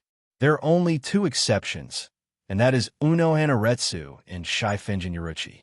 Unohana Retsu sat on the back of the ray and stroked it gently with a smile. Time passed by, and after an unknown amount of time, the ray opened its mouth again. Driven by curiosity, everyone looked over and opened their mouths. I saw the black-haired man jumping out of the big mouth, hugging his body and spinning a full 720 degrees in midair before landing smoothly. When he finally stood still, he bowed in thanks, as if he were a gymnast who had just finished his performance. The week passed quickly. The secret underground training ground beneath the double execution platform. The shield here has been updated, allowing the release of all Kido below number 90. Looking at Shifuin Yoruchi warming up, Aozaki Mizuki unconsciously took off her robe. Mizuki, are you ready? Yoruchi said seriously.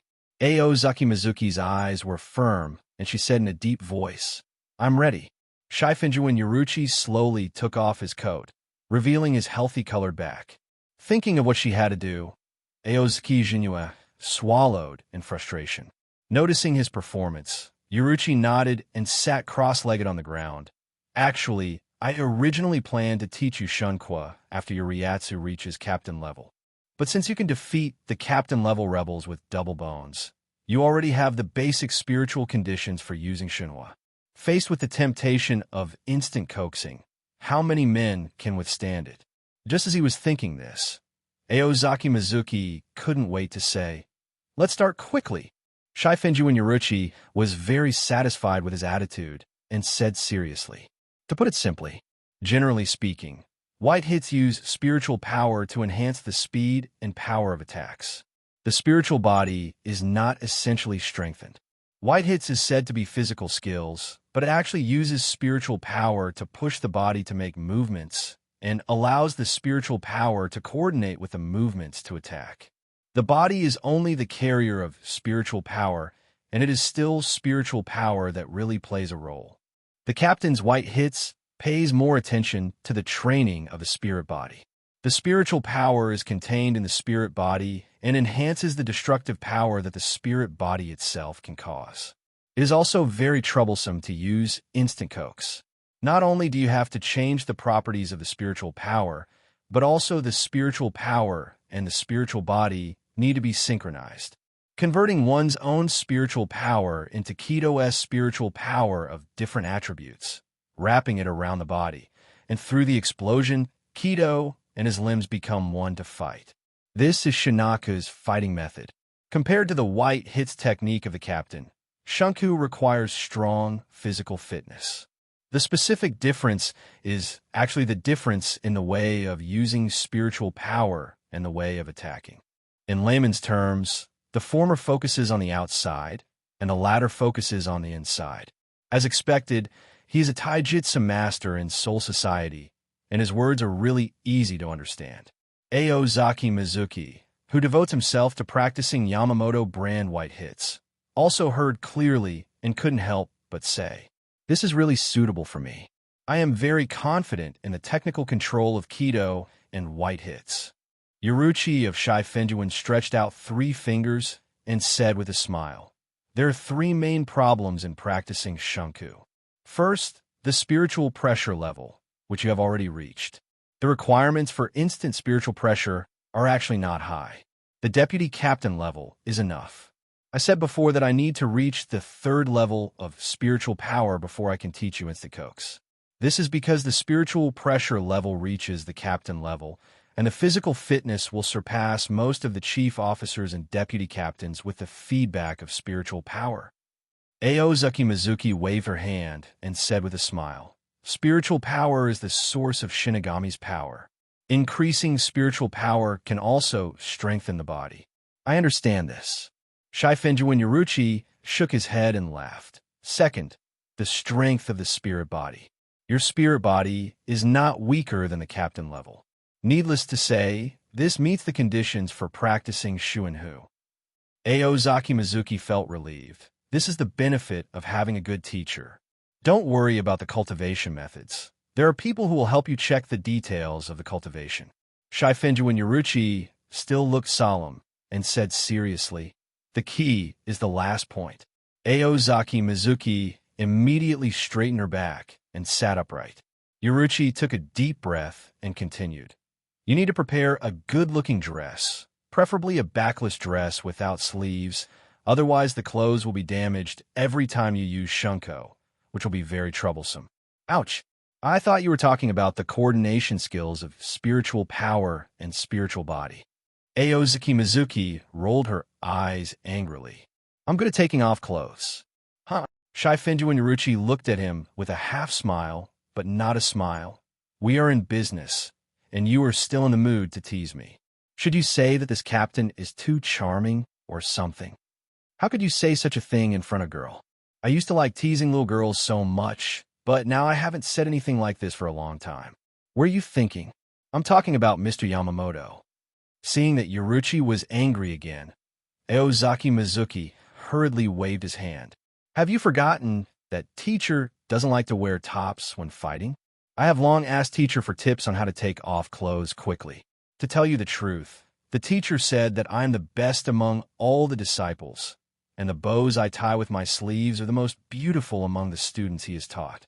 If you don't believe me, I'll show it to you. You kid, don't be competitive in such a strange place. Shaifinjuin Yuruchi shouted, putting his hands on Aozaki Mayuki's face and rubbing it. I know. Please let go first. My face will be ruined if this continues. Aozaki Maya muttered. The more Aozaki Mizuki begs for mercy, the more Shifuin Yuruchi wants to bully him. Who wants him to always make himself angry? And I know this man's talent very well. If I don't seize the time to bully him now, I'm afraid he won't have the chance in a few years. Aozaki Mizuki said no, but her body was very honest, and the corners of her mouth were slightly raised. Being bullied by a handsome girl didn't seem like a bad thing to him. However, he still made a solemn declaration in his heart. I definitely don't have any weird habits. Shaifinjuin Yuruchi didn't know what he was thinking, but his hands kept moving. The two fought for a long time before letting go of each other with a gasp. Shaifinjin Yuruchi is sitting on Aozaki Mayuki, with his arms folded across his chest, as if a winner looks down on the loser. She leaned forward slightly, reached out and patted Aozaki Mayuki's face, licked her lips, and said, Admit defeat. You can't be my opponent now. Don't forget about business. Feeling the hot breath coming towards her face, Aozaki Mayuki felt that her face was slightly hot, and she gasped. I know. You get up first. It's good that you know. Yuruchi's mouth raised a proud smile. Hurry up and practice. After practice, we will go to enjoy the hot springs. I've worked so hard to steal that thing, but I don't know what the effect will be. Aozaki Mizuki smiled slightly. If it doesn't work, just go to Kisuke to settle the score. That makes sense. It just so happens that I haven't played with Kisuke for a long time. Shaifinjuin Yuruchi grinned. The two soon began to practice Shuinhu. At Shifuin Yuruchi's signal, Aozaki Mizuki took off her shirt and showed her a bow that even Yamamoto admired. Shaifinjuin Yuruchi praised him perfunctorily and then taught Aozaki Mayuki step by step how to convert his spiritual pressure into the thunder attribute Kido. For Aozaki Mizuki, this is not difficult. His Kido training has never fallen behind, and Kido under the size of 90 can basically be used proficiently. As expected of you, you mastered Kido compression and winding in just one day. Yuruchi's smiling voice came out, followed by the sound of surging water. Something sounded like a boom in his mind, and Aozaki Mayuki's eyes completely regained their clarity, and she covered her eyes with her palms. Do you want to come with me? I'm not wearing anything. With a towel on his head, he was lying in the hot spring of the underground training ground, leaning against a big rock. This is Urahara Kisuke's most useful invention at this stage. Restorative hot springs created an imitation of the Bone Hell and Blood Pond Hell of Kirinji Tenshiro. Urahara Kisuke did not disappoint him. It had only been a few seconds since Aozaki Mizuki sat in the hot spring, and the injuries on her body caused by the instant training were almost healed. Don't be shy. Yuruchi squatted by the hot spring and stretched out his feet to test the water temperature. She glanced at Aozaki Mayuki, who seemed to be covering her eyes innocently, and curled her lips in annoyance. Is this guy going to do bad things? Who wouldn't be able to tell from such an obvious peek? Could you please respect me a little and bring your fingers closer together so that the gap between them is smaller? She hesitated for a moment, then pretended not to care, unbuckled her belt, and took off the close-fitting death armor unique to stealth maneuvers. In the blink of an eye, the beautiful dark-skinned girl with no hair was sitting by the hot spring, her delicate calves completely submerged in the hot spring water. If you're shy, don't show off. Aozaki Mizuki thought. He saw that although Yuruchi appeared to be generous on the surface, his ears were actually starting to turn red. There is no doubt that this is a sign of shyness. At this time, Shaifinjuin Yuruchi is indeed not as open-minded as he will be in the future.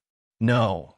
After a long period of observation, he found that not only did this girl not gradually let go of her personality, but her shame continued to rise, and she became more and more shy.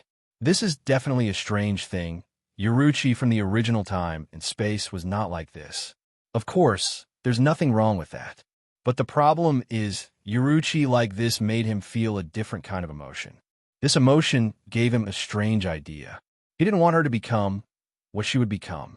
Yuruchi seemed to realize that his complexion and body temperature were losing control. He pushed his hands on the ground and fell into the hot spring with a plop. She wanted to say something and open her mouth slightly.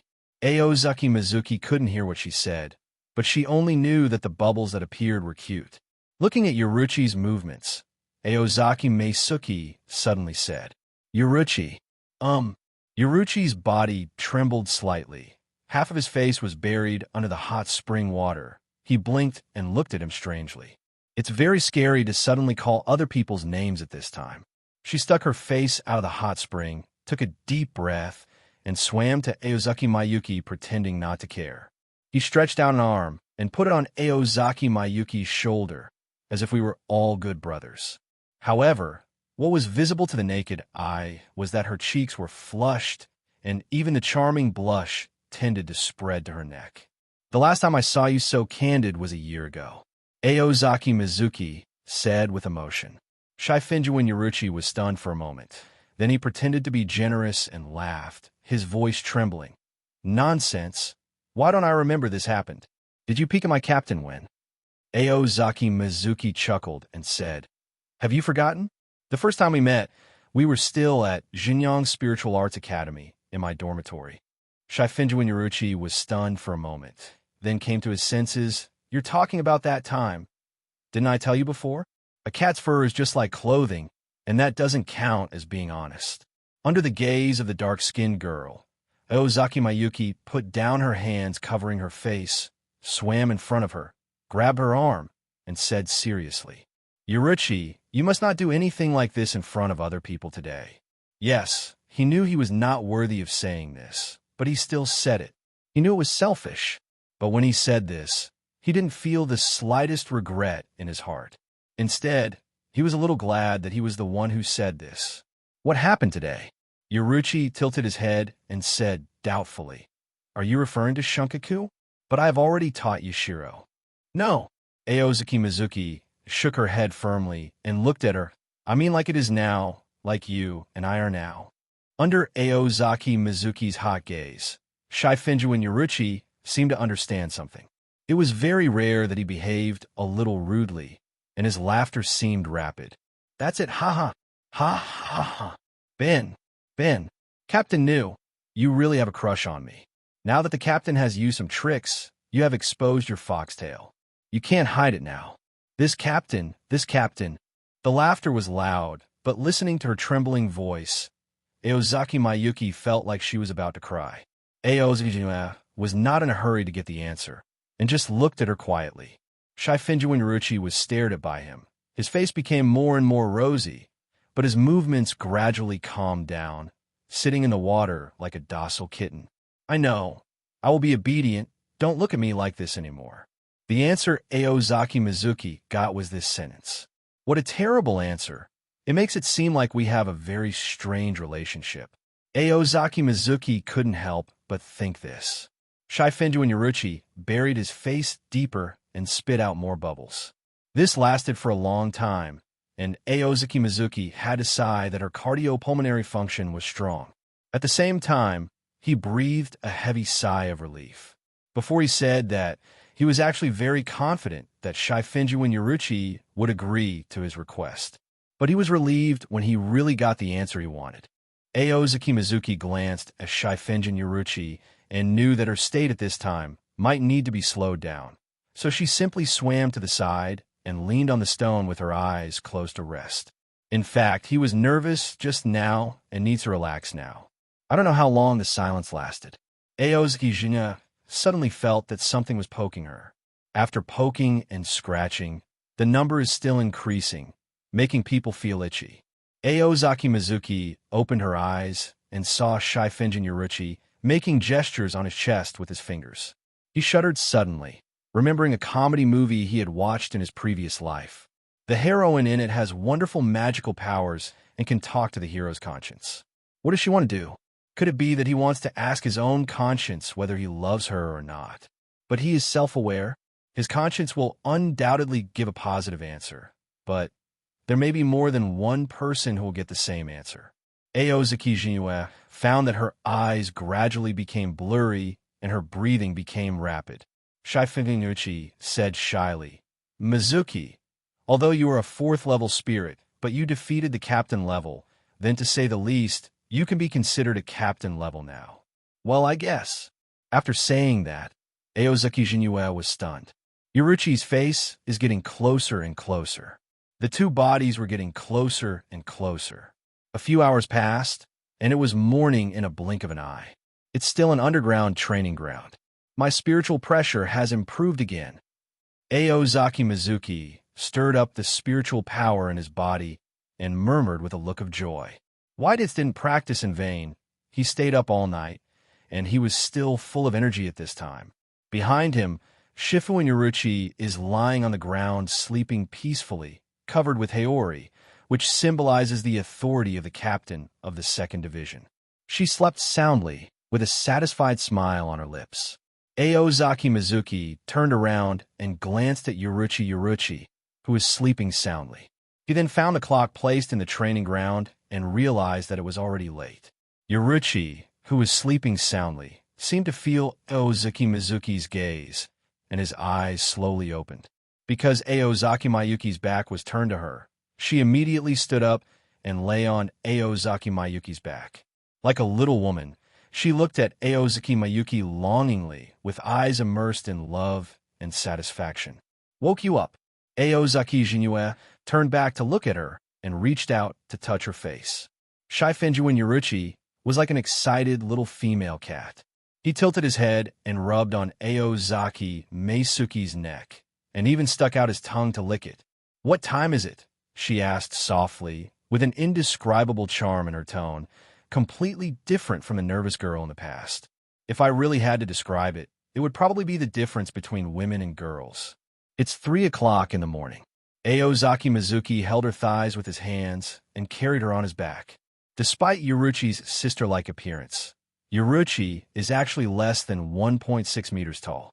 When she lies on Mayuki's back, her feet can't reach the ground, and her whole body hangs on him like a koala.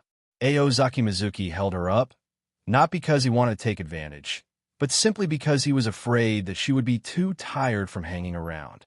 They both did everything they should and should not do. Thinking about taking advantage of this kind of thing is really a bit petty.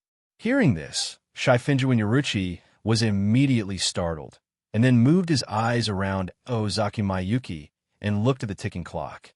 "It's working time." Shifenju Yuruchi jumped down and exclaimed. Aozaki Mizuki was speechless. This woman is usually eager to be lazy when she has the chance, but why is she so motivated today? Have you forgotten that in order to practice Shunku, we took a month's leave, and the teacher also approved it?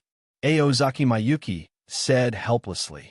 It feels like this woman has become stupid after one night. Yes. Taking the last step, Shifenju Yuruchi completely lost the shyness of last night. He did not cover up his body and touched his chin with his hand. Omida and Ikamaru are responsible for the work, so we can be lazy openly. "Why are you lazy? Don't forget the purpose of our leave," Aozaki Mayuki said angrily. "How to practice instant coaxing in this state. Before practicing, soak in a hot spring to adjust the state." Shifenju Yuruchi showed a pleasant smile and shrugged. "I don't know if the hot spring can still be used now." After 2 Whitehead's masters worked hard all night, when they came out, the hot spring water had changed drastically. It should be ready to use. Aozaki Mizuki looked at the recovery hot spring that was gradually becoming clearer and said meaningfully, "On the rockery beside the hot spring, clean water continuously flows out and pours into the hot spring. Produced by Urahara Kisuk, it must be a high-quality product." He thought about everything, and the circuit system of the hot spring was perfectly constructed. In addition to the hot spring pool in front of you, there's also a huge filtration system below. The filtered hot spring water will flow back into the hot spring through the rockery for reuse. Shifu Yuruchi nodded, jumped into the hot spring excitedly, and said with a smile, "It's very comfortable. May you come quickly." Looking at Shifu and Yoruchi splashing in the water, Aozaki Mayuki smiled slightly and jumped along with him. Enter the hot springs. The two soon got close in the water. Today, they will be very happy, very happy. Siriidi, Xinjiang District, the first team building. Yamamoto sat in the captain's office, quietly listening to the reports of Sasakai Chojiro and Matsumoto Ranjiku. Matsumoto Ranjiku is now the seventh seat of the first team and the assistant to the deputy captain Sasakai Chojiro. Yamamoto glanced at her and felt a little emotional. This kid Jinyue is really lucky to find such a girl as a companion. He knew the relationship between this girl and his young apprentice. But what concerned him most was not this, but this girl's talent. A first-year student from the Xinjiang Spiritual Arts Academy graduated early, and within half a year of joining the team, he reached the 6th level of spiritual power. This kind of talent is second only to Aozaki Mayuki and is a rare talent seen in thousands of years. Don't underestimate the 6th level spiritual power. In other divisions, a 6th level spiritual power would be enough to become the 3rd or 4th ranked chief officer in the division. But here is the first team, the most elite team among the entire Godiai 13 team. Vice Captain Sasakai Chojiro is a strong man who is not weak among captains. The 3rd to 6th honchos either have captain-level spiritual pressure but have not learned Bankai, or they have standard vice captain-level Shinigami. Therefore, even if Matsumoto Ranjiku's Ryatsu level reaches the top chief officer level, he can only be ranked as the 7th chief officer in the first team. Yamamoto Jinryu sighed. Shigekuni's eyes moved slightly, and he couldn't help but sigh. I still remember that when Aozaki Meisuke recommended Matsumoto Ranjiku to join the first team, he was quite dissatisfied. He trained Aozaki Mayuki as his heir. This kid himself didn't have much potential yet, so he just wanted to help others through the back door. Which teacher can be happy? Only now did I realize that I had wrongly blamed him. Giving this kind of genius to oneself for training shows clearly that one believes in his ability as a teacher. Unexpectedly, this kid always likes to make himself angry. At critical moments, he still thinks about himself as a teacher. Thinking of this, the serious expression on Yamamoto's face softened, and the eyes he looked at Matsumoto Ranjiku gradually became kind and kind. He looks like an elder in the family who dotes on the younger ones. Captain-in-Chief, the elders of the Yashiro family sent people here last night and gave them a lot of gifts. Matsumoto looked at the file in his hand. Is it for Shinetsu? Yamamoto asked. Some of them are meant to be given to Sanzuki Sanshi, but most of them are for you. Matsumoto Ranjiku nodded. It is said that they also prepared a big house for Sanzuki Sanshi in Noble Street. Yamamoto was a little confused and remained silent.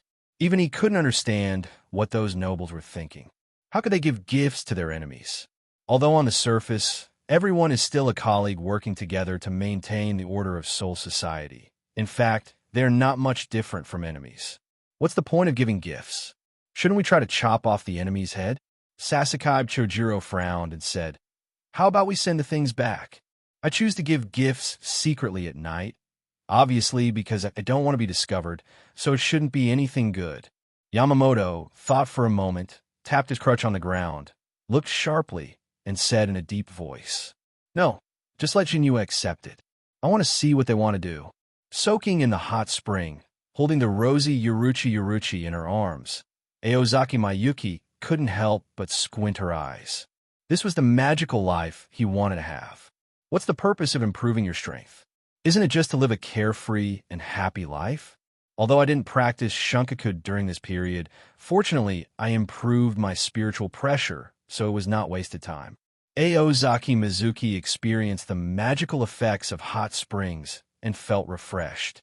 As an imitation of the Bone Hell and the Blood Pool Hell, the Restoration Hot Spring is naturally not as effective as the original version, and it cannot possibly be as good as the original version. The raw material of the original Bone Hell and Blood Pool Hell is the spiritual pressure of Kirin Temple Tenshiro. Urahara Kisuk couldn't find spiritual pressure with the same effect, so he could only use other materials instead to achieve a similar effect to the original hot spring. The materials are different, so the effect is much weaker, but correspondingly, the side effects are also much smaller. Even so, it is more than enough to supplement the consumption caused by aerobic exercise. In less than a quarter of an hour, Aozaki Meisuke and Shaifenjin Yoruchi felt that they had regained their vitality and felt that they could still fight 300 times. Aozaki Mizuki stood up, stretched a few times in the hot spring, and smiled. I have fully recovered. Now I really have to do something serious. I must not continue to indulge in it and be unable to extricate myself. Aozaki Mizuki is determined to continue Shunko training. Shinigami have a lifespan of thousands of years, so there is plenty of time to do aerobic exercise, so there is no need to rush. The instant Cokes is a real improvement in strength. The world of Shinigami is full of dangers, and strength is the key to survival. Shaifenjin Yoruchi also stood up and stretched generously. She put a hand on her shoulder, raised her arm, and turned it twice. The soreness caused by performing various difficult movements for a long time will disappear as you soak in the hot springs. She just felt refreshed. Very good. I have no problem. Let's get started. Shifuin Yoruchi stepped out from the hot spring, quickly put on his clothes, and winked at Aozaki Mayuki. Aozaki Jinue is very happy. The girl has regained her former vitality. This energy is part of her charm. He glanced at Yoruchi, put on his pants, folded his shirt, and put it aside. When practicing instant coaxing, tops only get in the way, and they have to be taken off at night, so I simply don't wear them anymore. The two men stood opposite each other in the training ground. Shihoin Yoruchi's shoulders flashed with white, thunderous ryatsu. There was a faint white light on her body, and she stretched out her hand to Aozaki Mayuki. Aozaki Jinue was stunned for a moment, and realized that she was letting herself hold her. He lowered his head and saw Yoruchi stretched out his other hand, pulled him into his arms, raised his head, and looked at him with a smile.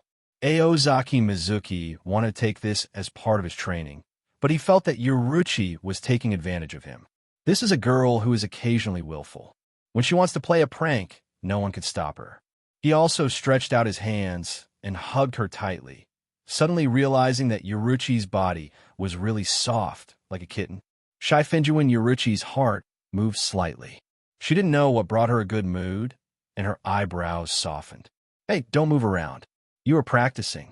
Feel my spiritual pressure. This was the day she was in the best mood, which seemed to be a good sign. She suddenly felt that her future life could be happier, and she couldn't help but bared her teeth and smiled. She remembered what she had promised to the other party, so she raised her head and looked upward. The little man's expression changed as expected, but she didn't hate the change, and she even felt a little secretly happy in her heart. Aozaki Mizuki said with a sad face, "You won't be like this when you teach Yushiro." Shaifenjin Yoruchi shook his head and said with a smile, "Are you a fool? I have only used this method on you. But you are also very cute when you're angry. I like it very much." Hearing this, Aozaki Mayuki's brows widened, but he soon discovered something was wrong. He used to say this to Yoruchi Shaifenjin, but today it was the other way around. "Yoruchi, you look very cute now, and I like it very much." Aozaki Mizuki hugged her tightly. Shaifenjin Yoruchi seemed to become embarrassed. His pretty face turned red, and his golden eyes began to dodge. "Concentrate on training." Shaifenjin Yoruchi gritted his teeth, feeling proud and shy. Now is not the time to say such things. Aozaki Mizuki nodded. This girl is still the same as before. That's good. He loosened his hand a little, closed his eyes, and carefully felt Yoruchi's ryatsu. Shaifenjin Yoruchi looked at that serious face, smiled slightly, and said softly, "Don't be nervous, relax. Don't forget, your spiritual pressure is you, and your spiritual body is also you. They are all part of the existence of Aozaki Shinzuki. You need to concentrate on using your sixth sense, spiritual sense, to sense the changes in Kido's spiritual pressure. When it takes shape outside the body, try to integrate it into the body. Imagine it's your bones, your blood, your limbs." The soft voice echoed in Aozaki Mizuki's ears and the surrounding gradually became quiet. Only the existence of spiritual pressure became clearer in his spiritual sense. Spiritual sense is the sixth sensibility in the world of Shinigami, in addition to the five senses of vision, hearing, smell, taste, and touch. Simply put, it is the perception of spiritual pressure. This ability is not widely used, and is almost useless against people who are skilled in hiding spiritual pressure. This is also the reason why Kyokusuijetsu can only hypnosis the five senses, but can become the strongest Zanpakuto in the Genjutsu series. Because spiritual perception is often unreliable. In perception, the enemy's spiritual pressure is low or even barely noticeable. It may not be because the enemy is weak, but because the enemy deliberately does not show it. And unlike Kion, Shinigami has a complete training system, and hiding spiritual pressure is just a basic skill. Therefore, the ability of spiritual perception is mostly only used when defeating the void, or when teammates are in danger and deliberately release spiritual pressure to ask for help. It can be used. Of course, there is no way to hide the enemy's spiritual pressure, that is, to directly contact the spiritual pressure itself with the body. Direct contact with the spiritual pressure cannot be hidden, and the spiritual pressure can be sensed most accurately. In the Karakura Town battle in the original time and space, Old Man Yamamoto used this method to capture Aizen's true form. Aozaki Mizuki tried to integrate her spiritual pressure with her body.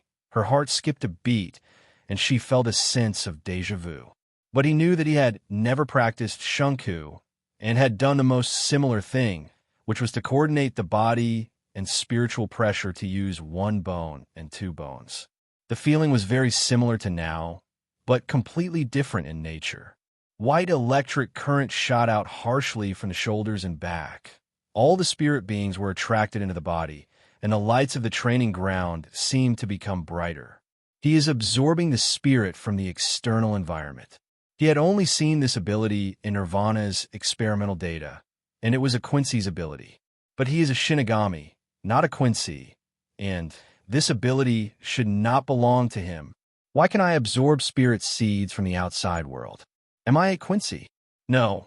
My soul did not return to Yawatch after my death in this world, nor was my soul restrained by a mad scientist.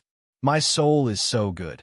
If I were a Quincy, Yawatch, the moneylender, wouldn't be able to let me go even if he wasn't conscious. So, I shouldn't be a Quincy. Forget it. Even though he is not a Quincy, his ability is very similar to that of a Quincy. Teacher won't strip me if he finds out. He doesn't seem to like Quincy very much. Aozaki Mizuki thought a lot in that moment. But no matter what the old man would do, he planned to stop robbing souls from Soul Society first. Aozaki Mizuki stopped controlling Reiko. There was a roar of thunder and lightning all around, mixed with the sound of air sucking. This feeling was beyond Aozaki Mei's expectation and made him feel relieved. Mizuki, Shifinju and Yoruchi finally noticed something strange. Aozaki Mizuki was stunned. What's wrong? Could it be that it was discovered that I can absorb spiritual seeds? How should I explain it? You can't say that you are short of souls, so you ask Soul Society to borrow some. Shifinju and Yoruchi and the Quincy don't seem to have any grudges, so let's just be honest. Thinking like this, Aozaki Jinue was ready to make a move. But this time he learned the lesson wisely and did not rush to answer. Instead, he waited for Shifinju and Yoruchi to finish speaking. You succeeded. The instant coaxing was successful. Shifinju and Yoruchi said in surprise as he let go of his hand. It turned out to be a sudden coax. Aozaki Mizuki felt that her whole body was full of strength. She turned her head and looked at her shoulder, and sure enough, she found lightning-like spiritual pressure coming out of her body. Not only did these lightning bolts not harm him, they actually acted like arms. Although there is no practice, he can move according to his thoughts, just like controlling his hands and feet. Successful. I am indeed a genius, Aozaki Mizuki said unceremoniously.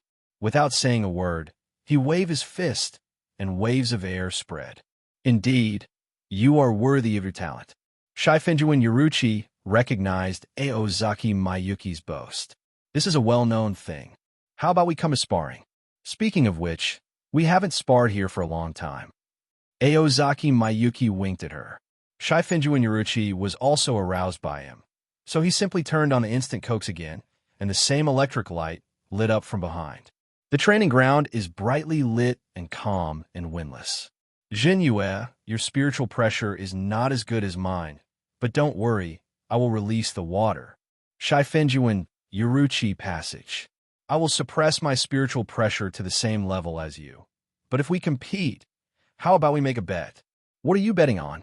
Aozaki Mayuki tilted her head and asked. Shifinjuin Yoruchi approached him, stood on tiptoes, and said something in his ear. What? How can I, the disciple of our dignified captain, be so inferior to others? Aozaki Jinyue said in shock. She would never admit that she was heartbroken. If you have any requests, you can make them. Shifinjuin Yoruchi licked his lips, seducing him like a cunning little devil. Well, okay, I accept it. Aozaki Meisuki replied. But I haven't thought about my request yet. I'll talk about it later. As a disciple of Jinryu Sai, he inherited the excellent quality of Yamamoto Jinryu Sai, Shigekuni thousands of years ago, which is no bottom line. After receiving a positive answer, the two stood on both sides of the training ground. Shifinjuin Yoruchi stopped talking nonsense and turned into an afterimage and rushed towards Aozaki Mayuki. The reason why she proposed the bet was because she had her own little thoughts. If she wants to quickly defeat Maya Aozaki while she is still not proficient in Shunkutsu when she masters it for the first time, then he will be at her own mercy. You know, they took a month's leave. This meant that they could play for more than 20 days without anyone caring about them. And of course, she wanted to have some fun. Bang! The palms of both sides met, and a low muffled sound was heard. So fast, Aozaki Mizuki secretly shuddered in her heart. Shifinjuin Yoruchi's palm strike was so fast and heavy. If he had mastered Shunshu, he would have used one bone for this move. A bone is naturally stronger than this palm, but this palm is stronger than the ordinary white hits technique. Compare with the two. Igu is an instant explosive move with strong power. The power of instant cokes is weak, but the attack can be continuous. Aozaki Jinyue cheered up and did not dare to underestimate the enemy in the slightest. Bang, bang, bang. Suddenly, two figures started fighting fiercely in the training ground. White hits emphasizes nothing more than sharp eyesight and quick hands, moving and dodging, focusing on the combination of hands, eyes, body, mind, and steps. Shifinjuin Yoruchi is undoubtedly the master of white hits, and his skills in all aspects are at the top level. But this is not the time when Aozaki Meisuki just started practicing white hits. Today, he has been taught by Yamamoto and has been trained for a long time. So even though Shifinjuin Yoruchi's movements were lightning fast and clean, Aozaki Mizuki quickly adapted to it. At this moment, in Aozaki Jinyue's spiritual perception, Shifinjuin Yoruchi's spiritual pressure was indeed completely released and suppressed again. Aozaki Mizuki knew that she should be able to do her movements, but she hadn't adapted to the situation yet, so she felt uncomfortable even waving her fists and feet. The battle continues. On the scene, Aozaki Mizuki looked more and more relaxed. In fact, this is indeed the case. Every parry and every block gave Aozaki Shinzuki a higher degree of control over her body. Yoruchi's Shifinjin, who entered the fighting state, changed his previous casual temperament and became fierce. There is a natural sense of threat emanating from his every move. After a set of continuous fist and kick attacks compressed Aozaki Mayuki's dodge space, Yoruchi's Shifinjin immediately shouted, "Thunder in the palm." Stab! Shifinjuin Yoruchi raised his palm, and the thunder in his palm continued. What the hell? Aozaki Mizuki was stunned. I'm not a zombie, so why are you hitting me with thunder from your palm? Then again, the name of this palm technique seems to have been mentioned when I was telling the story. Is this a move that was inspired by me? Unable to avoid it, Aozaki Mizuki did not choose to give in.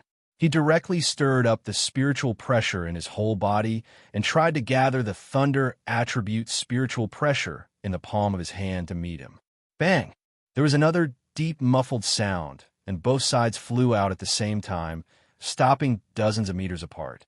Ordinary white hits battles don't have any big scenes. However, the instant coax used by the two men is obviously different from ordinary white hits. Each punch and kick has huge power and can break the ground and rubble with just a wave of the hand. In that blow, just now, if Aozaki Mizuki hadn't successfully condensed the so-called palm thunder in the palm of his hand amid the lightning and flint, he might have been the only one who was knocked away. Although he was shocked in his heart and his right arm was sore, Shaifinjuin Yoruchi still maintained his excited expression and said, not to be outdone, "The palm thunder is just a small trick. I have more powerful tricks that you haven't seen yet." It seems that he has long been accustomed to Shaifinjuin Yoruchi's harsh words. Aozaki Mizuki didn't pay much attention to it. Instead, he waved and said, "Come here, Yoruchi." Boom! The shattered rocks collapsed one after another, sending up clouds of dust. Aozaki Mizuki's feet were wrapped with lightning, and she lightly kicked on the ground to avoid a thunder and lightning hand knife, and chuckled. "Aren't these the more powerful moves you mentioned?" Yoruchi, who was standing in front of him, immediately lowered his head when he heard this. Seeing Yoruchi's shoulders shaking slightly, Aozaki Mizuki secretly said, Isn't it because of the real fire?" Just when Aozaki Mizuki was about to beat around the bush and comfort Yoruchi with a few words, Yoruchi suddenly raised his head and said with a sinister smile, "You're making great progress, kid, but I won't give up. Today I must let you know how powerful this captain is." Sure enough, I'm overthinking it. After secretly complaining, Aozaki Meisuki said, "I've learned a hand sword just now. Do you have any other moves?" Shaifinjin Yoruchi immediately clenched his fists. "Don't be so proud, kid. Thunderfang is just a small trick you usually use to trim flowers and grass. I still have some tricks I haven't used yet. This eldest lady will specially develop a trick for gardening, where all the servants of the Saifinjiwan family." Aozaki Mizuki obviously didn't believe it. There must be a bottom line when speaking harshly. He shook his head and said contemptuously, "A unique trick? Then use it and let me learn it." After a slight hesitation, Yoruchi Shaifinjin shook his head. "You still want to hide your secrets from me? This will make my heart hurt." Aozaki Mizuki pretended to be shy and teased. This girl will not act coy when fighting. He was sure that Shaifinjuin Yoruchi had no backup plan, and now he was just talking hard. Shaifinjuin Yoruchi crossed his arms and said angrily, "I haven't mastered that move yet. I'm afraid of hurting you. Don't be ungrateful. If I were you, I would admit defeat." Looking at Yoruchi's serious expression, Aozaki became a little uncertain for a moment and said suspiciously, "If you really have a trick, then let me see it quickly. Or do you mean you don't believe in my strength? Don't worry. As long as you don't cheat on your spiritual pressure, I'm confident that I can block any move." The last sentence he said was full of confidence. If Shifuin Yoruchi really has powerful moves, he really wants to see them. Fooled. Shaifinjuin Yoruchi's eyes moved slightly. A sly smile appeared on the corner of his mouth, and he still said hesitantly, But this move is really powerful. I haven't fully mastered it yet." Aozaki Mizuki took a step forward, full of momentum. "I have defeated even the captain level. What else is there to be afraid of? Then let's make a bet." Shaifinjuin Yoruchi said impatiently, "One day, I will be invincible in Soul Society." Aozaki Mizuki wanted to continue bragging about her strength, but was stunned by Shifuin Yoruchi's words. "What bet?" "Of course it's a bet for the sparring, and the time will be extended until the end of the holiday. 10 days, this is my bottom line." Aozaki Jinua hesitated for a moment, thought about it carefully, and felt that she was not at a disadvantage in this matter. "And what I want if I win is to increase it to 2. "No problem." Shaifinjuin Yoruchi agreed readily without any hesitation. Aozaki Mizuki was stunned. "It seems that I have been trapped." Shaifinjuin Yoruchi continued, "Say it first, and you can't go back on it if you agree." "Of course." Aozaki Mizuki nodded. A gentleman's words are hard to follow. Although he is not a gentleman, he does not want to go back on this condition. Shifenjuin Yoruchi showed a proud smile. Before I do it, let me remind you that when I used this move with all my strength, I flattened a small hill. Aozaki Mayuki was stunned. In just a moment, Aozaki Mizuki noticed that the aura of Shifenjuin Yoruchi had become different. This is the momentum that will surely win you over. Aozaki Mizuki licked her lips and said secretly, "Seducing me step by step. It turns out that you are waiting for me here. Then should I just admit defeat? It won't be a loss anyway. Forget it. There are powerful moves, so let's watch them." Just as Aozaki Mizuki was muttering, Shifenjuin Yoruchi's aura suddenly increased. Get ready to take it. Thunder surges around Shifenjuin Yoruchi. Tianwei, Thunder God Sword. The thunder and lightning became more and more violent, and a scattered current could break rocks into pieces. Shifenjuin Yoruchi gently grasped his palm, and the electric current gathered in the palm of his hand, gradually condensing into a long sword that flashed with white electric light, straight into the sky. Ryatsu wafted out from Shifenjuin Yoruchi's body as if it were real.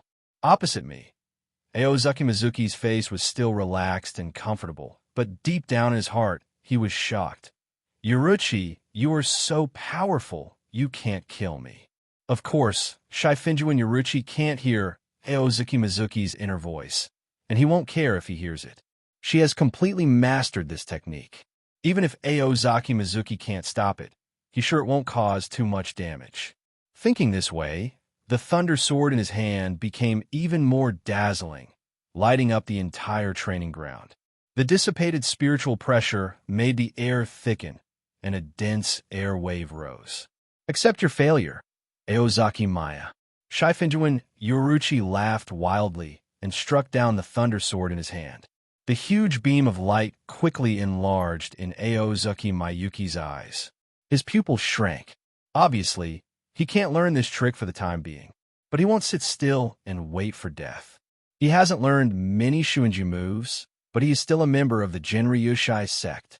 I saw him spreading his legs, taking a stable horse stance, placing one hand into a palm in front of him, and holding a fist with the other hand against his waist.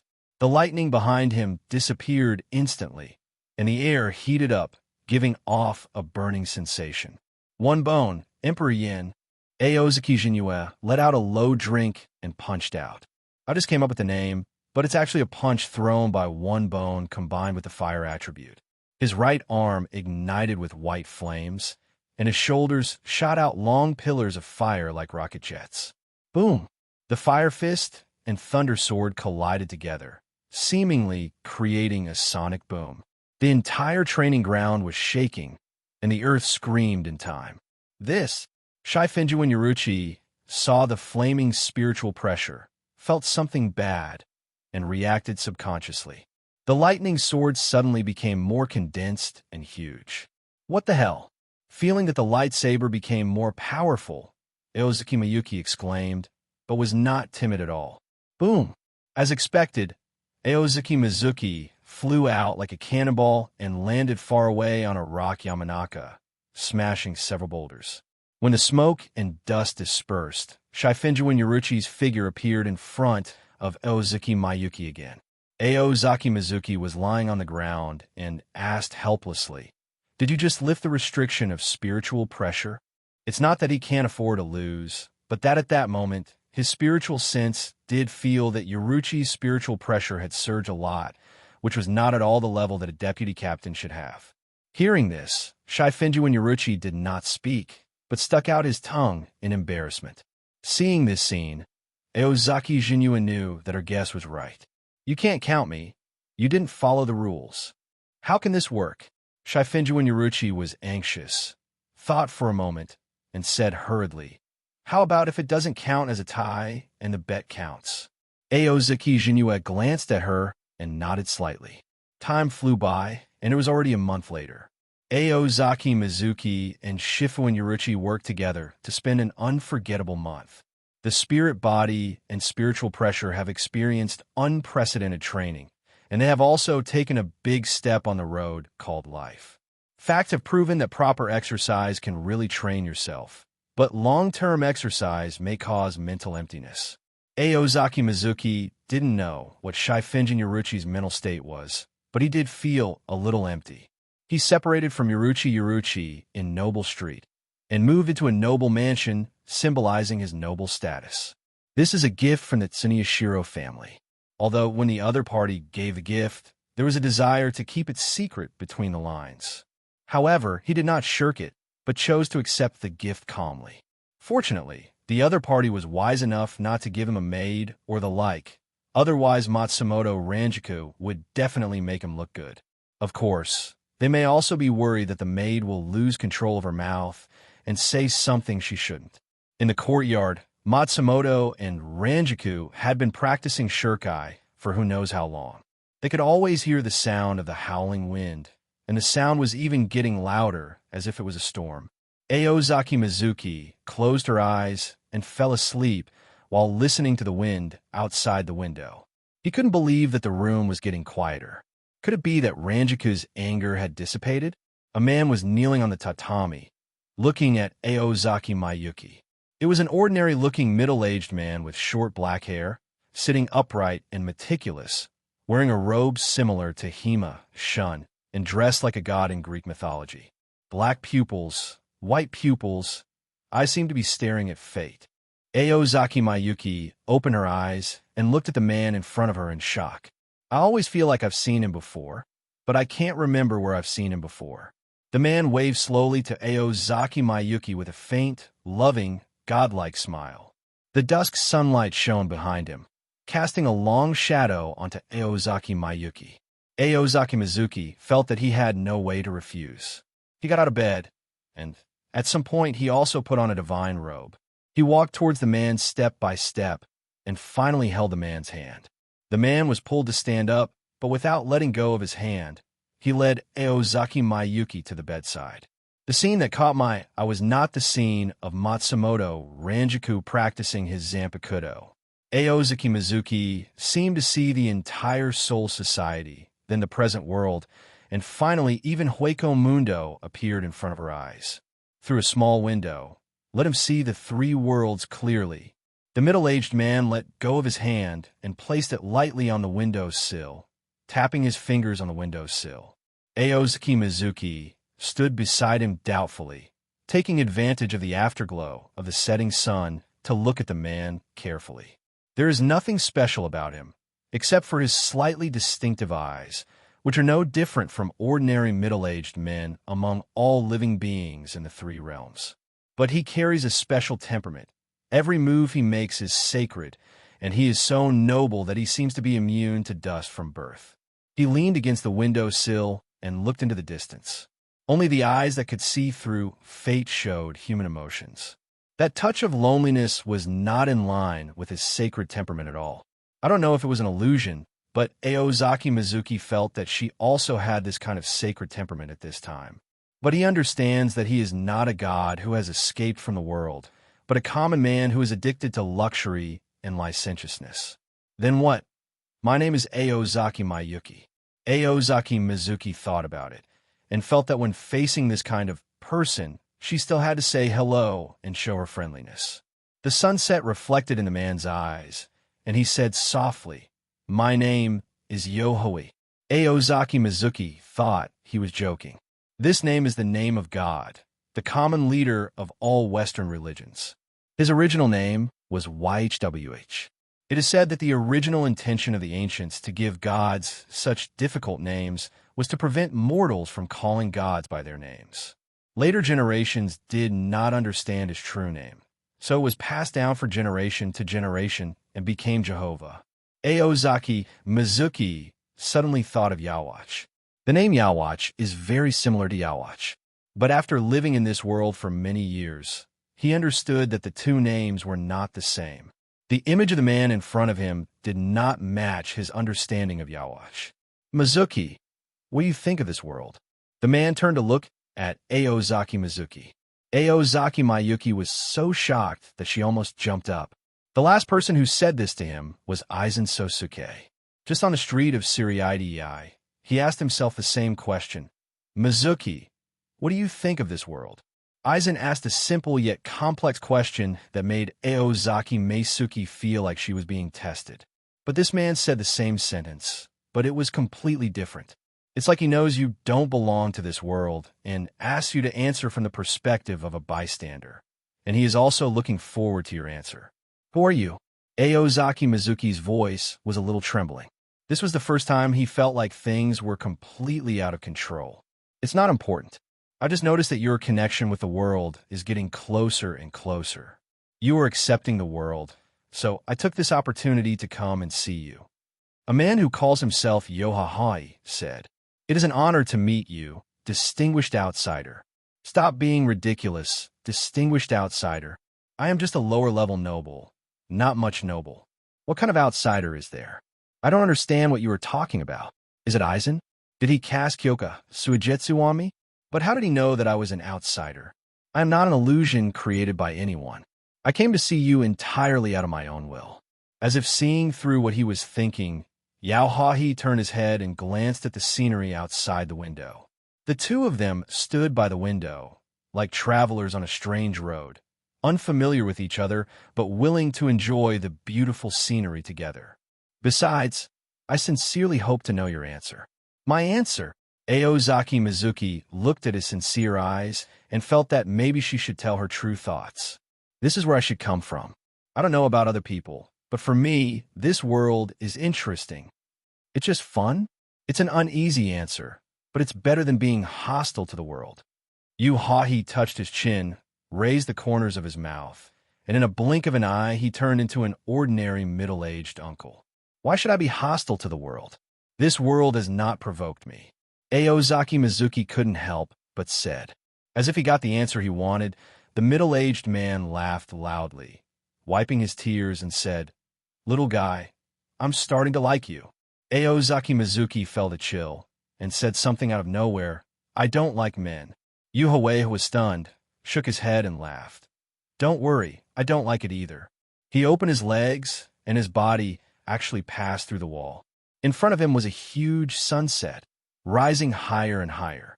No, is the sun getting closer? Aozaki Mayue was shrouded in scorching light. He sat up suddenly from the bed, sweating all over his body, as if he had really sunbathed in the sun. In front of him stood Matsumoto Ranjaku, sitting on the edge of the bed in astonishment. There were the only two people left in the empty room. "Are you having a nightmare?" Matsumoto Ranjaku said, "Or have you damaged your body by playing with Shifu and Yoruchi for too long?" "It was a dream. I don't know if it's a nightmare." Aozaki Mayuki rubbed her eyes. "Is the training over?" He stretched out and felt that the world seemed to be more in tune with him and very comfortable. "If I have to say it, I feel a sense of belonging. It's as if I was just a tourist in this world before, but now this world has become a place similar to home. But according to the man, he should be accepting the world. It's almost dinner time, and we agreed to only practice Anpakudo for an hour every afternoon." Matsumoto Ranjaku said angrily, "And you've been sleeping all day. Are you a pig?" "No, I am a snake." Aozaki Mayuki was surprised. "I thought I only slept for a few hours, but I didn't expect that I slept for a full day and night. It seems that I will really need to exercise restraint in the future. I didn't do anything weird. No, I slept like a dead pig." Matsumoto Ranjaku shook his head. "If you don't wake up, I'm going to ask Captain Unohana." Aozaki Mizuki pressed her forehead. When did that strange dream start? When he was lying on the bed? When he heard the wind? Or is he still dreaming now? This feeling of not being able to distinguish between reality and fantasy is really annoying. Aozaki Mizuki stretched out her hand and slapped her head hard. When she opened her eyes, she found that she was not wearing any clothes. Could it be that guy? Aozaki Meisuke narrowed his eyes. His gaze was like a sharp sword, as if he wanted to kill someone. "Don't blame me," Matsumoto said weakly. "Who let you lie on the bed defenseless?" "Fortunately, it's you." After hearing this, Aozaki Mizuki suddenly realized, breathed a sigh of relief, and then grimaced. "No wonder I woke up with body aches and sweat. It turned out that I had just finished exercising." But that dream was too real, and I still clearly remember the middle-aged man's face. Logically speaking, he is only interested in girls and should not have such a deep impression on the middle-aged uncle. It's time to eat, let's go. Oh, Aozaki Mizuki said, finding a piece of clothing and putting it on.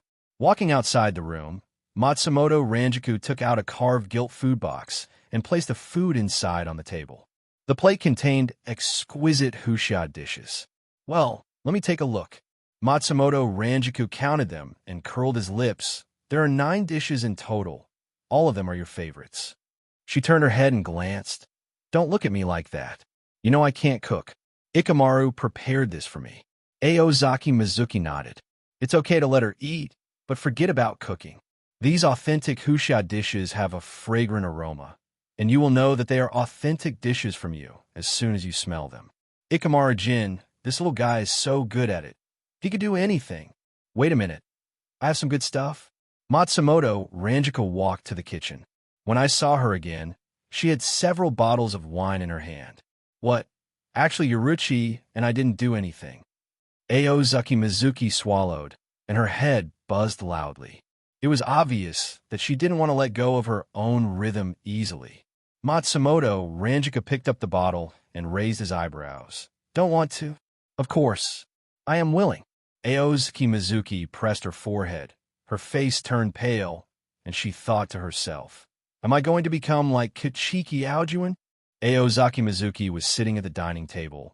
Her expression could be described as like mourning for a test batch. What does your expression mean? Matsumoto Ranjaku sat next to Aozaki Mayuki, hugged him with his hands, and said angrily, It's okay, it's okay. Aozaki Mayuki smiled, and suddenly found that her hands and feet were no longer sore, her waist was no longer painful, and her head was no longer dizzy. I'm not going anywhere tonight. I'm just going to stay with you. Matsumoto Ranjaku nodded happily, and kept supporting Aozaki Mayuki with his shoulders. It was obvious that he was very excited. At dinner time, they sat on wooden chairs in the dining room, the lights flickering. Actually, Yoruchi came to see you today. Matsumoto Ranjaku said. You didn't start a fight, did you? This is what Aozaki Mayuki is most worried about.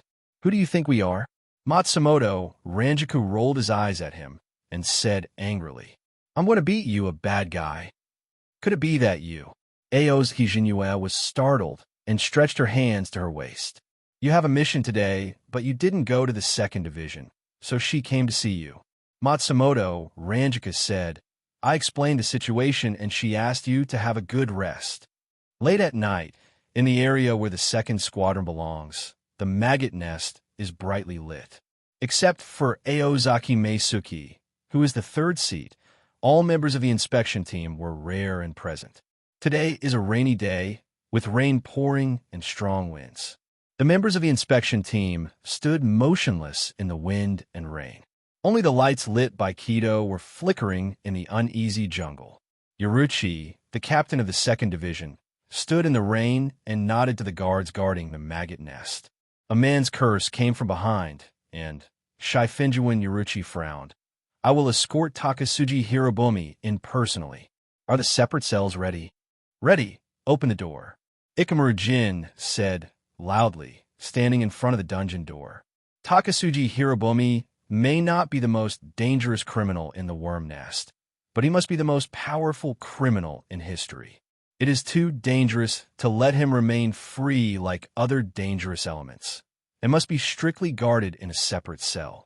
Shifenjuin Yoruchi looked at the open door, escorted Takasuji Hirobumi to the dungeon, and bound his hands, feet, and neck with special chains.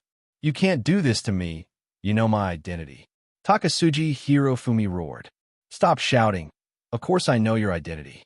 Shifenjin Yoruchi mocked.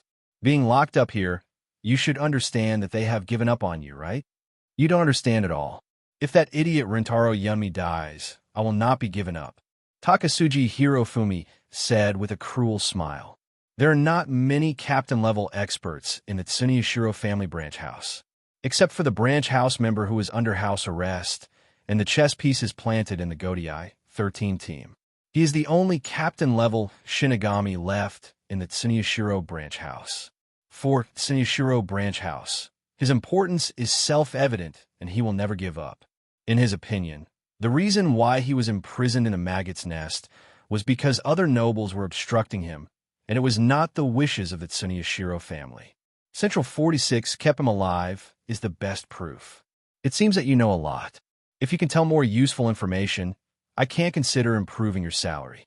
Shifenjuin Yoruchi said, You probably haven't had such a hard life for a long time.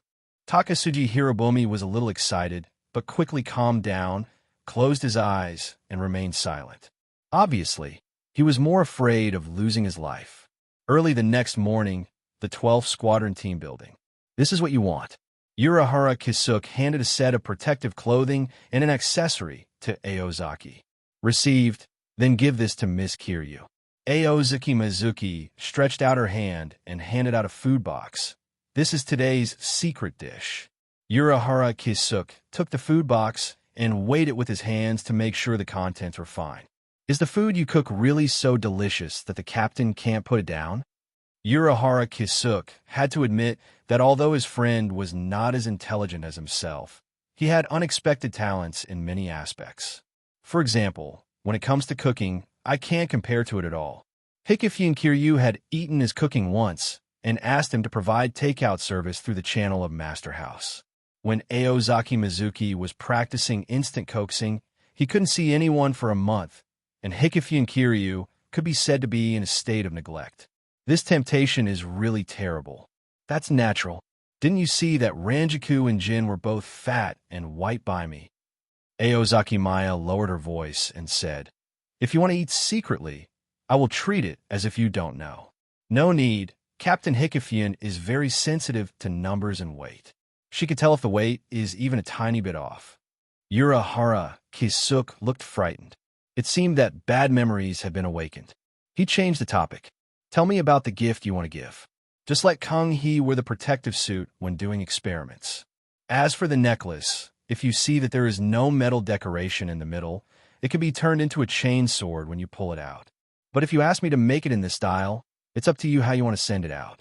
Aozaki Mayuki looked at the necklace in her hand.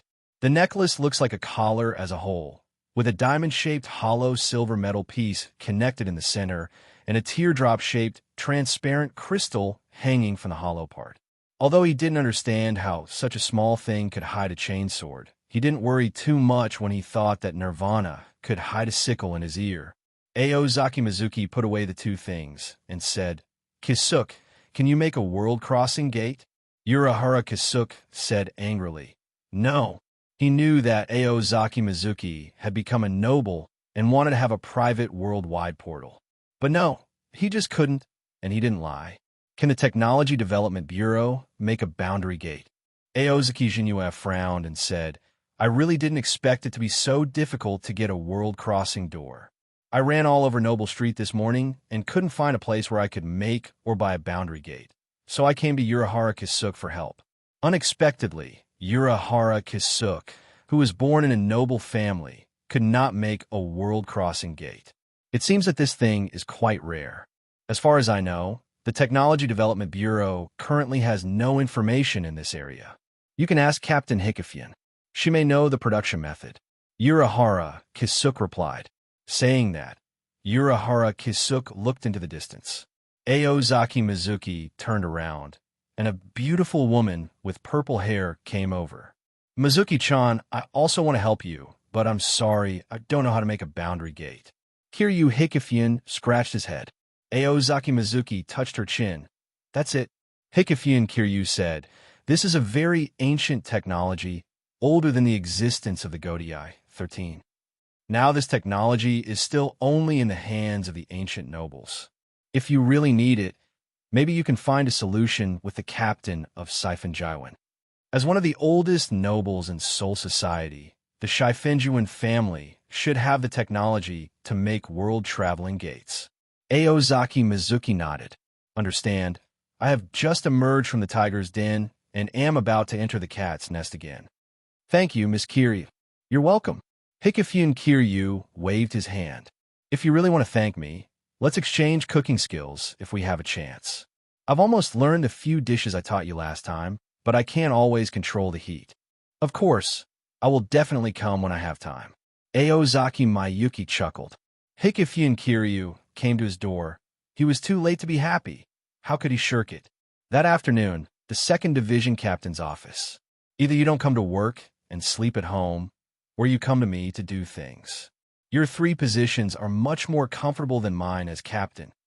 Shifinjuin Yoruchi rolled his eyes, crossed his arms, and looked very cute. Who am I sleeping at home for? It's too difficult to hold these 3 positions. You have to work and be bossed. Aozuki Mizuki sighed. Oh, it's embarrassing to say it, so don't talk about it. Shifinjuin Yoruchi's pretty face turned slightly red with a guilty conscience, knowing that the person the other party was talking about was him. Seeing that her anger had subsided, Aozuki Mizuki said with joy, Actually, I'm not just here to ask for your help, but I have a gift for you. What gift? Aozuki Mizuki took out the ornament given to her by Urahara Kisuke from her arms. Here, this is it. You have a lot of intentions. Shifinjuin Yoruchi smiled happily. She didn't find anything wrong, but was happy that Aozaki Mayuki knew her preferences. Yoruchi has worn many necklaces of this style, and now he wears a bound necklace of a similar style around his neck. Aozaki Mizuki took the opportunity to sit next to Shifinjuin Yoruchi and put the necklace on her with her own hands. This is specially customized by Kisuke. I designed the shape myself. Pulling the decoration on the front can trigger the mechanism to be used as a chainsword. How about it? Do you like it? Yes, I like it very much. Shifinjuin Yoruchi raised his head like a proud swan. Since you gave me such an expensive gift, I cannot be rude and leave the matter of crossing the boundary gate to me. That's not good. Aozaki Mizuki declined. What's wrong? The majestic head of the Shifinjuin family, would be stingy about a boundary gate. Yoruchi Shifinjuin waved his hand and said proudly, Just wait and see. Then, okay. Aozaki Mizuki was a little tangled and finally whispered, Foolbringers, clean up the Soul King fragments and wait. I just don't know how the investigation went after Aizen has been away from the human world for so long. Aozaki Mizuki raised her head and looked at Shifinjuin Yoruchi standing in front of the mirror and the gift around her neck, and her eyes suddenly lit up. He walked up to Shifinjuin Yoruchi and whispered in her ear, Are you crazy? Shifinjuin Yoruchi was surprised. Don't forget that you also agreed to my 2 requests.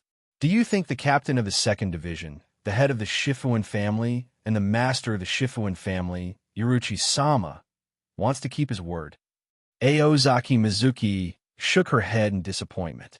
If I can't do it, I have nothing to say, but it seems that Yoruchi-sama's promise is not worth much.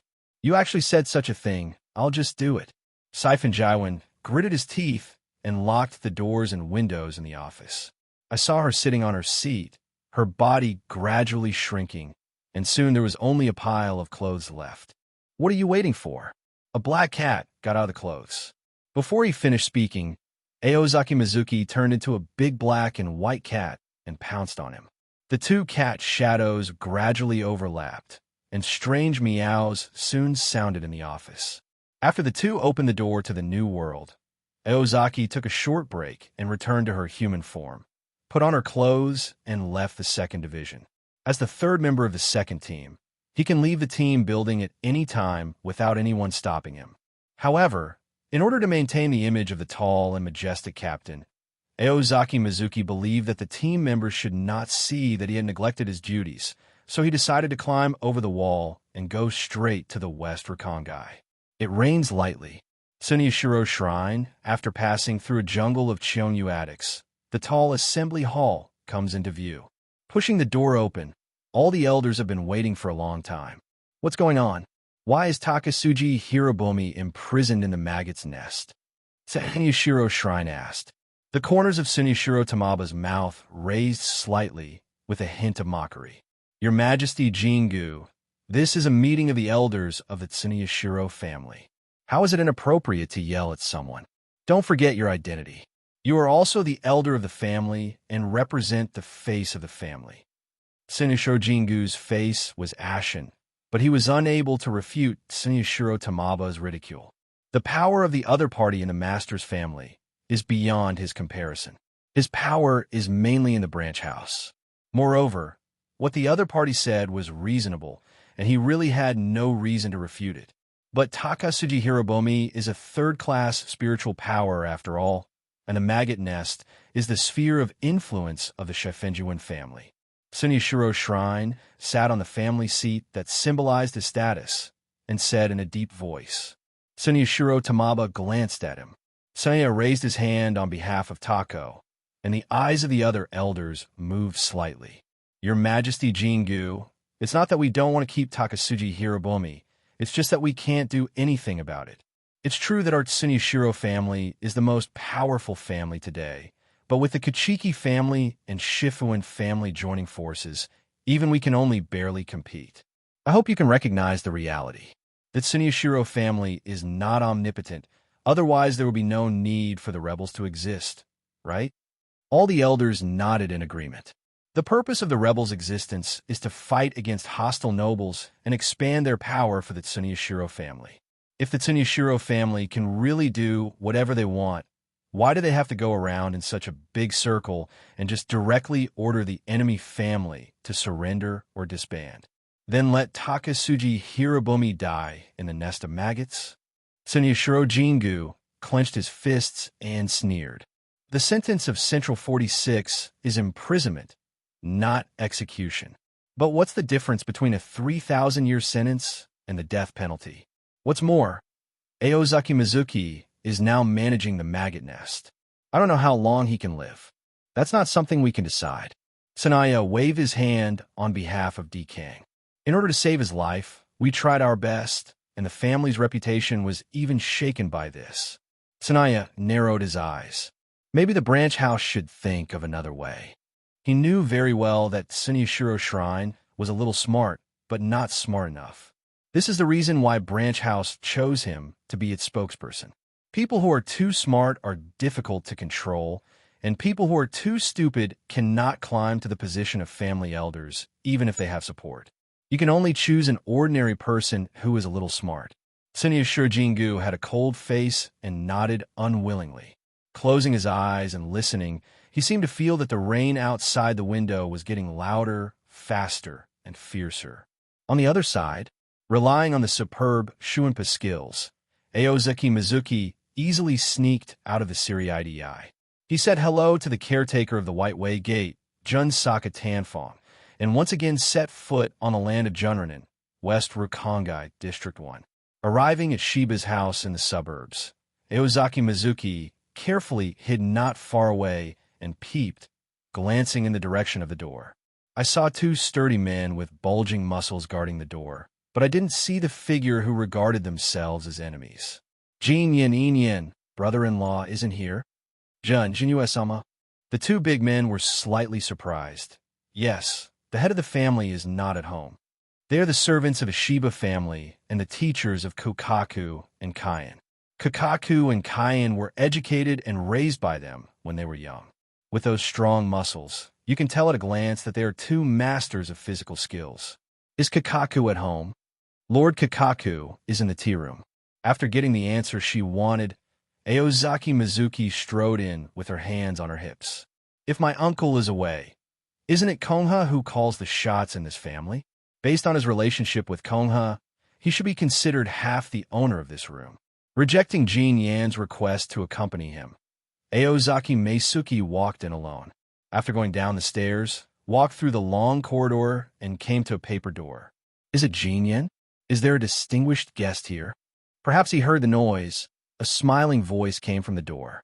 Aozaki Mizuki did not answer, but asked, Am I considered a distinguished guest? Over there, Shiba Kankaku's eyes flashed with joy. Jinyue, come in. Hearing this, Aozaki Jinyue pushed the door open and entered. Why do you come to me when you have time? Shiba Kuzu joked. Yoruchi is willing to let you back? What are you talking about? It sounds like Yoruchi has restricted my personal freedom. Aozaki Meisuki waved his hand. Maybe she really wants to do this. Shiba Kankaku said. She knew her little best friend very well. I came here in the middle of the night to ask for that strange secret technique just for the sake of the man in front of me. It's a pity that although the Shiba family has a lot of magic, there really isn't anything that can change the body's shape. Who does his best friend think she is? She is pure and natural, okay? My body shape is due to my natural talent, and I have not undergone any modification at all. Thinking of this, Shiba Kongha couldn't help but roll his eyes. I really don't understand how my best friend thinks she has the secret to changing her figure.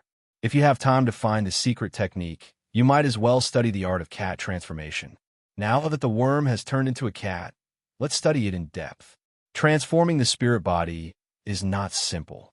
Let's not talk about Yoruchi. I came to you for this thing. Aozaki Meisuke said, taking out a set of clothes. Protective clothing? Shiba Kankaku asked. Aozaki Mizuki nodded. So ugly. Shiba Kongha spread out his protective clothing and said in disgust. The overall protective clothing is black, with everything from masks to shoes and socks. It looks a bit like the night clothes of the second division, but it looks more bloated and really not good looking. Aozaki Mizuki helplessly said, Who are you showing to wearing such beautiful clothes for experiments? Thinking of Kukaku's appearance with a broken arm in the future, although it looked very nice, Jinue really didn't want her to become like that, so she painstakingly warned. You must wear good clothes when doing experiments. Did you hear me? Yes, yes. Shiba Kongha waved his hand and said perfunctorily. But seeing Jinue's worried look still brought a smile to her face. How can I thank you for giving me such a precious gift? Shiba Kazuru grabbed Aozaki Mayuki's collar, put it against his neck, and took a deep breath. It smells like Yoruchi. Can you smell this too? Aozaki Jinue was shocked, knowing that they turned into cats at that time. He planned to find a reason to fool him, and hesitated. Kungi didn't have time to listen to his excuses, and was already pressing him down emotionally. Early the next morning, Aozaki Mizuki woke up not long after sunrise. My head is clear, and I don't feel any fatigue from sleeping at midnight last night. Huh? Shiba Kankaku yawned widely and scratched his hair in confusion. My hair was sticky, and it hurt when I picked it up, so I simply gave up. Aozaki Mizuki poked this woman's cute cheek with a doting look on her face. Hey, wake up soon. Do you want to sleep until night again this time? Ugh, what does it matter? I'm the head of the family. In response to Aozaki Mizuki's prodding, Shiba Kankaku made a coquettish sound that he would never have done normally and even rubbed against his body. Although they are indeed cute, the two of them have long passed the stage where every move they make is extremely exciting. With a strong heart like a saint, Aozaki Mizuki resisted the temptation of her charm. And I thought it would be fun to bully her now. I usually don't see this heroic woman looking so cute. Aozaki Jinue smiled and pinched the tender flesh on her cheek and put her other hand into the quilt. Well, you guy don't go too far. Shiba Kankaku opened his eyes for a moment and made a cute cry. It took her a few seconds to wake up from her daze, and when she realized that this happy man was using her as a toy, her pretty face instantly turned into a ferocious expression. Then, Kungi twisted his waist and spat with disdain. Hey, hurry up and help me take a bath. Yes, yes. Once you're satisfied, you'll turn your back on others. Aozaki Mizuki smiled bitterly, picked her up in his arms, casually put a robe on her body, and walked to the bathroom. Holding Shiba Kongha and walking into the water, Ozaki Mayuki smiled proudly. If the souls of West Rakongai knew that their eldest sister was with a man, I wonder what their expressions would be. At a young age, you have an expression like that of an uncle. Who did you learn from?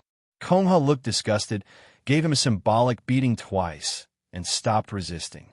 In Soul Society, 200 or 300 years old is considered a very young age, not to mention that Aozaki Meisuke is only in her early 20s.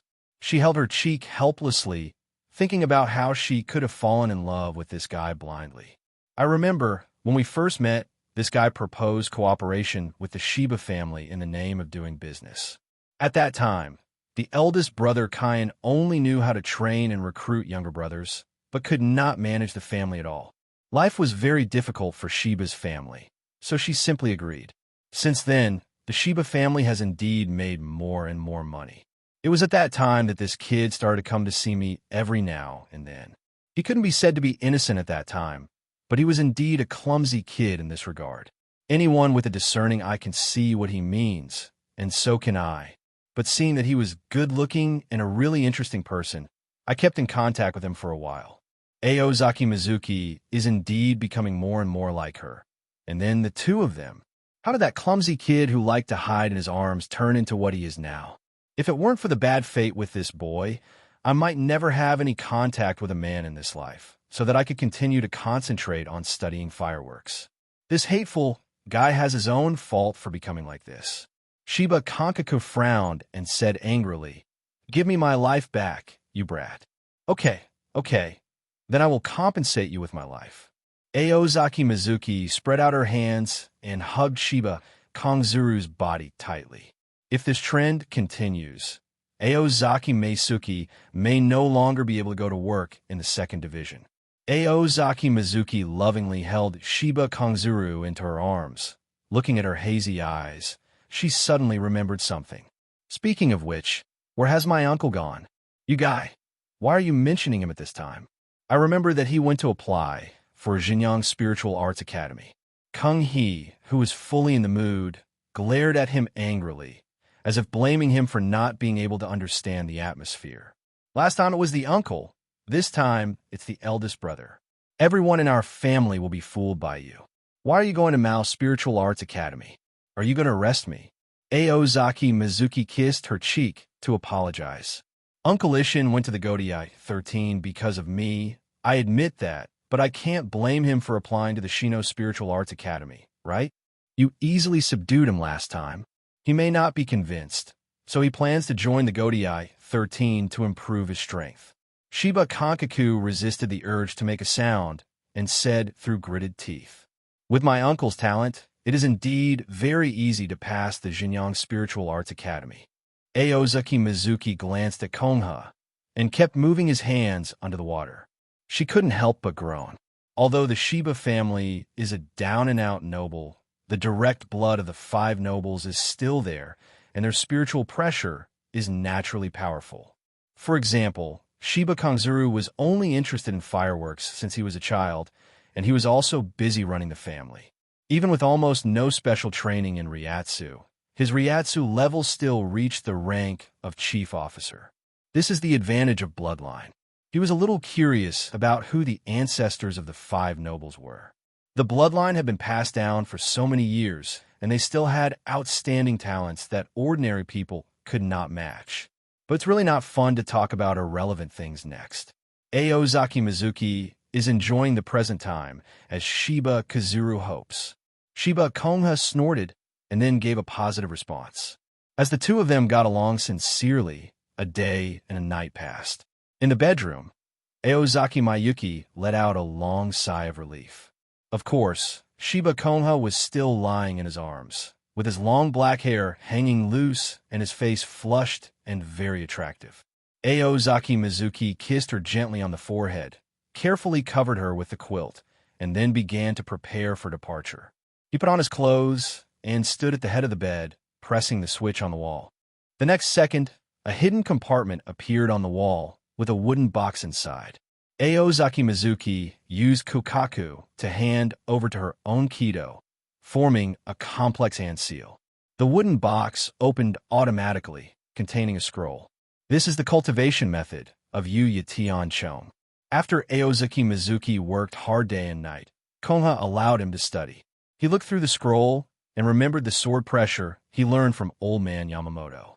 Crescent Moon Chong is more like an advanced technique of sword pressing. Ordinary sword pressure is to emit spiritual pressure through the Zanpakudo, but Getsuga Tenzo has an additional process of compressing spiritual pressure. You must first increase the density of spiritual pressure in the sword, and then strike. This is a great test of Shinigami's control over spiritual pressure. But it doesn't matter, it's just a little trick anyway. Aozaki Mayuki thought relaxedly. Yes, for him, this is just a little trick. He did not take away the scroll, but read it twice and memorized all the contents. After leaving a letter expressing his love to Kakaku, who looked very cute while sleeping, Aozaki Maya left Shiba's house. The Godii 13 are far away from western Rakongai. But fortunately, Aozaki Mayuki is not in a hurry. He leisurely found a restaurant on the street, had breakfast, and rested for a while, then walked to the 12th Division under the bright sun. In the past 2 days, Hikifune Kiryu used Keto to order takeout from him again. He was busy at the time, so he excused himself because he didn't have time and made an appointment to teach her cooking today. By this time, it was close to noon, and there were not many people walking hurriedly on the street. Aozaki Mizuki guessed that these Shinigami on missions might want to take advantage of their free time and rush to the squad cafeteria as soon as possible. He was like this in his previous life, and his favorite thing when he was in high school was physical education. He still remembers that physical education class in high school was the last class in the morning. If you are lucky and encounter a day when the physical education teacher is not sick, you can go to the cafeteria earlier to eat without having to compete with other students in long-distance running. Coming to such a place where life and death are unpredictable, why do you feel that your life has become more leisurely? Aozaki Meisuke secretly laughed at himself, just as he happened to pass by the 8th Division team building. Here again, Aozaki Mizuki was reminded of an old friend. He and this old friend met on the day they entered Jinyang Spiritual Arts Academy and became entangled because of some business behavior that was definitely illegal in modern society. Soon, an old friend holding a strange book stood in front of the 8th Squadron building. On the book, the words "Moon in the Water" could be faintly seen. That is the pen name of Ozaki Meisuke, and the person holding the book is Yudumuru Lisa, the deputy captain of the 8th Division. Yudumuru Lisa raised her head and looked at him hopefully. Next to her was a little girl wearing glasses. The little girl followed her line of sight and looked at Aozaki Mayuki, her big eyes showing curiosity. Aozaki Jinue glanced at the little girl and shook her head slightly at Lisa. Lisa looked disappointed and turned back to the 8th team. I seem to have seen that child somewhere. I'll ask Lisa next time. Aozaki Mizuki shook her head, put aside her inexplicable curiosity, and continued to her destination. After several days of rain, Suriidii finally had a sunny day. Unknowingly, the number of passers-by decreased a lot. Aozaki Mizuki walked briskly to the gate of the 12th Division team building and informed Shinigami, who was standing guard. Standing guard Shinigami seemed to have known that he was coming and opened the door to let him in. Aozaki Meisuke walked along the clean and tidy corridor towards the captain's dormitory. His target is there, or to be more precise, Hikifune Kiryu, who lives there. When he came to the paper door, he stretched out his hand and knocked lightly. "Miss Kiryu, please come in." A vague voice came from the room. Aozaki Mayuki opened the paper door. In the room, Hikifune Kiryu was sitting cross-legged on the floor, chewing something, with a book on his lap and tea and snacks next to him. When Aozaki Mizuki saw the cover, she knew that this woman was completely different from Yudumura Lisa, who only had weird junk in her head. This is a true food lover who can salivate just by seeing the black and white text and pictures in the book. Noticing Aozaki Mizuki's gaze, Hikifune Kiryu smiled, feeling a little embarrassed. Food is scarce in Soul Society. The people who live the best life here are the nobles. Don't look at how luxurious the life of the nobles seems to be, and the food they eat is exquisitely crafted. But that's all. It's not that there are no delicious things, but there are only a few that you can eat here and there. No matter how good something is, you will get tired of it if you eat too much. She picked up the recipe-like book in her hand and handed it to Aozaki Mayuki. "Look, Jinue, these dishes look pretty good. These are good things obtained from the chefs of Noble Street. The dishes they cook can only be enjoyed by nobles." Kiryu Hikifune suddenly clapped his hands. "Speaking of which, you're also a noble now, so you must have eaten these dishes. Let me take a look." Aozaki Mizuki took the book. The books introduce Neon local cuisine, which is no different from the real world. The Neon country of this era had just begun to contact the world. It was completely incomparable with the developed countries of later generations, and the types of cuisine were still scarce. Most of the dishes introduced in the book pursue the taste of the ingredients themselves and have a light taste. But in fact, people in Suriidii like Ozaki Mayuki, generally have heavy tastes. The cooking procedures in the book are complicated and the shapes are exquisite, but it's hard to say how delicious they are. Maybe in Hikifune Kiryu's opinion, these foods are already pretty good. But for him, a time traveler who never treats himself poorly when it comes to eating and has learned a variety of dishes, he is completely unsatisfied.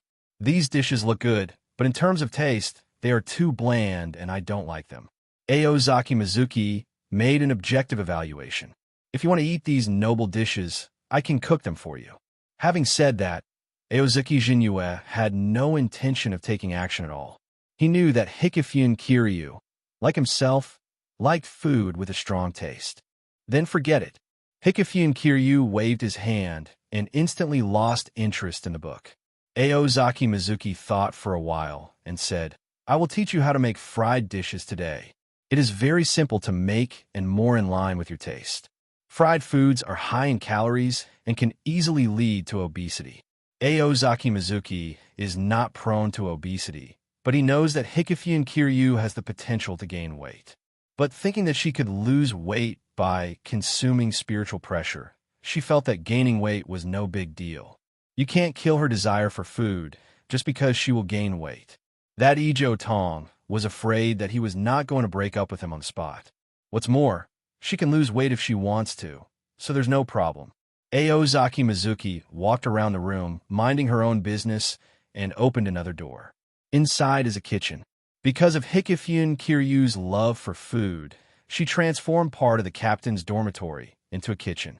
This was not the first time Aozaki Mizuki came here. He skillfully opened the cabinet and took out various ingredients. Hikifune Kiryu completely lost the dignity of the captain and followed him like a follower. Seeing Aozaki's serious look on her face, she even took out her notebook and started taking notes. Standing in front of the kitchen counter, even though Aozaki Mizuki has seen it many times, she still can't help but sigh in her heart. The kitchen utensils are more complete than those at his home. She can find all kinds of kitchen utensils in Seoul society in this era. Under the watchful eye of Hikifune Kiryu, Ozaki Mizuki started cooking with ease. Because Hikifune Kiryu was looking at her, Aozaki Mizuki was full of energy. Of course, the purpose of his coming here is not to cook, but also for the graceful royal sister behind him. As the saying goes, to capture someone's heart, you must first capture someone's stomach. Aozaki Meisuki didn't know if this sentence would be useful to others. But after spending many days together, he knew that this sentence was just right for Hikifune Kiryu. Hikifune Kiryu's chest heaved as he ate, while Aozaki Mizuki looked at the beautiful scenery of the mountains and drank tea pretending not to care. At this point, he lost all interest in cooking. He couldn't help it, but the beauty enjoying the cooking attracted his attention. Under the watchful eyes of Aozaki Mizuki, Hikifune Kiryu could remain elegant at first. Then the chewing movements of the mouth began to speed up, and he gradually began to feast. Aozaki Jinue looked at her with a smile, thinking about what to teach her next time. Fried food is easy to learn, and it is easy to get tired of it. This is also within the plan. Aozaki Mizuki knew that Kiryu Hikifune had a big appetite, so he specially cooked a meal for 5 people. In just 10 minutes, she was wiped out by herself. Hikifune Kiryu wiped his shiny, sexy lips, patted his flat belly, and got ready to get down to business. The main purpose of inviting Aozaki Mayuki here is not to eat, but to learn cooking skills. Hikifune Kiryu returned to the kitchen, followed closely by Aozaki Meisuki, giving her one-on-one, step-by-step teaching. It wasn't until dusk, after completing their respective goals, that the two of them parted contentedly. Aozaki Mizuki bid farewell to Hikifune Kiryu, left the 12th Division, returned to the noble street mansion, and discussed profound academic issues with Matsumoto Ranjaku about the creation of the Little Shinigami. The next day, Aozaki Meisuki and Ikamaru Jin went to the 2nd Division cafeteria to have breakfast. Although Aozaki Mizuki is a noble, the 2nd Division is jointly managed by the noblest nobles and the richest nobles. The food in the cafeteria is no worse than the food prepared by the chefs of the noble families. Neither of them disliked the canteen of the 2nd Division. When they were too lazy to cook, this place was undoubtedly the best choice. After eating, Aozaki Mizuki left the work to Ikamaru Jin and walked to the maggot nest. He's off to find the new residents of the maggot nest. If appropriate, let the new resident help you practice. As soon as he walked out of the gate of the 2nd Division team building, a shout suddenly came from behind him.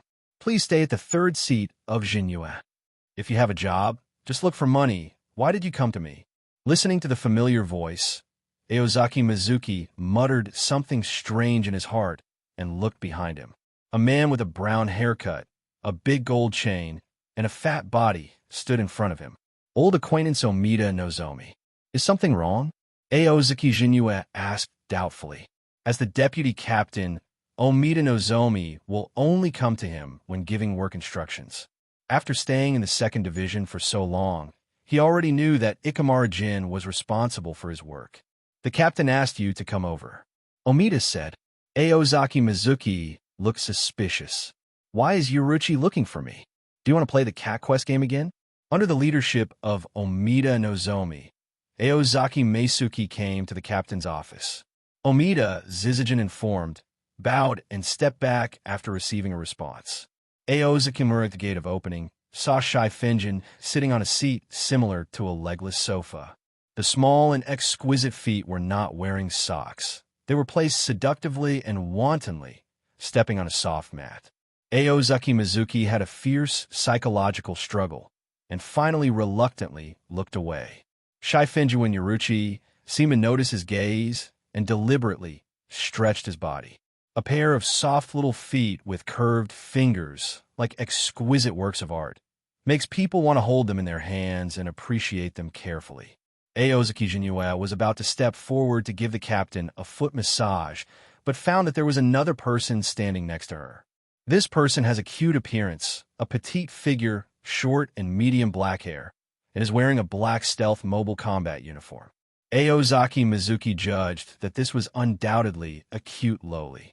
This loli has a ruddy face and looks a little shy, and Aozaki Jinyue was surprised to find that this shame was not because of herself, but because of the captain in front of her who was seducing her. This is a love rival. Aozaki Jinyue was shocked.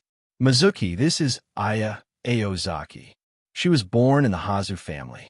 From today on, she will officially become my bodyguard, codenamed Suifeng. Yuruchi Shai Finjin said, B, this is the 3rd seat of Aozaki Mayuki. Please call me. Say hello. Yes, Lord Yuruchi. Suifeng bowed and said to Aozaki Mayuki, this is the first time we meet. Aozaki Sanchi. Please give me your advice. Surprisingly formal. Aozaki Mayuki raised her eyebrows slightly, understanding what Shifu and Yuruchi meant. Suifeng should be the girl she said was her favorite type and the future captain of the 2nd Division. The girl looks a little immature at this time, and the youthfulness that belongs to a girl can be seen in her eyebrows, but the shadow of the future can be vaguely seen. Aozaki Mizuki estimated that she should be no more than 50 years old. At this age, he can become the direct escort of the commander of the General Army, which is already very good. However, Aozaki Mizuki would not ask Yuruchi stupidly if he wanted to see her just to fulfill his promise. After all, no one would feel happy to be given something as a gift, even if the so-called gift is just a simple meeting and getting to know each other. Please give me your advice.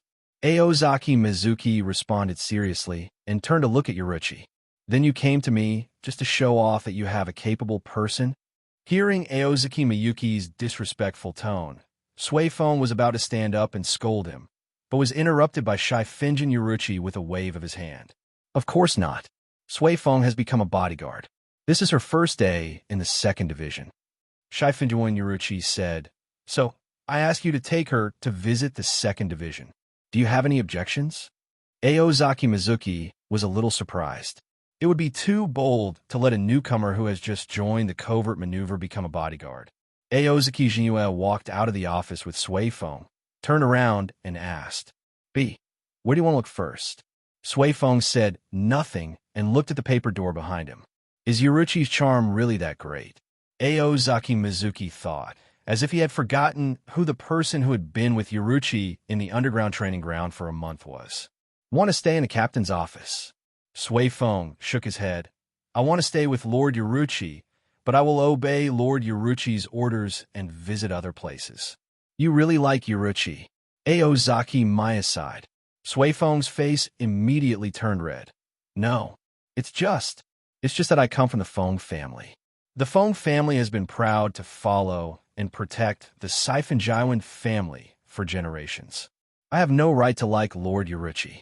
As long as I can protect Lord Yuruchi, that's enough. Aozaki Mizuki was speechless. For a moment, she didn't know whether to describe this girl as arrogant, easily shy, or too bold. It's really unclear whether she is denying or confessing.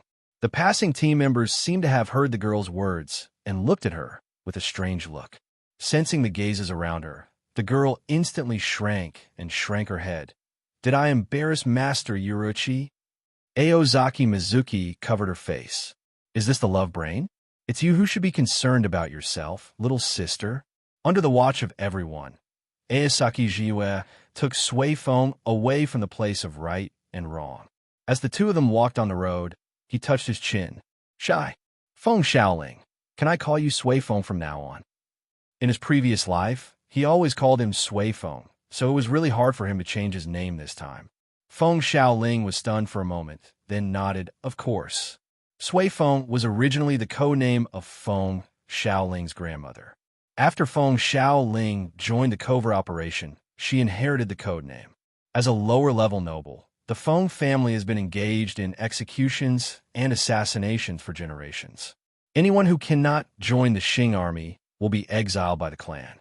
Therefore, members of the B family will receive stealth maneuver training from an early age. For Haizeo Aya, who has been trained by her family since she was a child, calling each other by code names is normal. Therefore, she didn't think much about Aozaki Mizuki's request. Aozaki Mizuki nodded. Sui Feng, let's not look at this office area for now. Next is the training ground and the maggot nest. Where do you want to go first? Where to go? I just heard that Aozaki Sanchi and Lord Yuruchi have a very good relationship, right? Sui Feng did not rush to answer, but asked another question. Aozaki Mizuki immediately felt that the person who came was not good, but he still admitted openly. That's right. Sui Feng stopped and said, I want to go to the training ground. It would be better if I could see the strength of Angchi Sanchi. Hearing this, Aozaki Mayuki was slightly startled and quickly reacted. This means discovering that you're a love rival and trying to cause trouble for yourself. If it were anyone else, Aozaki Mayuki would have given him a lesson with his fists, then thrown him on the side of the road and ignored him. But if the object is Sui Feng, he is willing to pay a little more patience. Taking the girl, Aozaki Meisuki walked into the training ground, lowered her head and said, Wait a moment. As he spoke, he walked toward Shinigami, who was on guard. Guard Shinigami was a little surprised when he saw the visitor. Without saying anything else, he took the two of them to one of the best training grounds for the 2nd Division. There was a wooden sign with the word 3 hanging at the door of the training ground. This is the training ground dedicated to the 3rd team of the 2nd team. Aozaki Jinue has always regarded the maggot nest as her own training ground. She has never been here before, so she needs someone to guide her. Many team members who were training originally cast their eyes over. They have never seen Aozaki Mayuki here. Seeing Aozaki Mizuki bringing a beautiful girl into the training ground, everyone couldn't help but feel curious. Isn't Captain Aosaki afraid that the Legion commander will be angry if he finds out? Among the crowd, a chubby little man with short black hair who looked a few years older than Sui Feng was watching this scene impatiently. Don't break things. In the end, our family will have to spend money to repair them. Omida Zizijin punched him on the head. You brat. How do you know money? Look at it carefully. Don't look down on others. Even I don't dare to say that I can definitely beat Jinyue. Little Fatty covered his head and widened his eyes, looking a little surprised. My father's strength was recognized by the head of the Siphon-Jaiwan family. The reason why the Omida family has been able to occupy the position of deputy captain of the 2nd Division is not only because of their wealth, but also because generations have had the ability to engage in covert maneuvers. And his father, Omida Nozomi, is a rare genius in Omida's family for many years. Omida Zizajin raised the corner of her mouth, thinking that it would be great if she could inspire this kid's ambition. But he also knew that this was impossible. This brat is only interested in money and food, and I don't know who he learned this from. He shook his head, and the big gold chain around his neck began to sway. On the other side, seeing that Aozaki Jinyue had no intention of taking action, Sui Feng made a decision. She wants to take the initiative and let the bad guy who stole Lord Yuruchi's heart have a taste of her own power. Sui Feng took a deep breath, moved his feet, and disappeared in the blink of an eye. As expected of being born into a bee family that has been training in stealth mobility since childhood, Sui Feng Shuanpa is very skillful in its use. He disappeared in an instant and appeared in front of Aozaki Mayuki the next second. Sui Feng waved his right hand, and suddenly there was a cold light. The Zanpakuto that was originally attached to his waist was held in his hand at some point. As a Shinigami who is good at assassination, Sui Feng attacks closely from the very beginning, attacking quickly and fiercely, not wanting to give Aozaki Mizuki a chance to counterattack. Her Zanpakuto is of a compact type, and every slash and thrust shows what it means to be short and dangerous. Aozaki Mizuki admits that her assassination skills are superb. It's a pity that in the face of absolute strength, this level of slashing can't even be called an attack. No matter how tricky the angle is or how dangerous the moves are, without speed and power, everything is meaningless. And it seems that although this child doesn't like himself, he doesn't want to harm his life. While the sword was aimed at the vital point, the angle was slightly offset. The strength in his hand was not in line with the required level of spiritual pressure, and it was obvious that he had withdrawn his strength. Even if he is hit, his life will not be in danger. Aozaki Meisuki would not think that a killer who had received professional training since childhood could not control his own power. This is simply because after the girl heard the rumors, she thought she had lost her lover, became upset and vented her emotions, and finally couldn't bear to hurt others. It's so gentle. All of a sudden, Aozaki Mayuki felt that she was even cuter. Sui Feng's pupils shrank. Under her incredulous gaze, Aozaki Mayuki stretched out his hand with a smile and grabbed her wrist.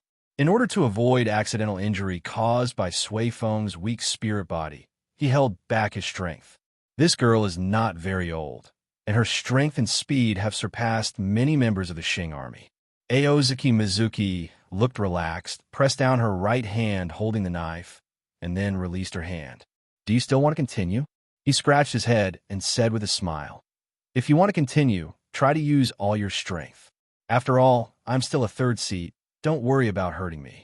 Sui Feng nodded and seemed to calm down, but did not flinch. He was not afraid to fight Aozaki Mayuki with his sword. She really wants to see Aozaki Mayuki's strength now. For a moment, the sword flashed. The battle between the two entered a fierce stage at the beginning, and the fight became more and more intense, which firmly attracted the attention of the onlookers. After the girl completed another series of chops, Aozaki Mizuki stretched out a finger and flicked the blade lightly. A simple movement caused Sui Feng to completely lose control of his Zanpakuto. The Zanpakuto flew out with a clang, and the scene suddenly became quiet. Sui Feng looked solemn, realizing that the strength of the man in front of him was extraordinary. From the beginning to the end, she looked calm and composed. She neither used the Zanpakuto nor the white hits technique, but suppressed her throughout the whole process. This is a dimensional gap.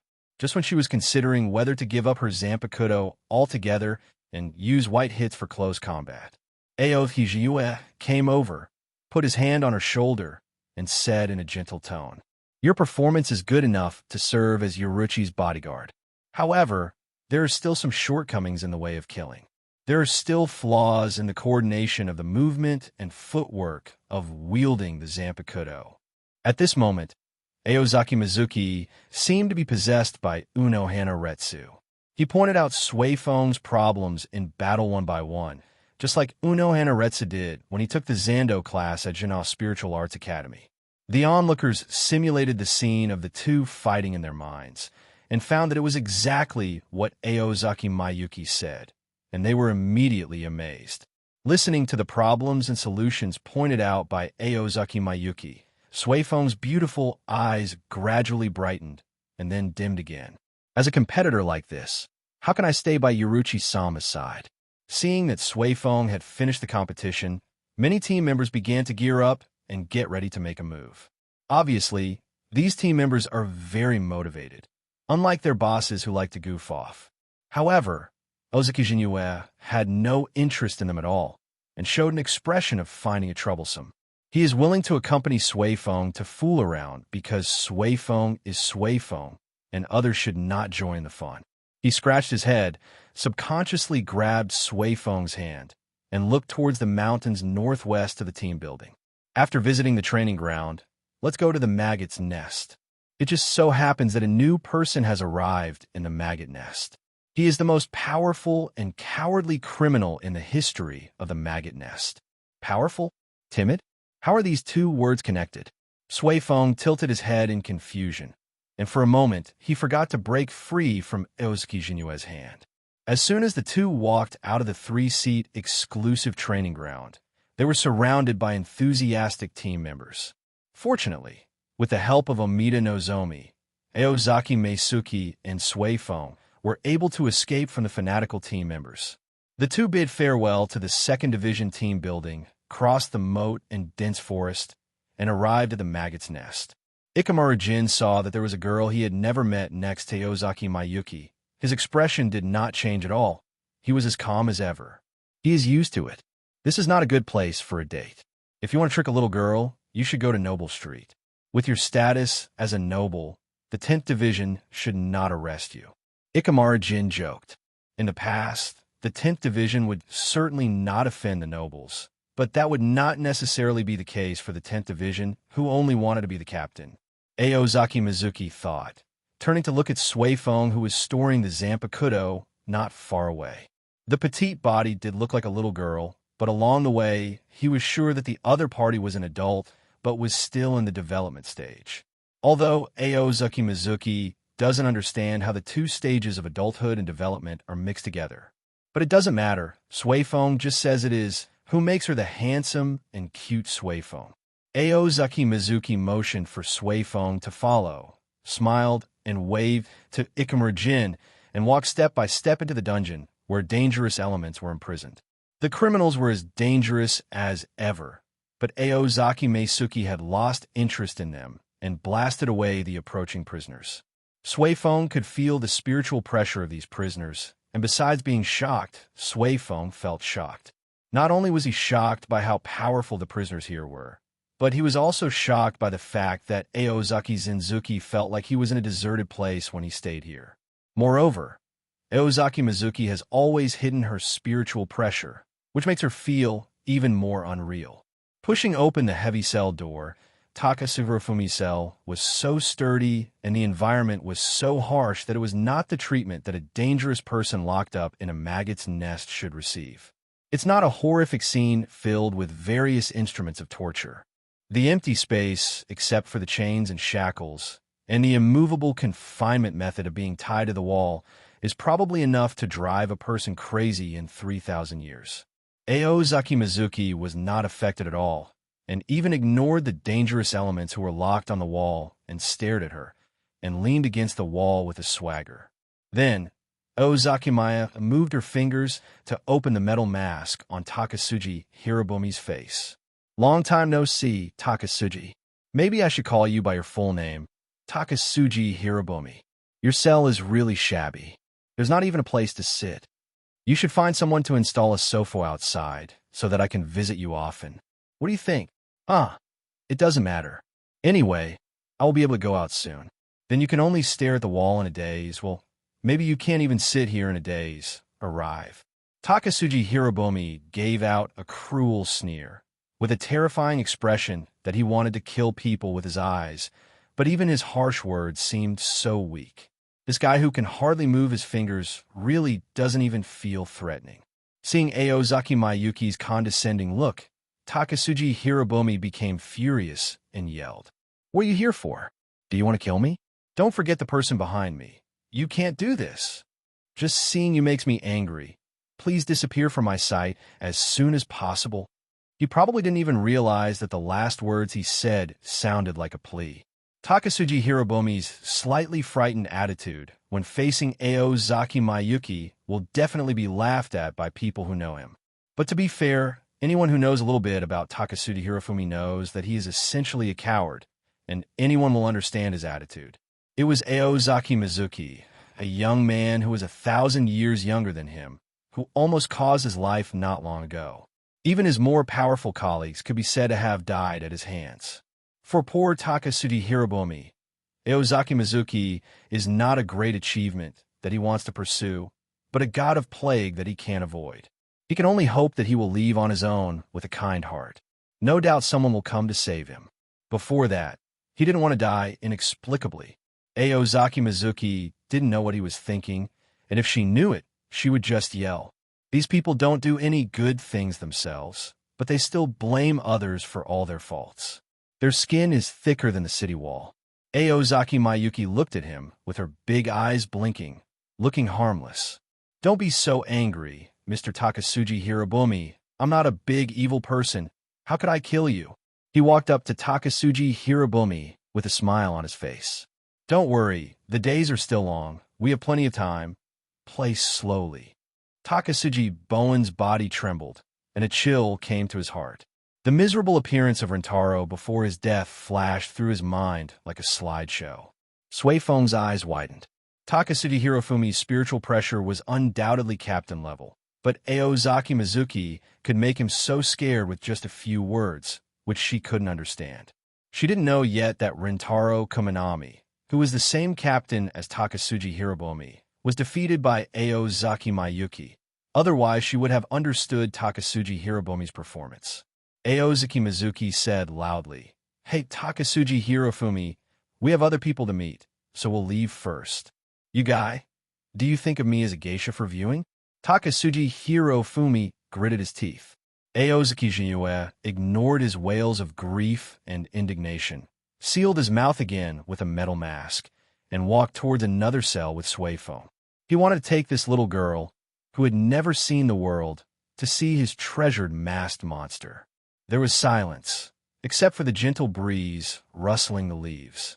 The tall figure leaning against the tree was silent for a long time, then bent down and stood up, standing on the edge of the cliff. He looks rough and ferocious, with a huge body. He wears a white feather fabric with a Huxia character 11 printed on it. There are 2 metal lip nails on his chin that pierce through his lips, like the fangs of greedy, evil spirits in hell. But such a person is the captain of the 11th Division of the Godiai, 13th Division. In the dense forest lined with green trees, more than a dozen figures wearing Black Death Tyrant uniforms stood there with alert expressions and swords on their waists. A mocking grin appeared on the corner of Kiganjo Kenpachi's lips. The 2nd Division and the 3rd Division were attacked at the same time? Why, the Godiai 13, which protects the Suriidii, can't even protect itself. Can this also maintain the order of Soul Society? He is just a lackey crawling at the feet of the powerful. How ridiculous! The members of the 11th Squadron were livid, and they dared not speak out in anger when they heard Kiganjo Kenpachi's ridicule. Captain, there is no report that the maggot nest has been attacked. Should we rush to other places for support? One of the team members bowed slightly. Kenpachi, Kiganjo glanced at him. Is it your turn to teach me what I want to do? But Central 46 ordered us to rush to provide support. I'm afraid we will be punished if we disobey the order, right? Ichino's Maki, a member of the 11th Squadron, said worriedly, looking at Kiganjo Kenpachi with eyes full of admiration. In the face of his little fanboy, Kiganjo Kenpachi also showed rare patience. He leaned forward slightly, as if to pat Ichino's Maki on the shoulder. Ichino's Maki was a little scared. Kigashiro Kenpachi paused. His hand did not fall on his shoulder, but continued to press down on his Zanpakuto. Kigashiro Kenpachi stretched out his other hand, patted his face, grinned, and said, Maki, I'm really sorry. I don't have the patience to answer your question this time." The team members were stunned for a moment, not understanding what this idiot with no physical strength was doing. Kigashiro Kenpachi was silent for a moment, then slowly drew out his Zanpakuto from his waist, as if gently waving his hand to brush away the dust. The terrible sound of severed and broken limbs could be heard from deep in the jungle. Ichino's Maki was cut in half by Itachi with a length of about 1.5 meters, and bright red blood splattered from his upper and lower body. It was definitely not oil paint used to tease people, and it could still feel warm when it was sprinkled on his face. "You don't need to support other divisions," Kigashiro Kenpachi whispered. "You will die here, but it is not meaningless." The great achievements of the 5 nobles, using their mortal bodies to defeat the gods, and then create the world. It's a feat, but I'm not interested in creating a new world. But do you know? There were only 5 nobles at first, but now they're like locusts. They can't be killed no matter how hard they are, and they are constantly eating away at the world. Do you know what Rukongai in the 80th district looks like? I'm not willing to accept it. I obviously have stronger power, and I deserve to be a locust ravaging the earth, not a rice crop to be slaughtered and trampled by others. Everyone, I enjoy the pleasure of trampling, ravaging, and destroying life. Your bones are proof that I have climbed the ladder of whatever I want. This idiot was completely blinded by disgusting desires. As the captain of the 11th Division, he dared to betray the Godai 13th Division. He simply didn't take the captain seriously. The soldiers were shocked. Kiganjo Kenpachi is a recognized idiot among the Godai 13, and everyone knows this. But no one will underestimate his strength. Kiganjo Kenpachi was originally a warrior of Rukongai. He only became the captain of the 11th Squadron after killing the former captains of the 11th Squadron, Nindai Kenpachi and Gasuk Kenpachi. Although Gasuk Kenpachi, as the former captain of the 11th Division, did not challenge the previous Kenpachi and gain the title of Kenpachi, he did learn Bankai, but died at the hands of Kiganjo. This is enough to prove the strength of Kiganjo Kenpachi. Yamamoto, Jinryu Sai, Shigekuni? When I get the power of the Soul King, who will he be? Kiyaki Kenpachi sneered and waved behind him. Crazy, really crazy. The team members were a little crazy. What unrealistic things is this guy thinking in his head? Why should the Spirit King give you his power? Even if we take a step back, those nobles really have a way to obtain the power of the Spirit King. So why would they share it with you? This guy's body is nearly 3 times the size of an ordinary person, and his intelligence is estimated to be not even 1/3 of an ordinary person's. Simply the most idiotic of idiots. The soldiers of the 11th Squadron didn't have time to think too much, as the woods were already filled with dark figures. They held the short sword in their hands, reflecting the brilliance of the bright moon. After all you have been with me for so many years, I am really reluctant to attack you. I will leave these guys to you. Kenpachi Kiganjo raised his head and shouted. Looking at the retreating figure of Kenpachi Kigashiro, the surrounded members of the 11th Squadron handed their backs to their teammates, drew their swords, and pointed them at the dark enemy in front of them. Don't be afraid. We are the 11th Division, the best fighting division of the Godai 13. The members of the 11th Division will never back down. You guys, who are you looking down upon by saying such nonsense? Laozi has been in the 11th Division for decades. How often has he not been at the forefront to watch Laozi kill all these brats? Don't be impulsive. The goal of that idiot in Guiyin City is the maggot nest. Even if you can't kill them all, you must break out and report the news. Do you think we are the idiots from Guiyin City? Of course we know this kind of thing. I don't know who first called on everyone to face the enemy bravely. As a result, this group of lunatics didn't seem to care about life or death at all. They could still laugh and chat, and taunt the people who encouraged their morale. There is only one rational suggestion that was adopted by everyone. But what everyone can see is that these madmen have no lack of courage to face death. Dozens of men in black all over the dense forest looked at them with cold eyes and said nothing. The eyes exposed in black clothes could only express indifference. Both parties know that the other party is not afraid of death. Kill. The men in black never spoke, and This announcement was obviously made by the soldiers of the 11th Division. No one knows who the specific person is. The only thing they know is the battle begins. The smile faded from the eyes of the members of the 11th Squadron. They raised their Zanpakudo, which reflected the moonlight, in front of them, and then lowered their faces to regain their composure. Rich combat experience tells them, at this time, what is needed is not excitement, but looking for opportunities to kill the enemy calmly. The soldiers' footsteps moved, and as the sword flashed, they were moving in the same direction. Their goal is not to kill many enemies, but to break out of the siege, even if they can only send one person out. Maggot's nest on the bank of the moat. After Kiganjo Kenpachi walked out of barriers, he smelled the smell of river water in the lush and vibrant woods. More than a dozen figures in black night clothes followed him, with alert expressions on their faces, pulling out long knives from their waists and preparing to fight at any time. Looking at the prison not far away, Kiganjo Kenpachi had a cheerful expression and a smile on his lips. Captain Kiyoshi, a group of men in black wearing stealth mobile suits, came out of the prison and nodded. Are you ready? What you desire is right in front of you. Don't let me down. Kenpachi Kiganjo patted his belly and said with a heroic smile. The Zanpakudo he waved in his hand was still bleeding, showing a naked threat. The man in black hesitated for a moment. Then one of them bowed slightly and nodded. Everything is ready. The barriers outside the maggot nest will be lifted immediately. Kiyashiro Kenpachi glanced at him and chuckled. Then what are you waiting for? The leading man in black raised his hand, and the others behind him immediately took action. One by one, they stood by the moat, quickly forming seals with their hands, and the barriers turned into spirits like dust and dissipated in the wind. Barriers are lifted. We will not participate in the remaining battles. It is up to you. Kiganjo Kenpachi sneered and waved. The man in black behind him seemed to have received the order and turned into black shadows and rushed in. Seeing this scene, everyone in the stealth maneuver was about to retreat to avoid being affected by the ensuing battle, but was stopped by Kenpachi Kigashiro.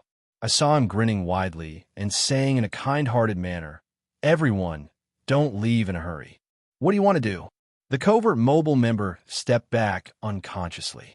"You know too many things, and living in this world is not a good thing after all." Kigashiro Kenpachi shrugged. The covert mobile members looked at each other without saying a word, then rushed forward with their short swords drawn from their waists. Suddenly screams echoed in the forest. Maggot's nest, control room. Ikamaru-sama. The intruders are about to advance to the main entrance of the dungeon. A member of the inspection team saluted. "Has the emergency information been sent out?" Ikamaru asked. "No. The enemy has set up isolation barriers outside the maggot nest." The team member replied, "There are team members patrolling the outside of the maggot nest. This kind of problem shouldn't happen. It's probably someone in the inspection team." He didn't go on, but the meaning was obvious. Ikamaru-jin nodded and did not pursue this issue too much. The top priority was to block the enemy's attack. "Have you found out the identity of the enemy?" The team members excitedly said, "We found rebels, assassins, and the captain of the 11th Division in the enemy's ranks. Kenpachi Kiganjo." The monitoring room suddenly fell into silence. Ikamaru-jin licked his chapped lips, turned his back to everyone, and breathed a sigh of relief.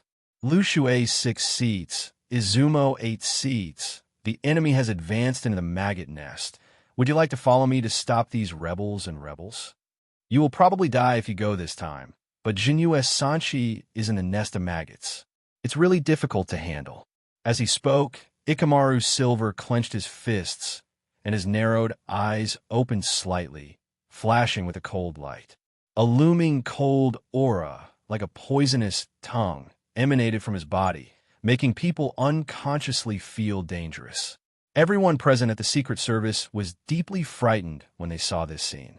Lu Shuei and Izumo looked at each other and looked at the handsome figure on the screen, with no concealment of enthusiasm and admiration in their eyes. "Jinyu Sanshi saved our lives, and it's time to repay it."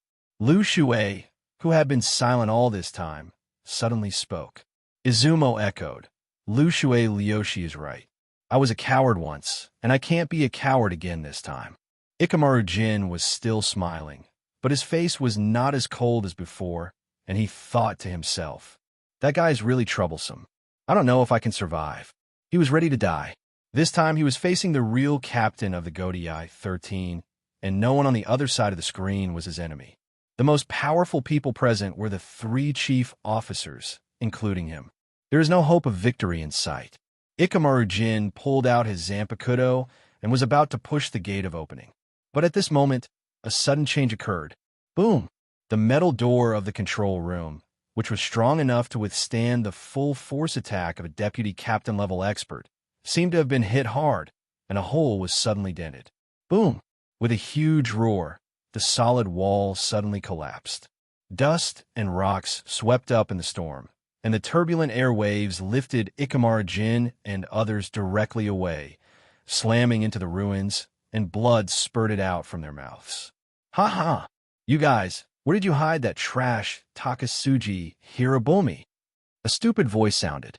Lushue, Izumo, and the others, who were vomiting blood, were trembling all over, watching in disbelief as the figure with a dark face and a fat figure slowly walked out of the smoke. Captain of the 11th Squadron, Kinpachi Kiganju. It's really you. How dare you break in here? You have committed an unforgivable sin. Several roars sounded at the same time, and Lushue Izumo and others jumped up towards him angrily, drawing their swords to attack. I saw the water flowing around the Zanpakuto. Izumo's Zanpakuto turned into a short sword in the blink of an eye, the blade flashing with yellow lightning. But in the blink of an eye, they couldn't even see Kinpachi's movements clearly. They only felt severe pain in their bodies, and they flew backwards.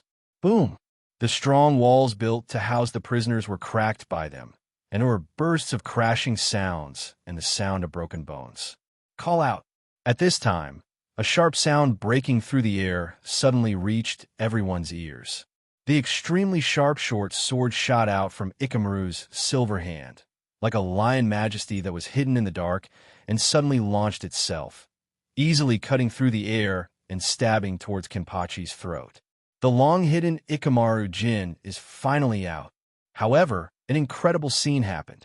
There was only a clang sound, and the blade seemed to hit a solid shield. The extremely sharp blade slashed across Kiganjo Kinpachi's throat, and a series of bright sparks shot out. Ikamaru's silver pupils shrank suddenly, and he clearly saw a slight crack appearing on Kigashiro Kinpachi's neck, and he could also see debris slipping from the crack. Your Zanpakuto. Before he could finish his words, he had already lost sight of Kiyoshi Kinpachi. Bang! There was a dull sound, and a hard and heavy fist hit Ikamaru Jin's abdomen, flew several meters away, and hit the ground heavily. Kinpachi Kigashiro walked up to him, raised his Zanpakuto like a Zanpakuto high, and smiled strangely. Gahaha! I heard that you are Aozuki Mayue's little follower, right? I wonder if he is in the maggot's nest. If he were here and saw you like this, what kind of expression would he have? It's really interesting to think about it. He waved the sword in his hand and suddenly frowned. Bang, bang, bang. Explosions echoed in the ears lowly, coming from not far behind and attacking at an alarming speed. Kiganjo Kinpachi slashed down with his sword without even looking, the heavy force and just the wind of the sword making people's cheeks hurt. Clang! The sound of swords clashing echoed in the ruins, and the smoke and dust raised by the impact covered and rolled up. His Zanpakuto was less than half a meter away from Ikamaru Jin, but no matter how hard he tried, he couldn't make an inch closer. I'm here. Have you seen my expression? A deep voice sounded in the smoke. Kinpachi Kiganjo swept across with his sword, and the smoke dispersed, revealing an enchanting and handsome figure. The long black hair was blown by the sword wind, and the blood-stained death tyrant costume made a hunting noise. In his hand, he held a human head with a mask covering his face, showing a calm, yet crazy, weird temperament.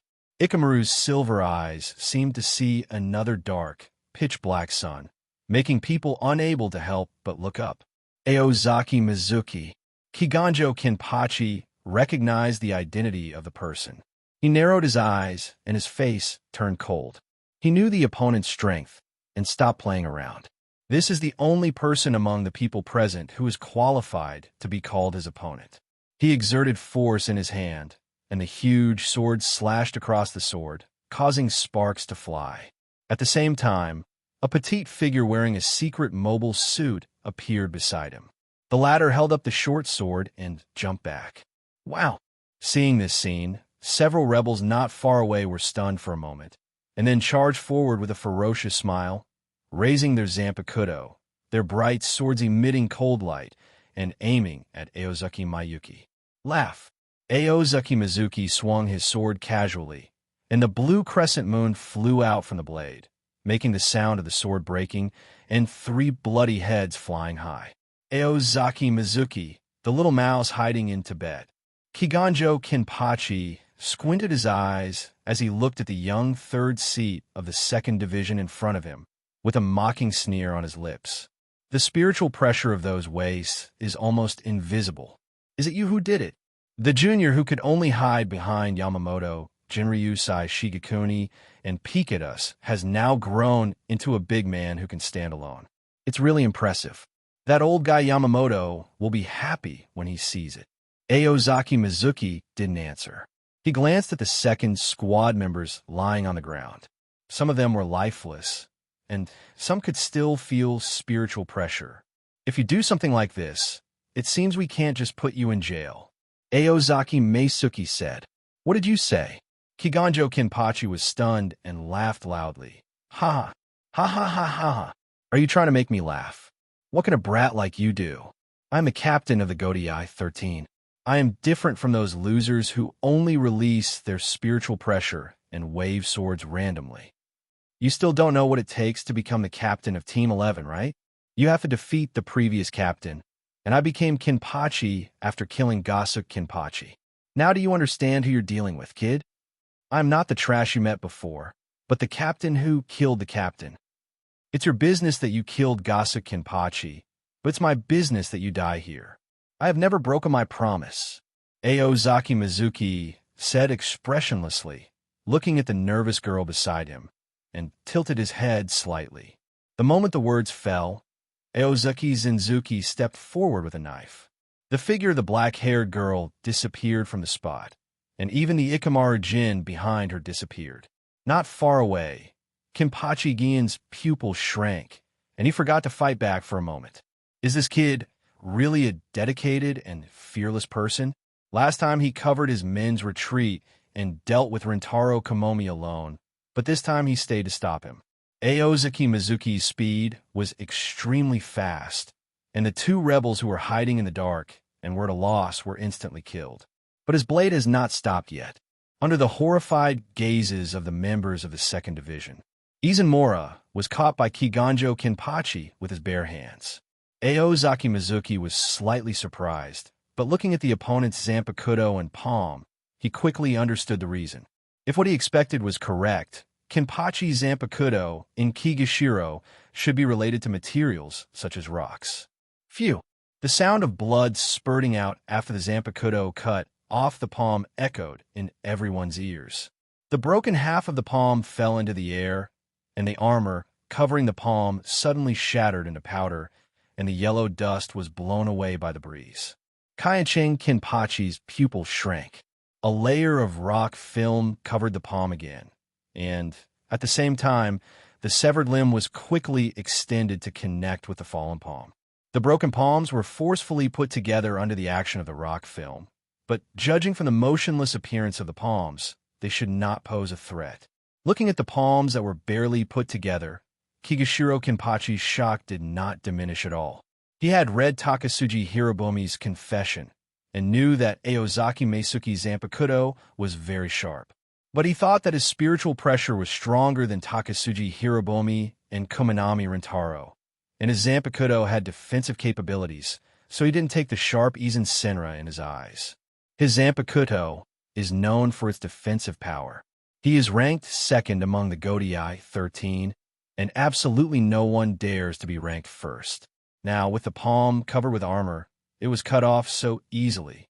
The opponent's spiritual pressure is one level lower than your own.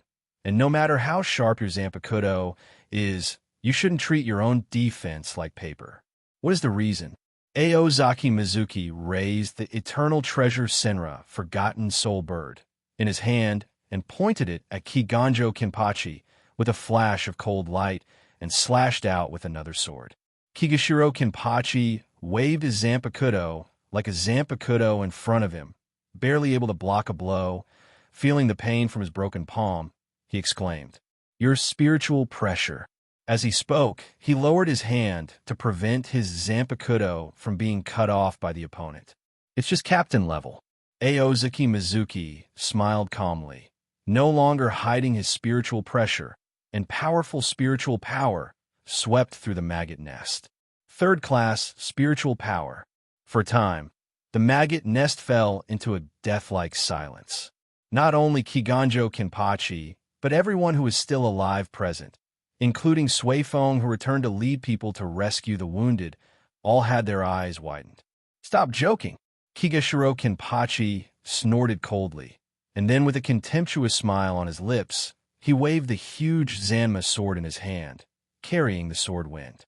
He couldn't believe that Aozaki Mizuki's spiritual pressure level had reached the third level of spiritual power. To be more precise, he couldn't believe it. This kind of thing is so shocking and can easily affect your mood. How old is he? Why does he have it? What qualifications does he have? He has been practicing for hundreds and thousands of years. What does it mean? As long as he feels Aozaki Mayue's spiritual pressure, he can't help but think about these issues. These questions upset him so much that he couldn't and wouldn't think about them. With a smile on her face and no restraint in her spiritual pressure, Aozaki Mizuki waved Izen Senra to resist Kiganjo Kenpachi's attack. Originally, the purpose of hiding spiritual pressure was to take him by surprise during battle. But after cutting off Kenpachi Kiganjo's hand, he must have roughly felt his own spiritual pressure from the Zanpakuto. In this case, there is no need to hide the spiritual pressure. It can be vented out wantonly and arrogantly, which can also cause psychological pressure on the opponent. Yongjin Senluo and Janma Dao collided rapidly. The light and shadow of the sword kept flickering, and their figures also flickered in and out of the maggot nest, which was dazzling. Feeling the strength coming from his hand, Oniinshin Kenpachi's expression changed slightly. Aozaki Mizuki raised her fingers and gradually became excited. The captain of the Godii, 13, is indeed stronger than the pets kept by nobles. Aozaki Mizuki laughed maniacally, and her spiritual pressure pushed the air waves to surge. On the other side, Kigashiro Kenpachi took action at the same time, wielding his huge Zanzama sword and slashing violently. If you are careful, you will find that the sword is also covered with a thin film of rock-like material. He has confidence in his Zanpakuto, but he doesn't want his Zanpakuto to end up like his left hand. Aovijue waved her hand, and the sky was filled with sword light, and she resisted all the slashes. Oniinshin Kenpachi's eyes narrowed. Everyone present was stunned. The captain of the 11th Division attacked crazily, and Aozaki Mizuki easily resisted it. The third-level spirit pressure showed no signs of being frivolous. He is truly a captain. Kiganjo Kenpachi felt like his state of mind was unsteady. In a moment of confusion, Aozaki Mizuki swung Izen Senra at high speed. An invisible sword energy seemed to fly out of the void. Immediately afterwards, the white long sword hit Kiganjo Kenpachi's chest. The rock armor that Kenpachi was proud of was like a thin piece of paper, easily pierced by Izen Morera, leaving a long bloody trace that was shocking. Kigashiro Kenpachi gasped for air, but his expression gradually calmed down. The rock film quickly repaired to stop the bleeding, and he sneered. Hee hee. The genius Aozaki Mayuki is really amazing. Clang, clang, clang, clang. The sound of swords clashing sounded one after another, and the successive slashes met in midair. However, Kigashiro Kenpachi seemed to have become stronger, resisting the oncoming sword light one after another, tearing cracks on the ground. Facing the Zanpakuto's slashing, Kiganjo Kenpachi's face was full of ferocity and defiance, and he said with a ferocious smile, "Aozaki Mizuki, you don't understand the true strength of the captain of the Godei, 13th team. From Rukongai to Siriidei and became the captain of the 11th Division. Do you know how many fights I have experienced? Your little tricks are of no use to me. You little brat who doesn't know the heights of heaven and earth. I'll show you the true power of a captain." After saying that, he heard a loud roar. His spiritual pressure was stimulated, and his feet suddenly exerted force, sinking 2 holes in the ground. The ground beneath his feet seemed to be wailing because of the powerful force, shaking slightly with the sound of broken rocks. Bankai Deabantianyan. Kenpachi Zanpakuto turned into a rock sword, which seemed to be integrated with his right hand. The outside was covered with rocks for connection, and his whole body was covered by ferocious rock panels. In an instant, his spiritual pressure increased by more than 5 times. It turned out to be such a small Bankai. Aozaki Mizuki glanced around and saw that the inspection team members were almost evacuated. When he heard Kiyaki Kenpachi's arrogance, he couldn't help but feel a little funny in his heart. The true power of a captain. Do you know who the captains I know are? You are still far behind. Aozaki Mizuki suddenly smiled. Guei Yinshin Kenbayashi was startled. Seeing the smile on the young genius's lips, he suddenly had a bad feeling. He subconsciously let go of his spiritual perception with all his strength, and then his expression changed drastically. I saw Aozaki Mizuki holding the Zanpakuto with both hands, and the spiritual pressure was still increasing. Swastika, solution, staff. The air seemed to be distorted by some invisible force, and blue electric light gathered in Aozaki Mizuki's hands and rose into the air. Kiganjo Kenpachi subconsciously raised his head to look and shed a cold sweat unconsciously. If Aozaki Mizuki really learns Bankai, he feels that he is likely to collapse. He couldn't accept that half a lifetime of hard work was inferior to a kid in his 20s. His face turned pale. Thunder-type Bankai. Thunder-type? Isn't his Zanpakuto a direct, slashing type? Heido number 88. The flying dragon strikes the thief, and the sky-shaking thunder cannon. Aozaki Mizuki shouted and released a huge beam of light from his hand. Bankai? Stop joking. How could he learn Bankai in such a short period of time? Yongjin Sunluo didn't even complete the embodiment, let alone ask her to surrender, recognize, and tell her true name.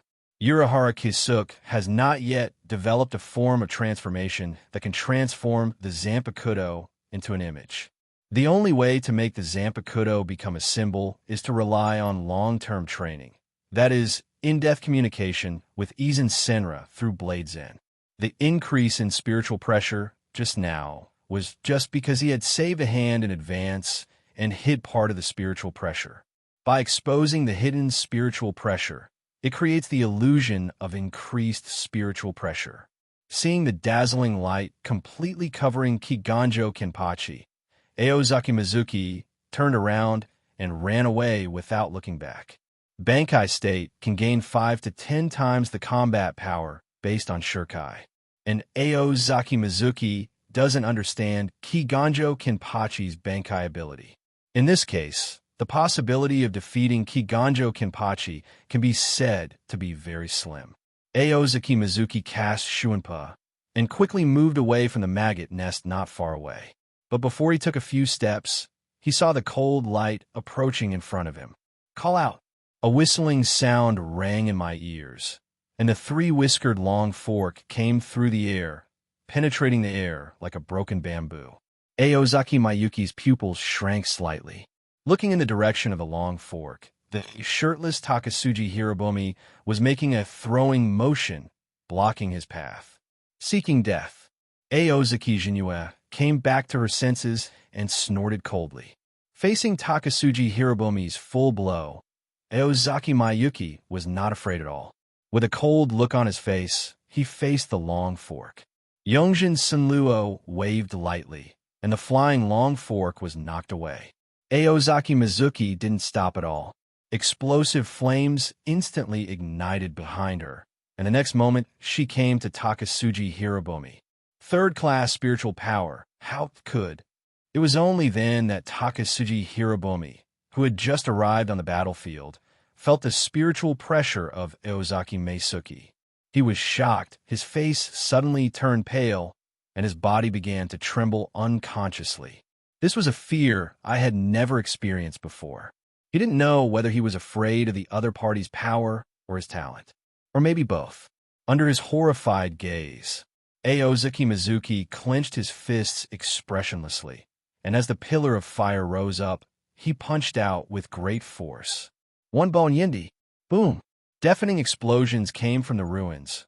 Orange-red fire rushed out like huge waves, and the sea of fire that covered the sky turned into a huge net of death, leaving Takasuji Hirobomi with nowhere to escape. His body immediately turned black and shattered like glass and porcelain in an instant. You idiot, you were lucky enough to get out of prison.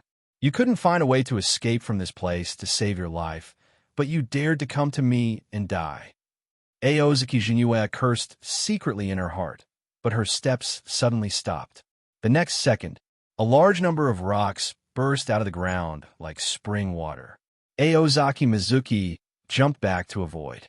Giant rock walls quickly closed together, filling the gaps and connecting them together. Looking down from a high place, you will find that this place looks like a huge arena. The wails of the surveillance team members, rebels, and assassins could be heard faintly from everywhere. Eozaki Mizuki turned a deaf ear, and in his hand, eternal treasure Senra once again inspired the power of the soul-forgetting bird to slash at the huge rock wall. Several shallow cracks were created in the rock wall, and then quickly returned to their original shape. Vice Captain Omida. What is that? There are two powerful spiritual pressures fighting. One of them seems to belong to the third level of Jinue. He has actually reached the third level of spiritual power. It's the direction of the maggot nest. Were they also attacked by the rebels? In the second squadron, building not far from the maggot nest, the soldiers of the second squadron who were fighting with the rebels suddenly shouted excitedly, "Vice Captain, the maggot nest has fallen." It was Kigashiro Kenpachi and his men who invaded the maggot nest. Ikama are 9 seats, and the others are back. It was Shinzuki Sanchi who saved them. He was blocking Kigashima Kenpachi. What? Omida Zizujin exclaimed in shock, hurriedly chopped down a rebel, and grabbed a soldier by the collar. Are you telling the truth? Kenpachi Kigashima rebelled. It was said by Sui Feng, the escort directly under the general commander of the army, that the army commander ordered us to end the battle as soon as possible and rush to support.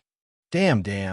Omida was stunned when he heard this, gritted his teeth and decisively opened Shirkai, and the long knife in his hand turned into a huge mace. Damn Onigashima. Where is Yoruchi-sama? The captain is trapped by an enemy with strange abilities, said the captain. The moment the words fell, Omida Zizujin's face darkened. On the other side of the team building, Shifenjin Yoruchi felt the spiritual pressure in the distance, feeling anxious but helpless. She suddenly felt something. Lightning flashed under her feet, and she flew away. Almost at the same time as she acted, a chop wave passed through, creating a deep ravine. Shifenjin Yoruchi raised his head, the anger on his face difficult to conceal. In the night, a figure wearing a fanged ghost face and a luxurious kimono walked slowly. He has short dark green hair, a slender figure, and holds a zanpakuto in one hand. Shifenjin Yoruchi frowned slightly. She had a familiar feeling, as if she had seen the person in front of her somewhere before. You can tell by looking at him that this person is probably a real nobleman. However, Yoruchi had seen many nobles, and it was difficult to judge the identity of the visitor for a while. But that zanpakuto, Shifuin Yoruchi's gaze shifted towards the zanpakuto in the demon's hand. This zanpakuto has a strange ability and can reflect attacks. That's right. I heard that it cost a lot of money to borrow from those old guys. The ghost-faced man flicked his sword and chuckled. It's a pity that I can't let you see my zanpakuto. I don't know where the sword was thrown. Shifenjuin Yoruchi's pupils shrank. There are very few families in Soul Society that inherit the Zanpakuto, and she only knows of two: the Tanyashiro family and the ISE family. Thinking of the rebels' movements, the identity of the other party is obvious.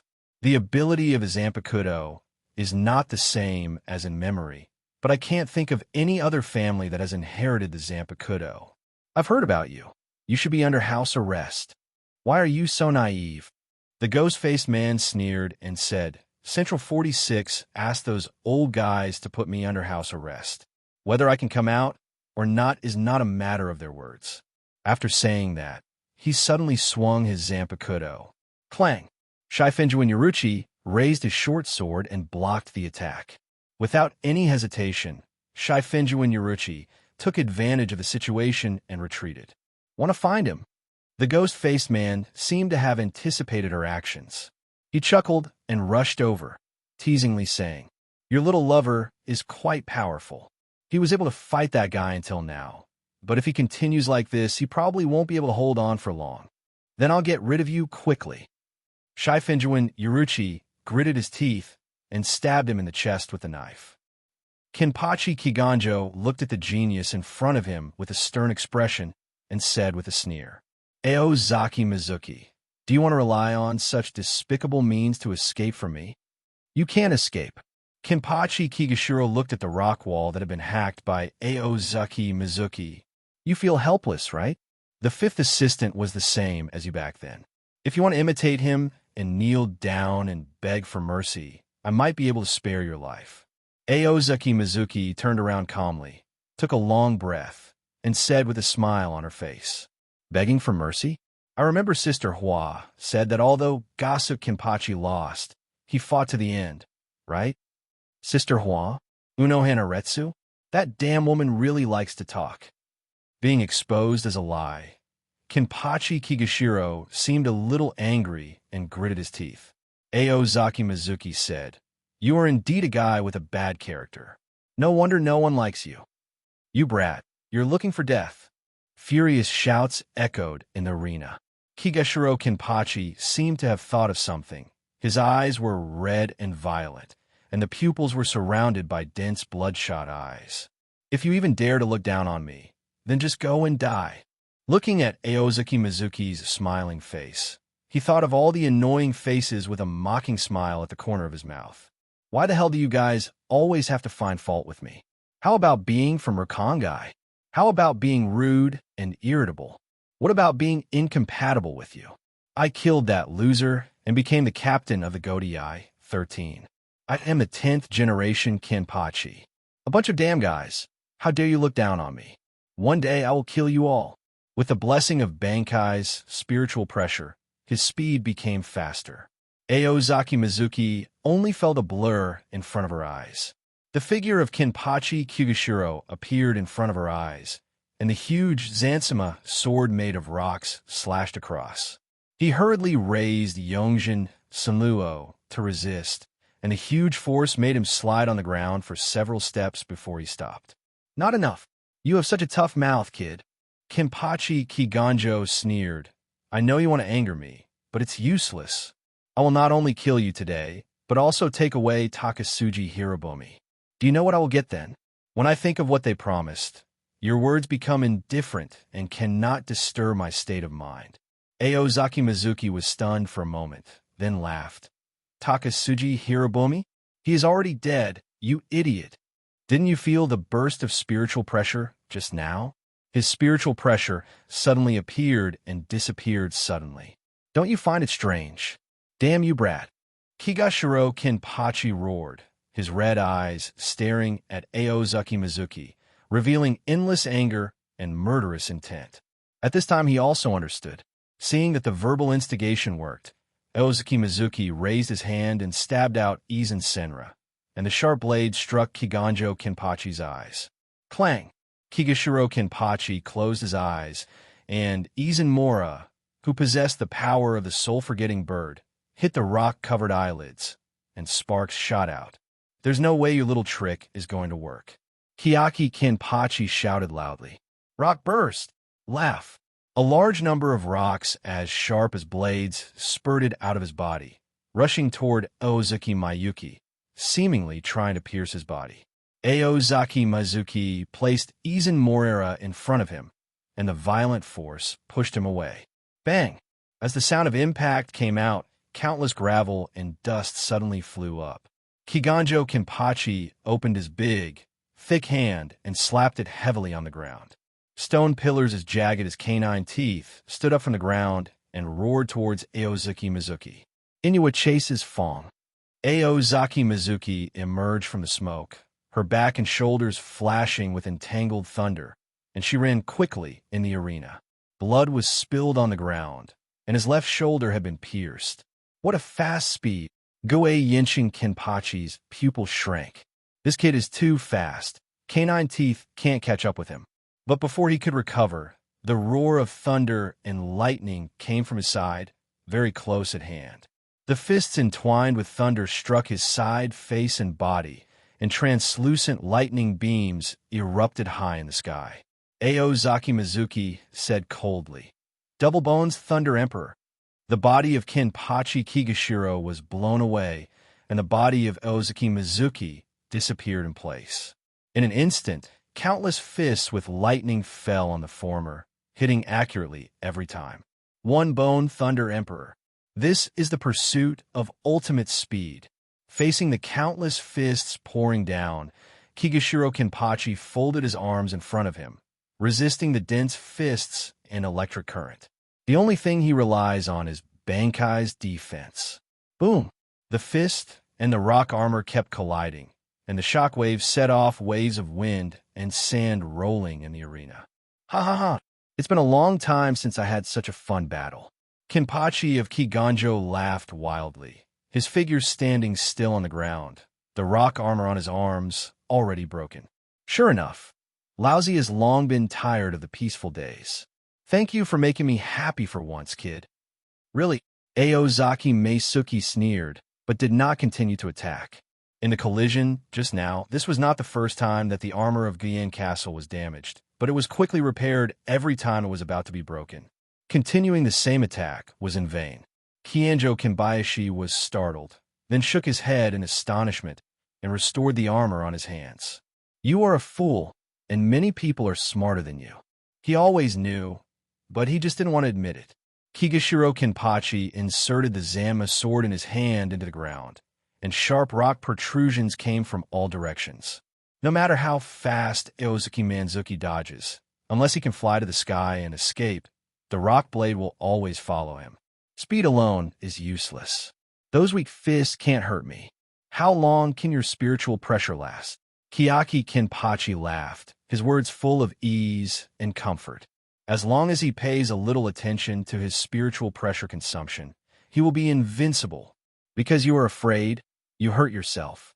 This Zanpakuto is really suitable for you. Aozaki Mizuki complained, because the shape, state, and ability of the Zanpakuto are all based on Shinigami's own soul. A familiar female voice sounded in Aozaki Mayuki's heart. Then what is the reason for my strength? Is it because of your philandering? But you are not me. Aozaki Mizuki responded in her heart, clenching the Izen Senra in her hand and looking at Kiganjo Ken without squinting. Fighting requires concentration. He was used to Yongjin Senluo's whispers. After reaching the third level of spiritual power, Yongjin Senluo would take the initiative to talk to him from time to time. What he said was nothing important, either teasing his private life or asking him to guess his real name. Every time she guessed wrong, she would pretend to be angry and then ignore herself all day long, like a little girlfriend who likes to make trouble without reason. Although it is indeed my own responsibility to not be able to remember my girlfriend's name. But since she couldn't live without herself, Aozaki Mayuki directly ignored her own mistakes. Die! Kigashiro Kenpachi shouted loudly, and a huge thorn rose from the sole of his foot. He gave up control of the other rock pillars, attacking faster this time than at any other time. The ferocious rock pillars like fangs pierced the air, creating an extremely surging air wave. The speed and strength of the rock pillar are far greater than before. It is impossible for him to react or resist. Kigashiro Kenpachi jumped up, his huge rock fist ready. I saw Aozuki Mizuki raising her hands and clenching them into fists, and the thunder and lightning behind her turned into explosive flames.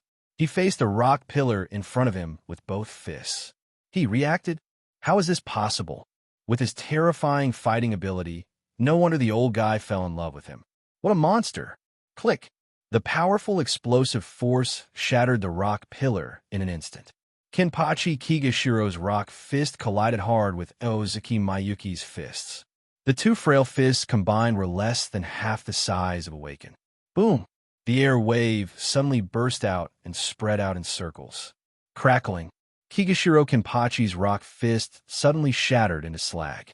Aozuki Jinue flew backwards like a cannonball. Her body scraped the ground and rolled for more than 10 meters before landing, leaving a trail of blood on the ground.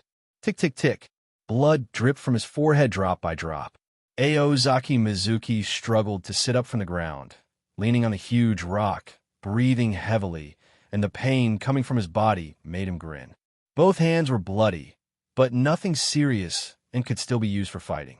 If he hadn't been blocked by the rock pillar before the fist fight, the person who flew out would have added another Kiganjo Kenpachi. It's really embarrassing. Yongjin Sunluo spoke, and time seemed to stand still. The world was dyed pure white, and only the girl and Jinue had color.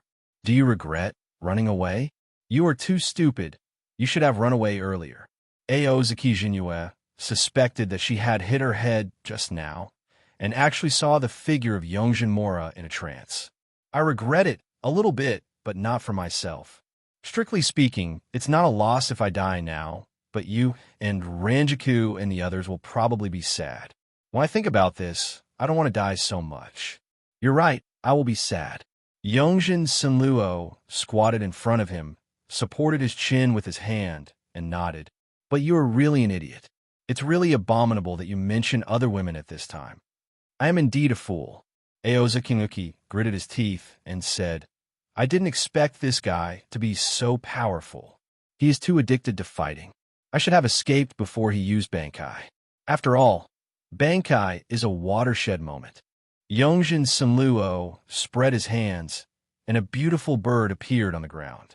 The bird is covered in black feathers, has 4 legs and 4 wings, and allows Yongjin Sunluo to stroke its little head. Learning Bankai will not only increase the spiritual pressure, but also strengthen the Zanpakuto ability. It is really too reluctant to only use the power of the soul-forgetting bird. Yongjin Sunluo's words seemed to arouse the dissatisfaction of the forgotten soul bird, and he tried his best to use his small head to spread his big hand and stroke it. It flew to Aozuki Mayuki's shoulder and shook its head, as if to say, I don't want to care about you anymore. Since Bankai is so powerful, do you want to tell me your real name? Aozuki Jinue laughed and winked at her. I don't want it. You think so beautifully. It can't be so easy. If you don't tell me, you will lose me forever. You don't need Bankai to deal with that kind of guy. We have the power to defeat him, but you just don't want to use it. Don't hide it at this time. After saying that, Yongjin Sunluo kissed Aozuki on the lips, and her figure became illusory. No need, Bankai. You are so willful. Aozuki Maya licked her lips. Not sure if it was an illusion, but he heard a girl let out a light laugh, accompanied by a bird's cry. My sister is indeed a little willful. At this time, you shouldn't show off. The girl hugged him from behind, held Jinue's knife hand, and said playfully, But I hope you don't blame her. She has been patient until that day comes, so she has a little temper. Are you? Aozuki Mayuki turned around. The girl has green eyes, long brown hair, wearing a pink kimono and a pink headdress, with a sly smile on her lips. It can be seen from her expression that she is a girl full of energy. Aozuki Jinue looked at her and thought of the girl who had just disappeared. He wondered if he had traveled through time again and entered the world of Final Fantasy VII. The older sister looks like Alice Gainsborough, and the younger sister looks like Tifa Lockhart. He shook his head and looked at Kigashiro Kenpachi, who turned into black and white lines in front of him, to confirm that he was still in the world of Shinigami. You man, you are really too much. You have been calling our names, but you only know your sister. The girl pinched his face and said angrily, but you never showed up. I don't care. You have to make me happy. You seem to be more willful than the sister you say. You are Yongjin Sunluo. Then is your name Yongjin or Sunluo or something else? If I didn't tell you, who would have told you to ignore me? How could I ignore you? You must be hiding on purpose. Aozuki Mizuki rolled her eyes and said angrily, I know myself well. I can't possibly turn a blind eye to such a beautiful and lovely girl like you. Even if you say this to please me, I won't be happy. Having said that, the girl's face was as bright as a smile, looking naughty and cute. The two chatted endlessly, as if they had completely forgotten that they were hovering on the edge of life and death. Sure, there was a cry in the sky, and Aozaki Mizuki could feel the dissatisfaction in it, as if she was dissatisfied with being ignored. Look up. A giant bird, burning like a flame, was flapping its wings that covered the sky behind the two people.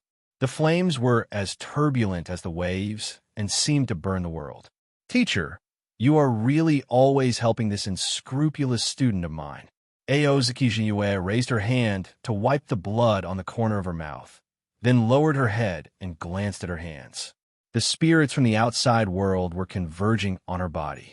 The constant loss of blood has stopped.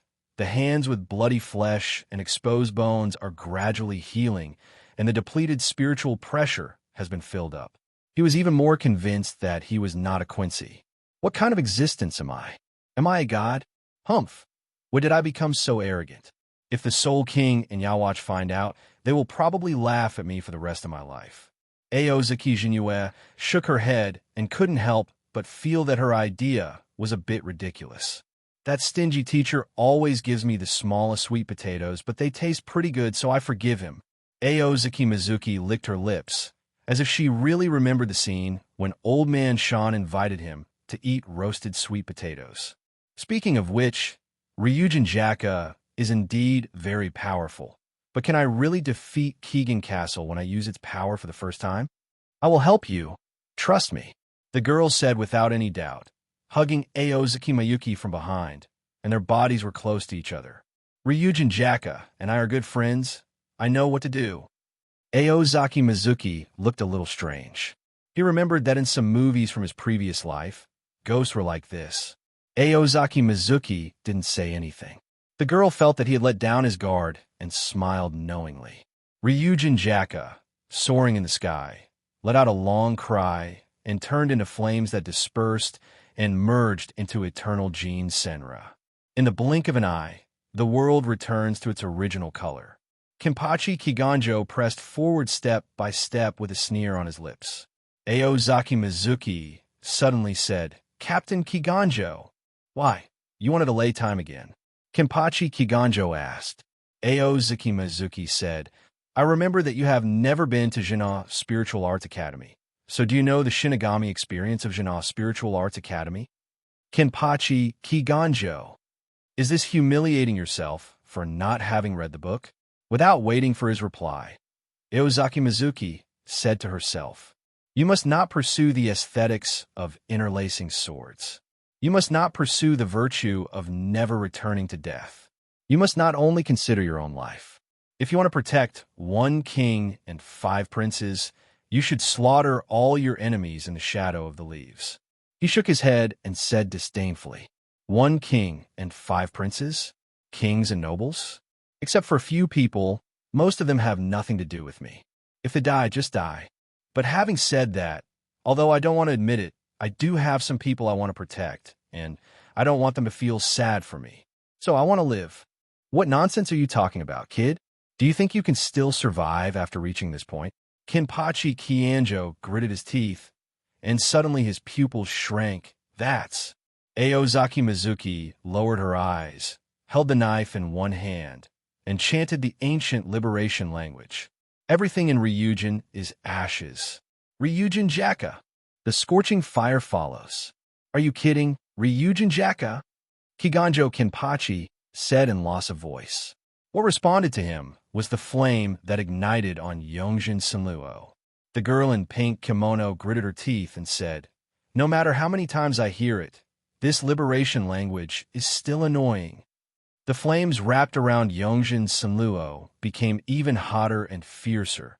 As if to show how proud they were, the flames danced wantonly. The girl gritted her teeth tightly, showing her displeasure on her face. Aozaki Mizuki quickly comforted. "My life is in the hands of this great ant. Now that I have hope of living, I can't lose my life because of petty emotions."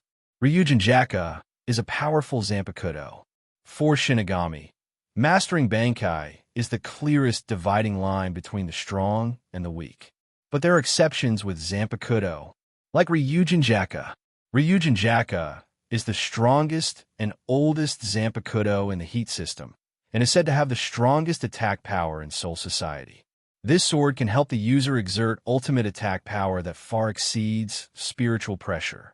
In the hands of Old Man Sean, the temperature in the Shurkai state is equivalent to the surface temperature of the sun.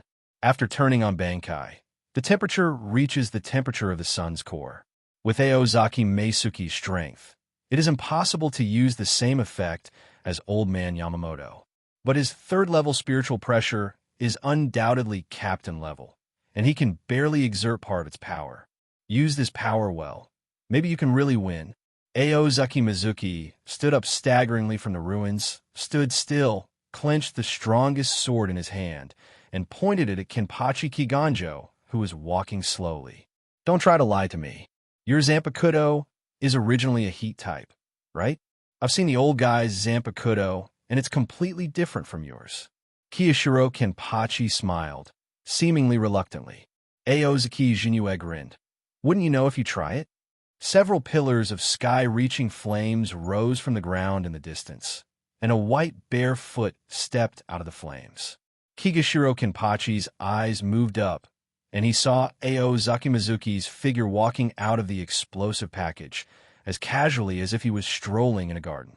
He only felt that his body was hot, and the rock panels on his body seemed to become soft under the heat wave, and there was a burning sensation that stung the panels.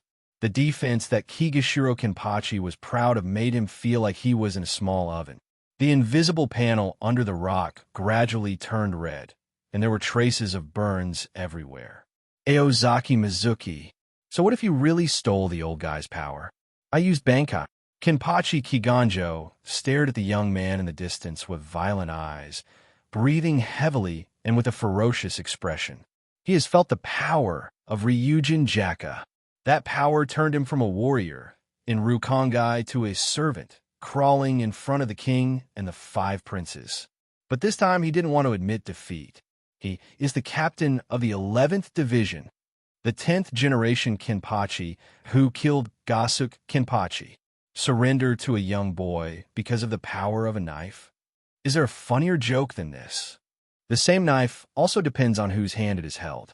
And this brat is not Yamamoto Jinryu Sai Shigekuni. Don't think that I will be afraid of you. Even if you really have the power of Ryujin Jaka, you are still just Shurkai. If the Ryatsu can match that old guy, my Tianyin may not be worse than Ryujin Jaka. What's more, if I use Bankai, you will still die. Then you can try, but you don't have much time. Or are you doubting the speed of the teacher and the 2 senior brothers? Aozaki Jinue grinned and looked crazy. "You are looking for death." Kiganjo Kenpachi roared angrily, and the rock panel grew wildly, and his body became larger again, like a ferocious little giant. Bang! A large pit was sunken into the ground several meters in radius, and stone chips and dust were blown away by the violent impact. Kigashiro Kenpachi's figure disappeared instantly. In the blink of an eye, he appeared in front of Ozaki Mayuki, with a giant rock fist coming towards him. Rock punch, perhaps because he has seen the power of Izen Senra. After using Bankai, he rarely directly attacks Ozaki Mayuki with his Zanpakuto. The Zanpakuto behind Bankai is powerful yet fragile. While it can improve combat effectiveness, once the Zanpakuto body is damaged, it will leave irreparable damage, and at the very least it will cause Bankai's power to decrease. He is not willing to take this risk. Aozuki Mizuki completely handed over her body to Yongjin. Her spirit was relaxed as never before, and she even had the time to talk to her. You seem to be better at using Ryujin Jaka than I am, because I understand it better. Yongjin hugged him tightly and said softly, I know the nature and power of these shurikai.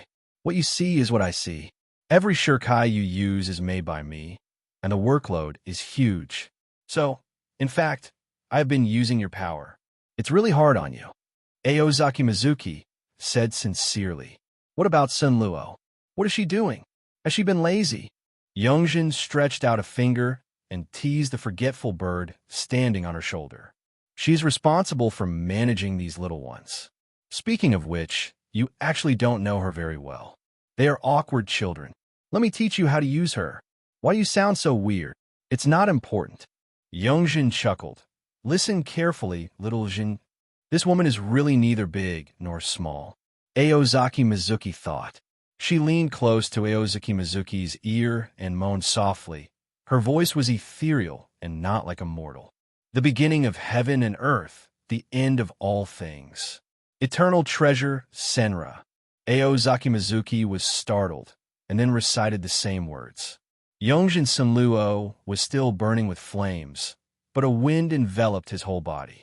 Shuanpa moved under his feet, and his speed instantly increased to the extreme, dodging the heavy punch of Kenpachi Kugashiro. Aozaki Mayuki opened her mouth in surprise, and a glimmer of understanding flashed in her deep eyes. Izen Senra can use multiple shurikai at the same time. The moment this thought came out, a sharp sound of breaking through the air suddenly exploded in front of him.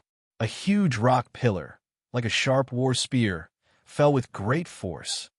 It hit the wrong target. How is that possible? Kiganjo Kenpachi watched in astonishment as Shurju passed by Aozaki Mayuki without causing any harm. I have used this trick countless times, but this is the first time that the shot has missed. His spiritual pressure is stronger.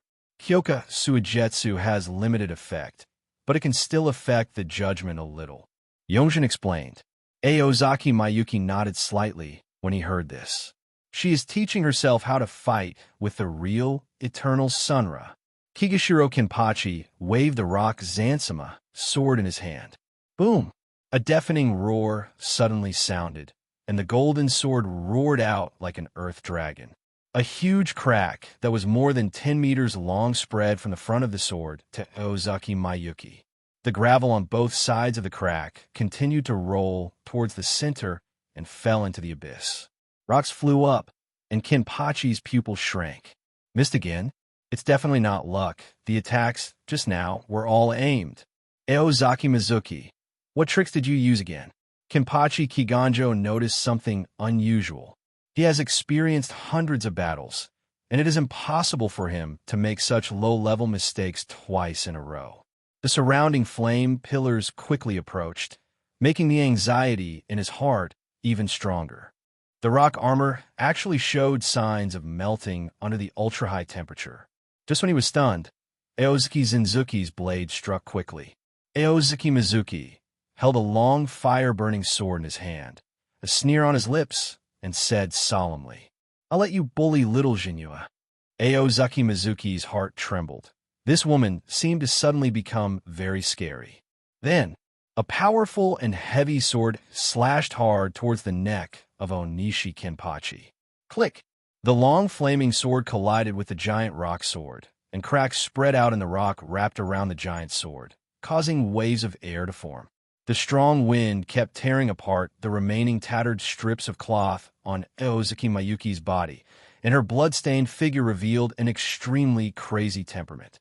It's useless. You can't hurt Dao Fantianyan's body. Kigashiro Kenpachi glanced sarcastically at Aozaki Meisuki. The figure standing on the ground did not move at all, and reached out to pull his arm. Aozaki Jinue said with a sneer, I don't want to compete with a big boss like you.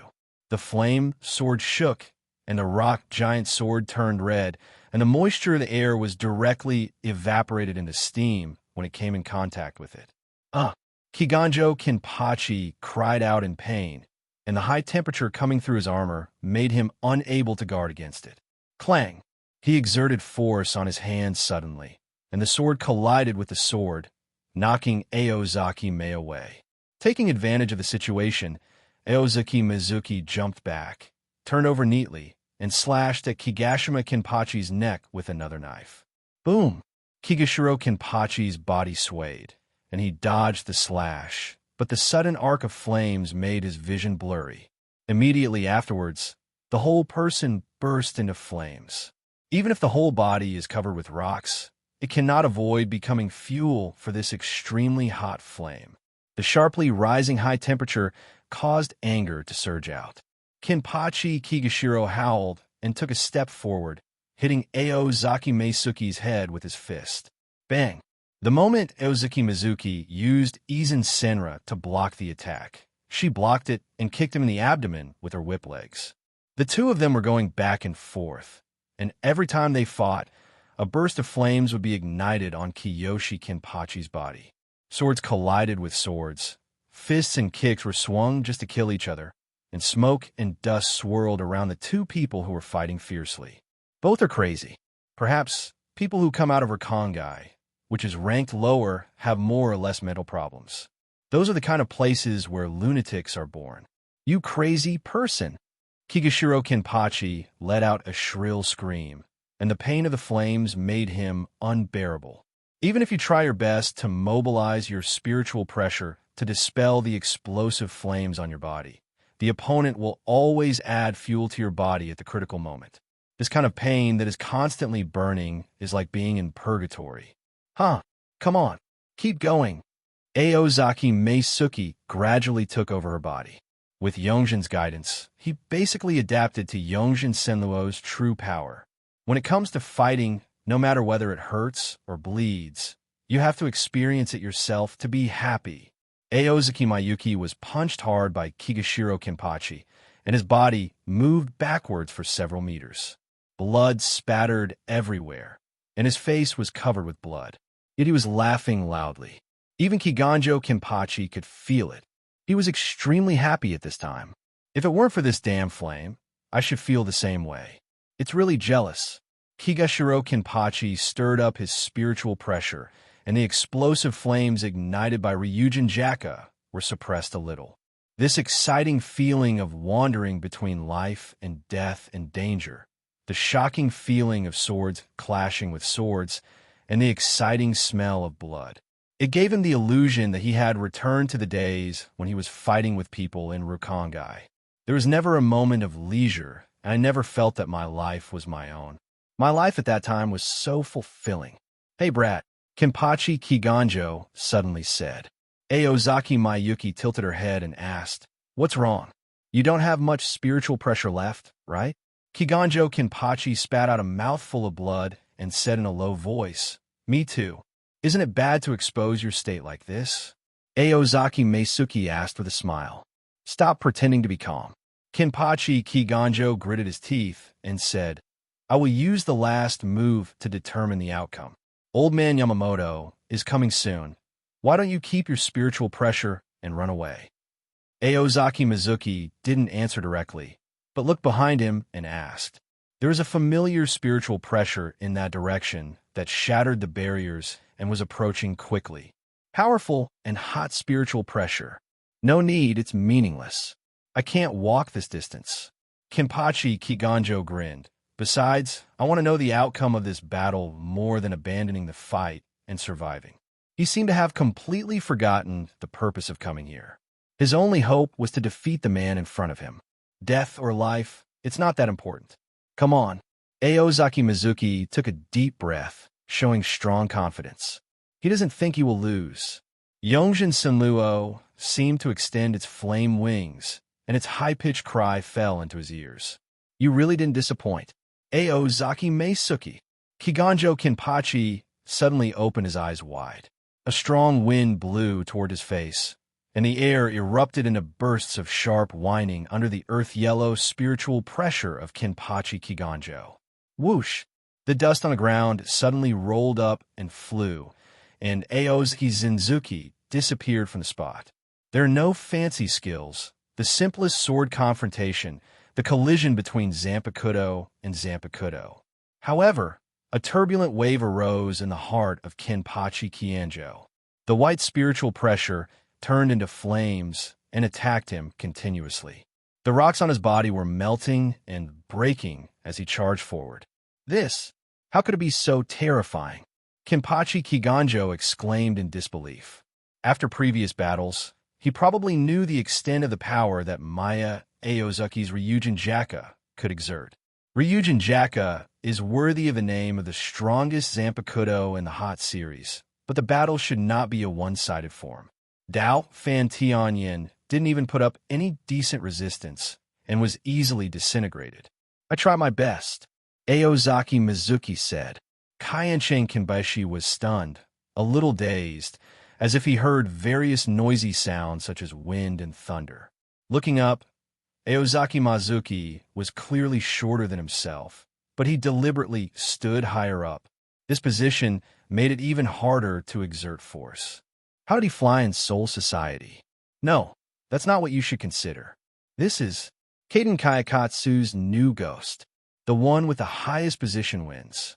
Standing above is Aozaki Mizuki, whose slashing power has become stronger according to the rules. Clang! The swords of the two collided fiercely, making the sound of gold and iron clashing. The white and khaki spiritual pressure collided to create a bright light, and then hurricane-like shock waves spread out in all directions from the center of the battle. Click! The Daefanshan rock cracked, making a heart-rending sound of breaking. The ensuing pain made Kigashiro Kenpachi couldn't help but take a breath of cold air, then spit out a mouthful of blood, and his face turned pale. The light of the sword and the fire disappeared in a flash. He covered his chest in pain, and a long gash was cut out of his chest. The body was connected only by the skin on the spine and back, and his blood sprayed on Aozaki Mayuki's face without any bias. Aozaki Mizuki took a deep breath, looked up at the sky, and felt as happy as ever. The blood stained the red hair and flowed down the cheek, but there was no disgust at all, and there was only an excited smile on the face. He defeated the captain. This means he has truly entered the ranks of the powerful in Soul Society. You are really insidious. There was a loud noise, and Kiganjo Kenpachi couldn't hold on anymore. He fell to the ground and leaned against a huge rock with a smile on his lips. Aozuki Jiyue turned around, and Yongjin Senluo penetrated the ground and squatted in front of him. Are you disappointed? Because it's not the fair duel you expected? What nonsense are you talking about? Kenpachi Kiganjo spit out a large mouthful of blood. This is a battle where we go all out and risk our lives. We use all our abilities and all means to win. This is the real fight. It's just that I was too stupid. I didn't expect you to hold back. You are Jingraku Shunshuei's junior brother. I should have thought of it earlier. His eyes gradually dimmed, and his breath became weaker and weaker. At the last moment of his life, this man admitted his stupidity. Aozaki Maya was slightly stunned, as if she didn't expect him to say such a thing. But before he had time to think about it, he inserted his right hand into Kigashiro Kenpachi's chest before he breathed his last. Although you have a bad character, you are still Kenpachi after all. He looked at the soul that belonged to Kenpachi Kigashiro in his hand and smiled, showing his teeth stained red with blood. The captain's soul is a rare experimental material. Aozaki Mizuki put away his soul, and Kian Castle completely lost its vitality. Call out. In the distance, an invisible air blade passed through the void at an unimaginably terrifying speed. The huge stone prison, like an arena, was violently cut off, and the stone wall slid to the ground with a huge sound. Boom! As if the ground had been hit hard, the air waves suddenly spread, rolling up a majestic white feather fabric. Endless flames rose up all around, and the rocks on the rock wall melted completely in an instant. I didn't expect that the strongest Shinigami in Soul Society would be late, old man. Aozaki Mizuki trembled and fell down, placing her hands on the ground and showing a proud smile. Blood fell from all parts of the body to the ground, painting a picture of black and red. He felt pain filling his whole body. Every muscle was losing strength, and the dizziness caused by excessive blood loss came over him, making him drowsy.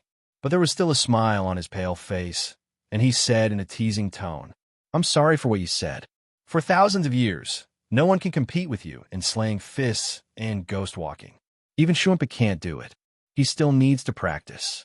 This evildoer, Yamamoto Jinryusai Shigekuni's eyes twitched, his pupils suddenly shrank as he glanced around, and he fell silent without speaking. That's the body of Kinpachi Kiganjo, this brat. I don't know how long it took before he managed to say in a loud voice, "Well done."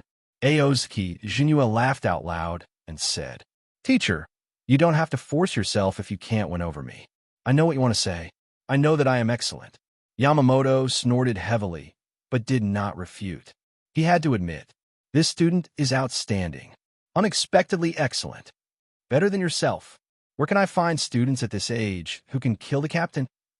The two looked at each other and fell into silence, seeming to want to see something in each other's eyes. Soon, both of them understood what the other meant. One person wants to see love and care, and the other wants to see hope and peace of mind. They all see what they want to see. There is no need to describe the tacit understanding between them. A beautiful figure hurried over, appeared behind Yamamoto, and said softly, "Your Excellency, Captain, we are here." Yamamoto was startled when he heard the familiar voice and immediately turned his head and gave the order to his subordinates. The traitor Kinpachi Anajo has been shot dead by the 2nd Squadron's Sanzuki Sanshi. The Sanjetsu Sanshi is seriously injured, so he will be placed in the care of your 4th Division. Yes. Uno Hanaretsu nodded slightly. Then I'll leave it to you, Sister Hua. Aozaki Meisuki smiled. Leave it to me. Uno Hanaretsu looked at him carefully. His eyes flickered slightly, and the smile on his face became stronger. If I heard it right, Kiganjo was shot to death by Aozaki Mayuki. This kid always brings surprises.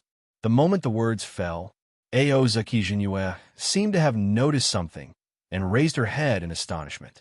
Looking at that beautiful face, kind and refreshing smile, I couldn't help but shudder. This smile is so familiar to him, and there is no doubt that he wants to have a Jean Dao sparring session. Uno Hanaretsu seemed to feel his gaze and smiled and blinked, the affection in his eyes undisguised.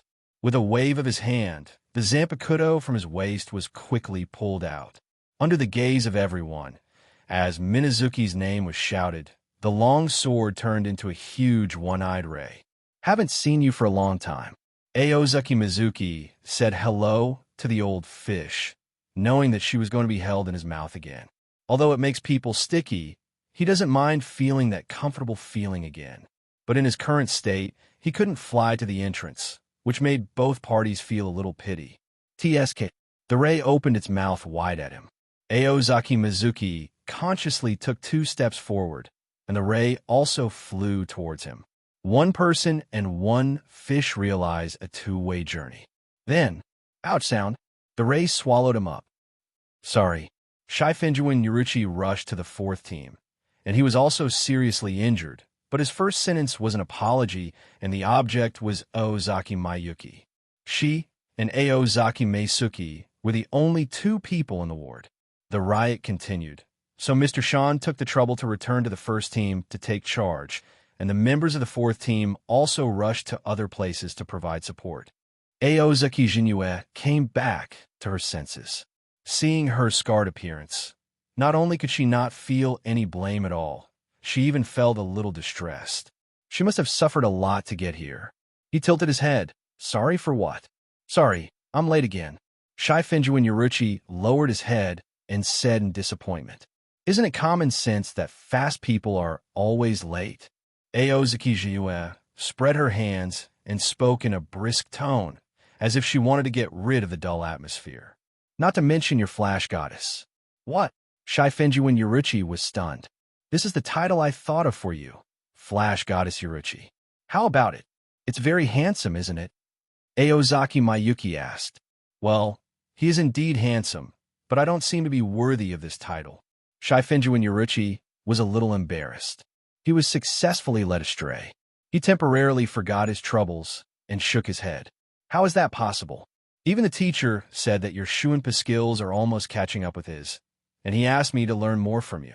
Seeing that his goal was achieved, Ozaki said proudly, as if he was the one being praised. Yuruchi's face is slightly red, and paired with her brown skin, she looks cute and attractive.